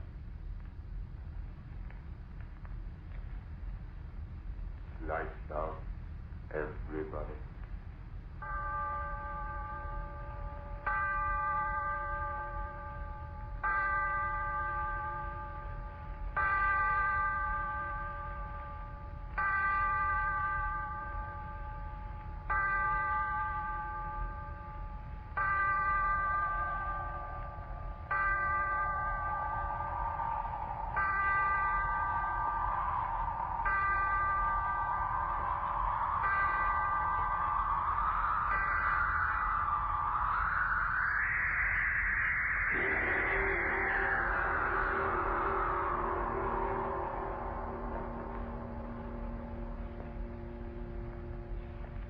Tonight, Lights Out presents another psychological drama. A play in which the principal part is taken not by the character himself, but his thoughts. The voice you are about to hear is that of the thoughts of one Darrell Hall, accused murderer, sitting in a courtroom awaiting the return of a jury which is to decide whether he is to live or die. And as he waits, the thoughts in his mind seethe and swirl. Seethe and swirl. Guilty. Not guilty. Guilty. Not guilty. Guilty. Father in heaven, why don't I stop thinking those words? Words those jurymen are saying. Guilty. Not guilty. He's guilty. Not guilty. Guilty. Not guilty. No, I've got to stop thinking of what's going on in that room. The jurymen. I've got to stop thinking. I've got to keep my head clear. I've got to figure things out. When did all this start? Yes, I remember. That night, Wayne and I were sitting in my room, talking about dreams. I remember he said... Oh, come on, Darrell. Don't expect me to believe that one. Well, I'm certainly telling you the truth. A fellow with your imagination wasting his time teaching biology to a bunch of co-ed nitwits. No, sir, you should be writing fiction. I assure you, my dear Wayne, I've told you the truth. You're really serious? Of course I am. You actually mean that in all your life you've never had a dream? Never. Not even when you were a child? To my knowledge, I've never had a dream in all my life. Well, how do you like that? I like it very well. I close my eyes, oblivion, and then I wake up. No nightmare hangovers for me, Peggy. Now, wait a minute, Darrell. Let me get this straight. You mean you've never even had a dream after, eating a Welsh rarebit at midnight or surrounding a dozen green apples or anything like that? Believe me, Wayne, I've never had a dream of any shape, form, or description in all my life. A dream to me is just a word. Something that happens to other people, but not to me. But everyone must dream. Well, perhaps. But it just so happens that my subconscious doesn't work that way. I tell you again, I have never dreamt. Well, what do you know about that? Just unbelievable, I tell you, unbelievable. Yes, that's what he said. Unbelievable. It was unbelievable that I'd never dreamt. Then after a while he went away and left me there. It was early evening, but I remember that somehow, strangely, I was very tired. I sat down in the easy chair. Oh, I was so tired. I closed my eyes. I slept. And then it happened. A strange murmuring in my head. Yes. That's how it started. A murmuring as if in warning. And then in the darkness around me, strange faces lifting and falling. White faces. Faces without hope. Their eyes full of horror. Their white, bloodless lips bleeding wordlessly in a way that made the heart in me cry out in pity. And suddenly, I knew I was asleep and dreaming. Yes. Dreaming for the first time in my life. And these faces I was seeing were things out of a dream. And even as I knew that, the dream was gone. Blackness. And yet I knew that I was still asleep. And I had a terrible feeling of foreboding, of a horror to come in that dream. What? How? I didn't know. But I wanted to stop sleeping. I wanted to open my eyes quickly before... And then I saw her moving slowly toward me out of the darkness that was my dream. At first, a white wraith-like thing. And then I saw it was a woman. Yes, the body of a woman, but the face. Father in heaven, that face. Gross, unclean, thick, bestial brows, wrinkles of venery, the lecherous writhing of thin crimson lips that lifted from teeth, white and pointed, and flecked with blood. Yes, a glorious body, and a face from hell. Closer. Closer to me. And then she spoke one word. Kill. Yes, that's what she said. Kill. And as she said it, she moved closer. Her hands went out, her eyes. In my dream, I screamed. I awoke. I remember, just at that second, the clock on the mantel began striking. 5, 6, 7. Thankfully, I counted each chime, since the hearing of it meant that I was awake out of the horror of that dream. When the clock had stopped chiming, I sat there. My one thought was, if this be dreaming, let me never dream again. I heard a sound. What was that? I sat still, afraid to move. And then I laughed.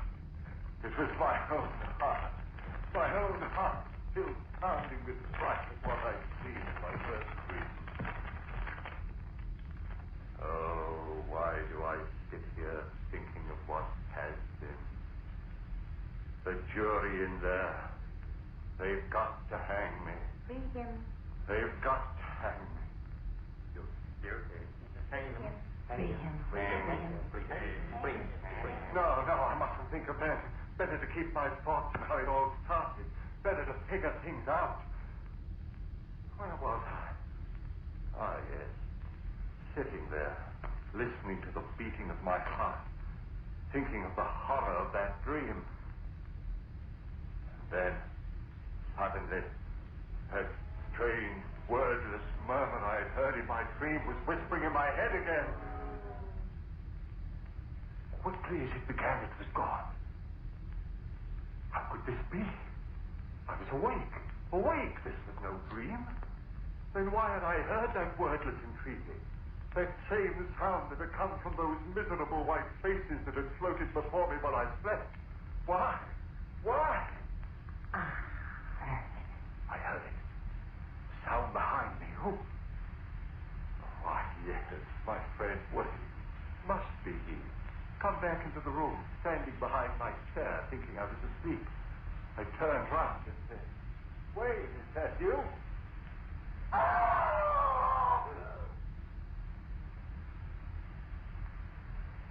Yes. I screamed. I screamed so loudly there was blood in my throat. For it was she again. That woman. That woman out of my dream. But this wasn't a dream. She was standing there, I tell you. She was standing there close to me, looking at me. And those lips out of hell said that one word. I jumped to my feet. No one in the room. No one, I tell you. I remember standing there. My head reeling. Who was she? Where did she come from? But there was no one in the room. Had there been anyone there? I didn't sleep that night. But by morning, yes, by morning, I had it all figured out. 2 dreams. That's what it had been. And the second had been more vivid than the first. Why, of course. I'd never dreamed before.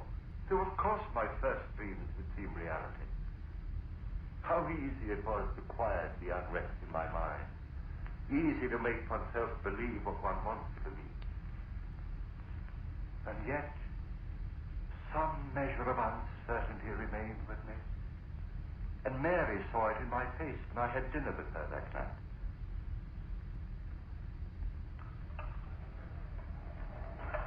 Darryl, do you mind if I ask you something? What a question. Of course not.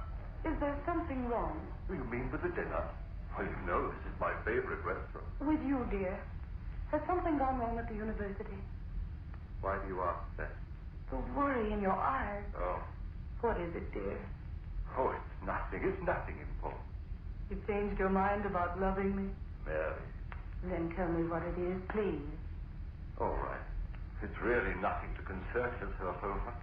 Just a dream. Dream? Darryl, you dreamt. Yes. last night. How marvelous. Now you're normal even when you sleep. That's right, isn't it? I'm back to normal, see? And here I thought from the expression on your face that it was something really important. Funny, isn't it? And I suppose in your first dream you dreamt of a glorious, seductive woman. No, Mary. Ah? Did you have a nightmare? If you don't mind, let's not talk about it anymore. Shall we have our dessert now? Now, I suggest the hot green apple pie with cheese. Gerald, was it as bad as all that? Horrible. Oh, that's cruel.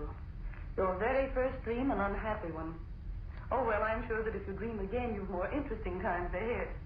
But, dear, look at the time. 7:01, and we promised the Armstrongs we'd pick them up at 7:15. There. What is it? Your face. Do you hear it? Hear what? You do hear it, don't you? The voices. What? Dear, what are you talking about? Why, the people in this restaurant are most well behaved. Gone. Just the way it was before. Daryl, please, if this is a joke, please tell it to me. Daryl, what is it? What are you staring at? What's behind my chair? What's there, Daryl? Tell me what I see. Daryl, the table. Why did you throw over the table? Daryl, what is it? What is it? Why did you scream like that? What's the matter with you, Daryl? Yes. She wanted to know why I had done it. Screamed, thrown over the table. They all wanted to know. But how could I tell them? Tell them of her, standing behind Mary's chair, that thing of degradation, and those lips saying, kill. I went home. Mary thought I was overworked. No, darling, you've been working so hard. Go home and rest, dear. That's all you need, rest. Rest. What good was rest? I had to reason things out. All my life I lived with reason, and now this horror. I had to know all about it. Now I was certain it was no dream. What I had seen there in the restaurant had been no thing of sleep. Hallucination. Yes, that was it. I had been working hard. Too much work was the answer, and rest would cure that. Yes, indeed. And so I rested through the next day. It was quite dark when I awoke. The phone rang. It was Mary calling to find out how I felt. Are you sure you're all right, Daryl? Why, yes, Mary, yes, I'm fine, thank you. You sound all right. Your advice was good, dear. Apparently rest was just what I needed. Then go on back to bed. I'll talk to you tomorrow. All right, dear. Thanks for calling. Goodbye, Daryl. Sleep well tonight. I hung up the receiver. And then the clock on the mantel behind me began striking. Always at 7. Always at 7. Always at 7. Yes, that was true. Each time it had been 7 when it had happened.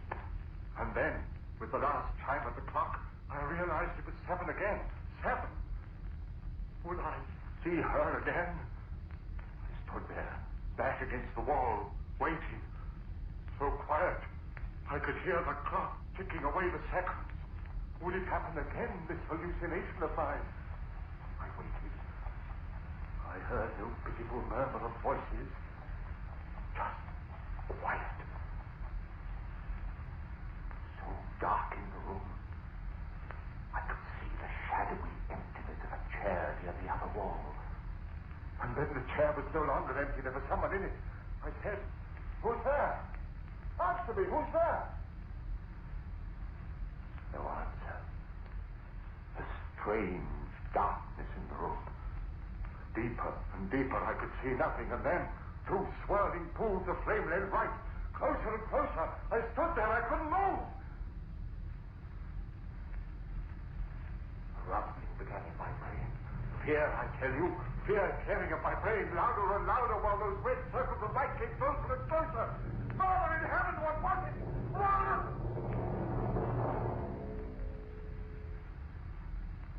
And then I knew it was her eyes burning close into mine, into the brain of me, pounding one fought into me. Kill, kill, kill, kill. Why did she say that? Why? Kill whom? Why should I kill? Why should I kill? If I had known then.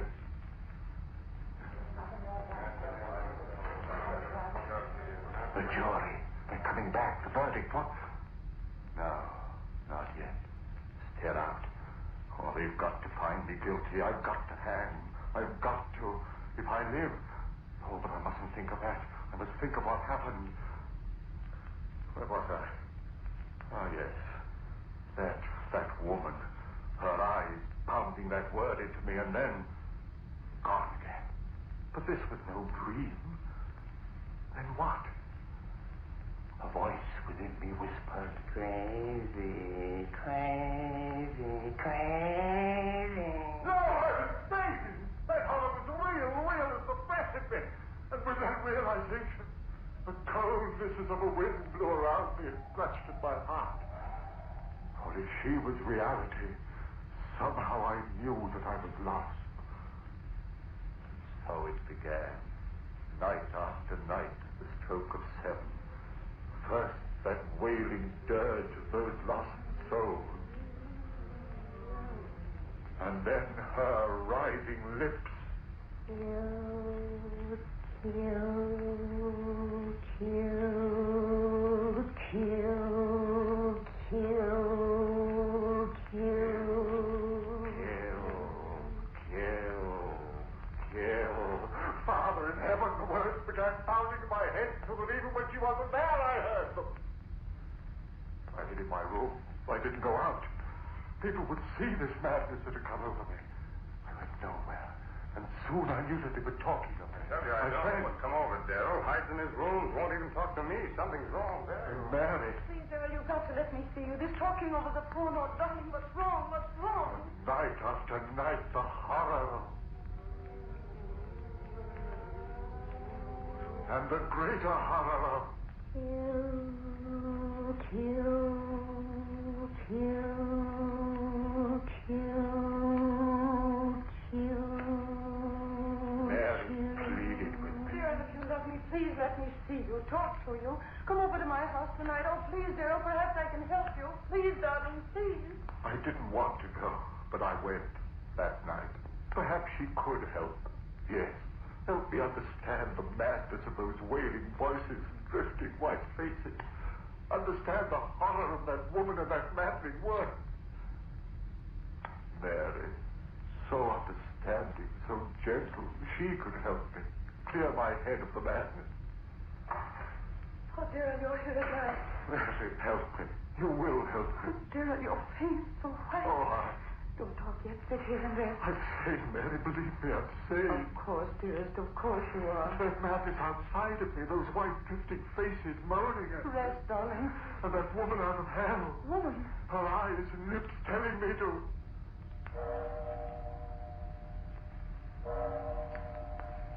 The time. The time. What time is it? It's 7. Darrell, what is it? I've lost track. I've got to get out. Darrell, don't. Wait. Don't go. Too late. Darrell, what is it? Too late. Late. You hear them, don't you, Mary? I'll go call a doctor. Listen to them.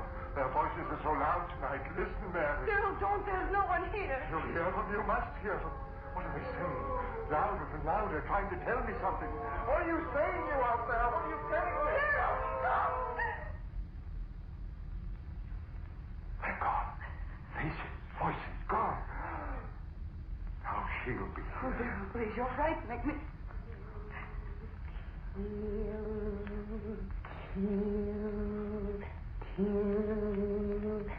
You hear her, Mary?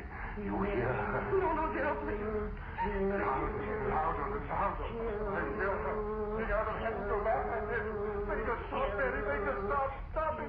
She devil, you. What do you want of me? Stop it. Stop it. I can't stand it anymore. Kill, kill, kill, kill, kill. Yes. Yes. Go away. Go away. I'll kill. I'll kill. I'll kill. Darrell, don't!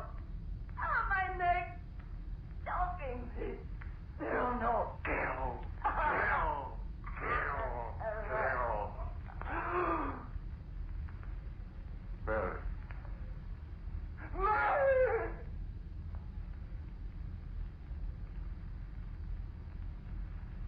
Yes.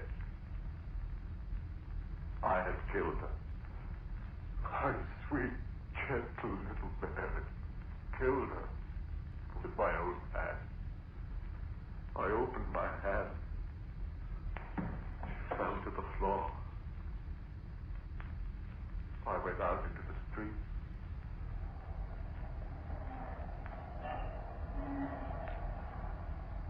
People all around me, hurrying. I was in no hurry. What that woman had wanted, I had done. I had killed. I walked all night, it didn't matter where. And in the morning I found myself on the campus of the school, before the very building in which a class was waiting for my lecture. I went in. I walked up on the platform and looked down into their faces. I said to them, ladies and gentlemen, my lecture for today will be on the subject of the selective factor in the evolutionary... I stopped. A murmur in the air. Those voices again. But it was broad daylight. I'd never heard those voices in daylight before. What did they want of me? What were they saying? There was a strangeness in their pitiful voices. Yes, like a dirge of tears and sorrow for someone. For me, yes, for me. And then, her voice, laughing, triumphant. And I understood.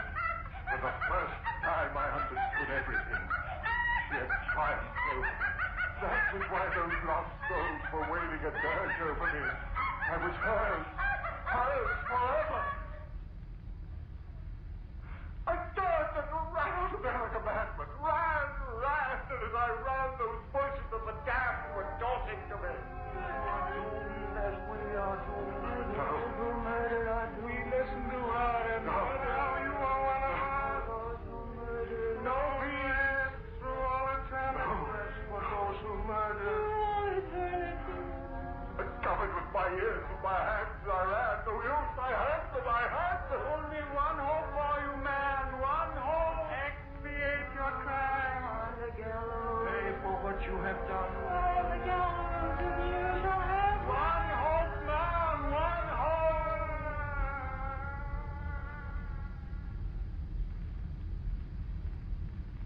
So that was it. My one hope. If I paid society for my crime, she would fail. I would be free of her, that thing, that essence of evil, that siren who called men to murder so that their souls would be slaves to her for all eternity. Yes, I'd pay for my crime. I ran on back to Mary's house. Yes, I'd pay it gladly with my life to have the peace and the rest of oblivion. I went back into the house. Yes. Mary was lying there, cold. I lifted her. Those same hands that had crushed the life out of her lifted her and carried her out into the sun.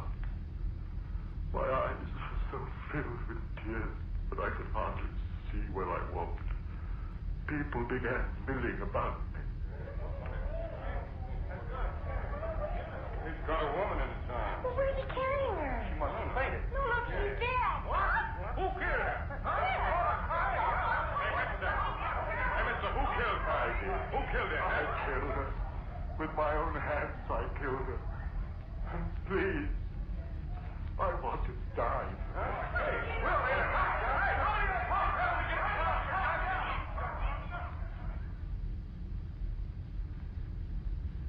And then the trial. My friends, they wanted to save me.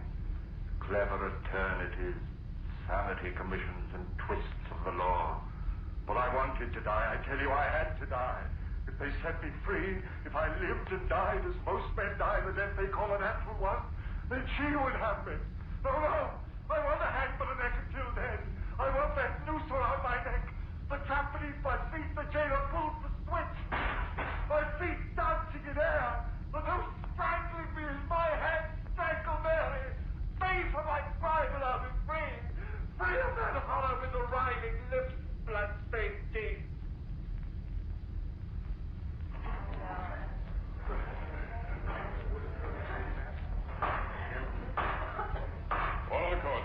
Order the court. The jury. They're coming in. Guilty. You've got to find me. Gentlemen of the jury, have you reached a verdict?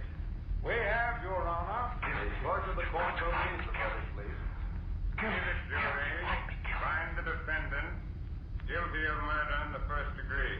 Oh, guilty. You hear that, you thing out of hell? Guilty! Hang me for the next that I did. I'll be free of you. I'll have peace. You fail, you feed. I'll see the white Bible. You'll never get...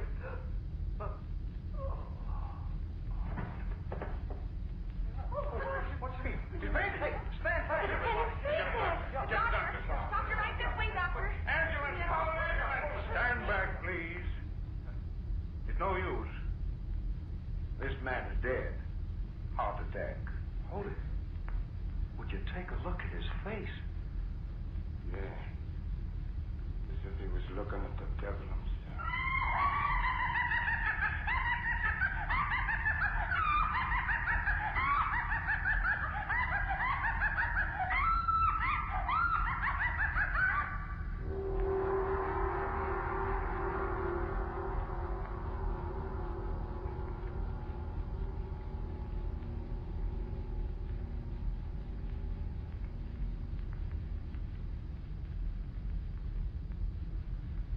Ladies and gentlemen, you have just heard the first play in a special series commemorating the 4th anniversary of Lights Out and starring Boris Karloff.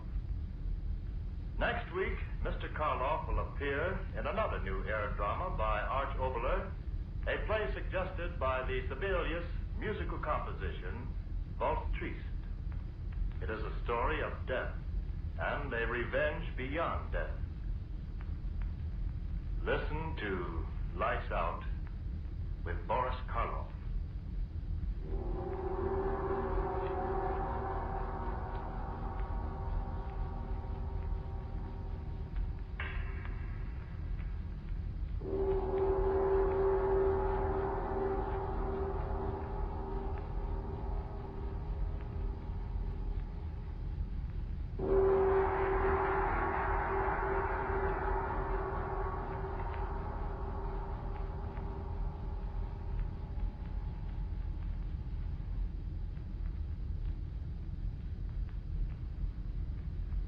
Lights Out, written especially for radio by Arch Oboler, comes to you each Wednesday evening from our Chicago studios.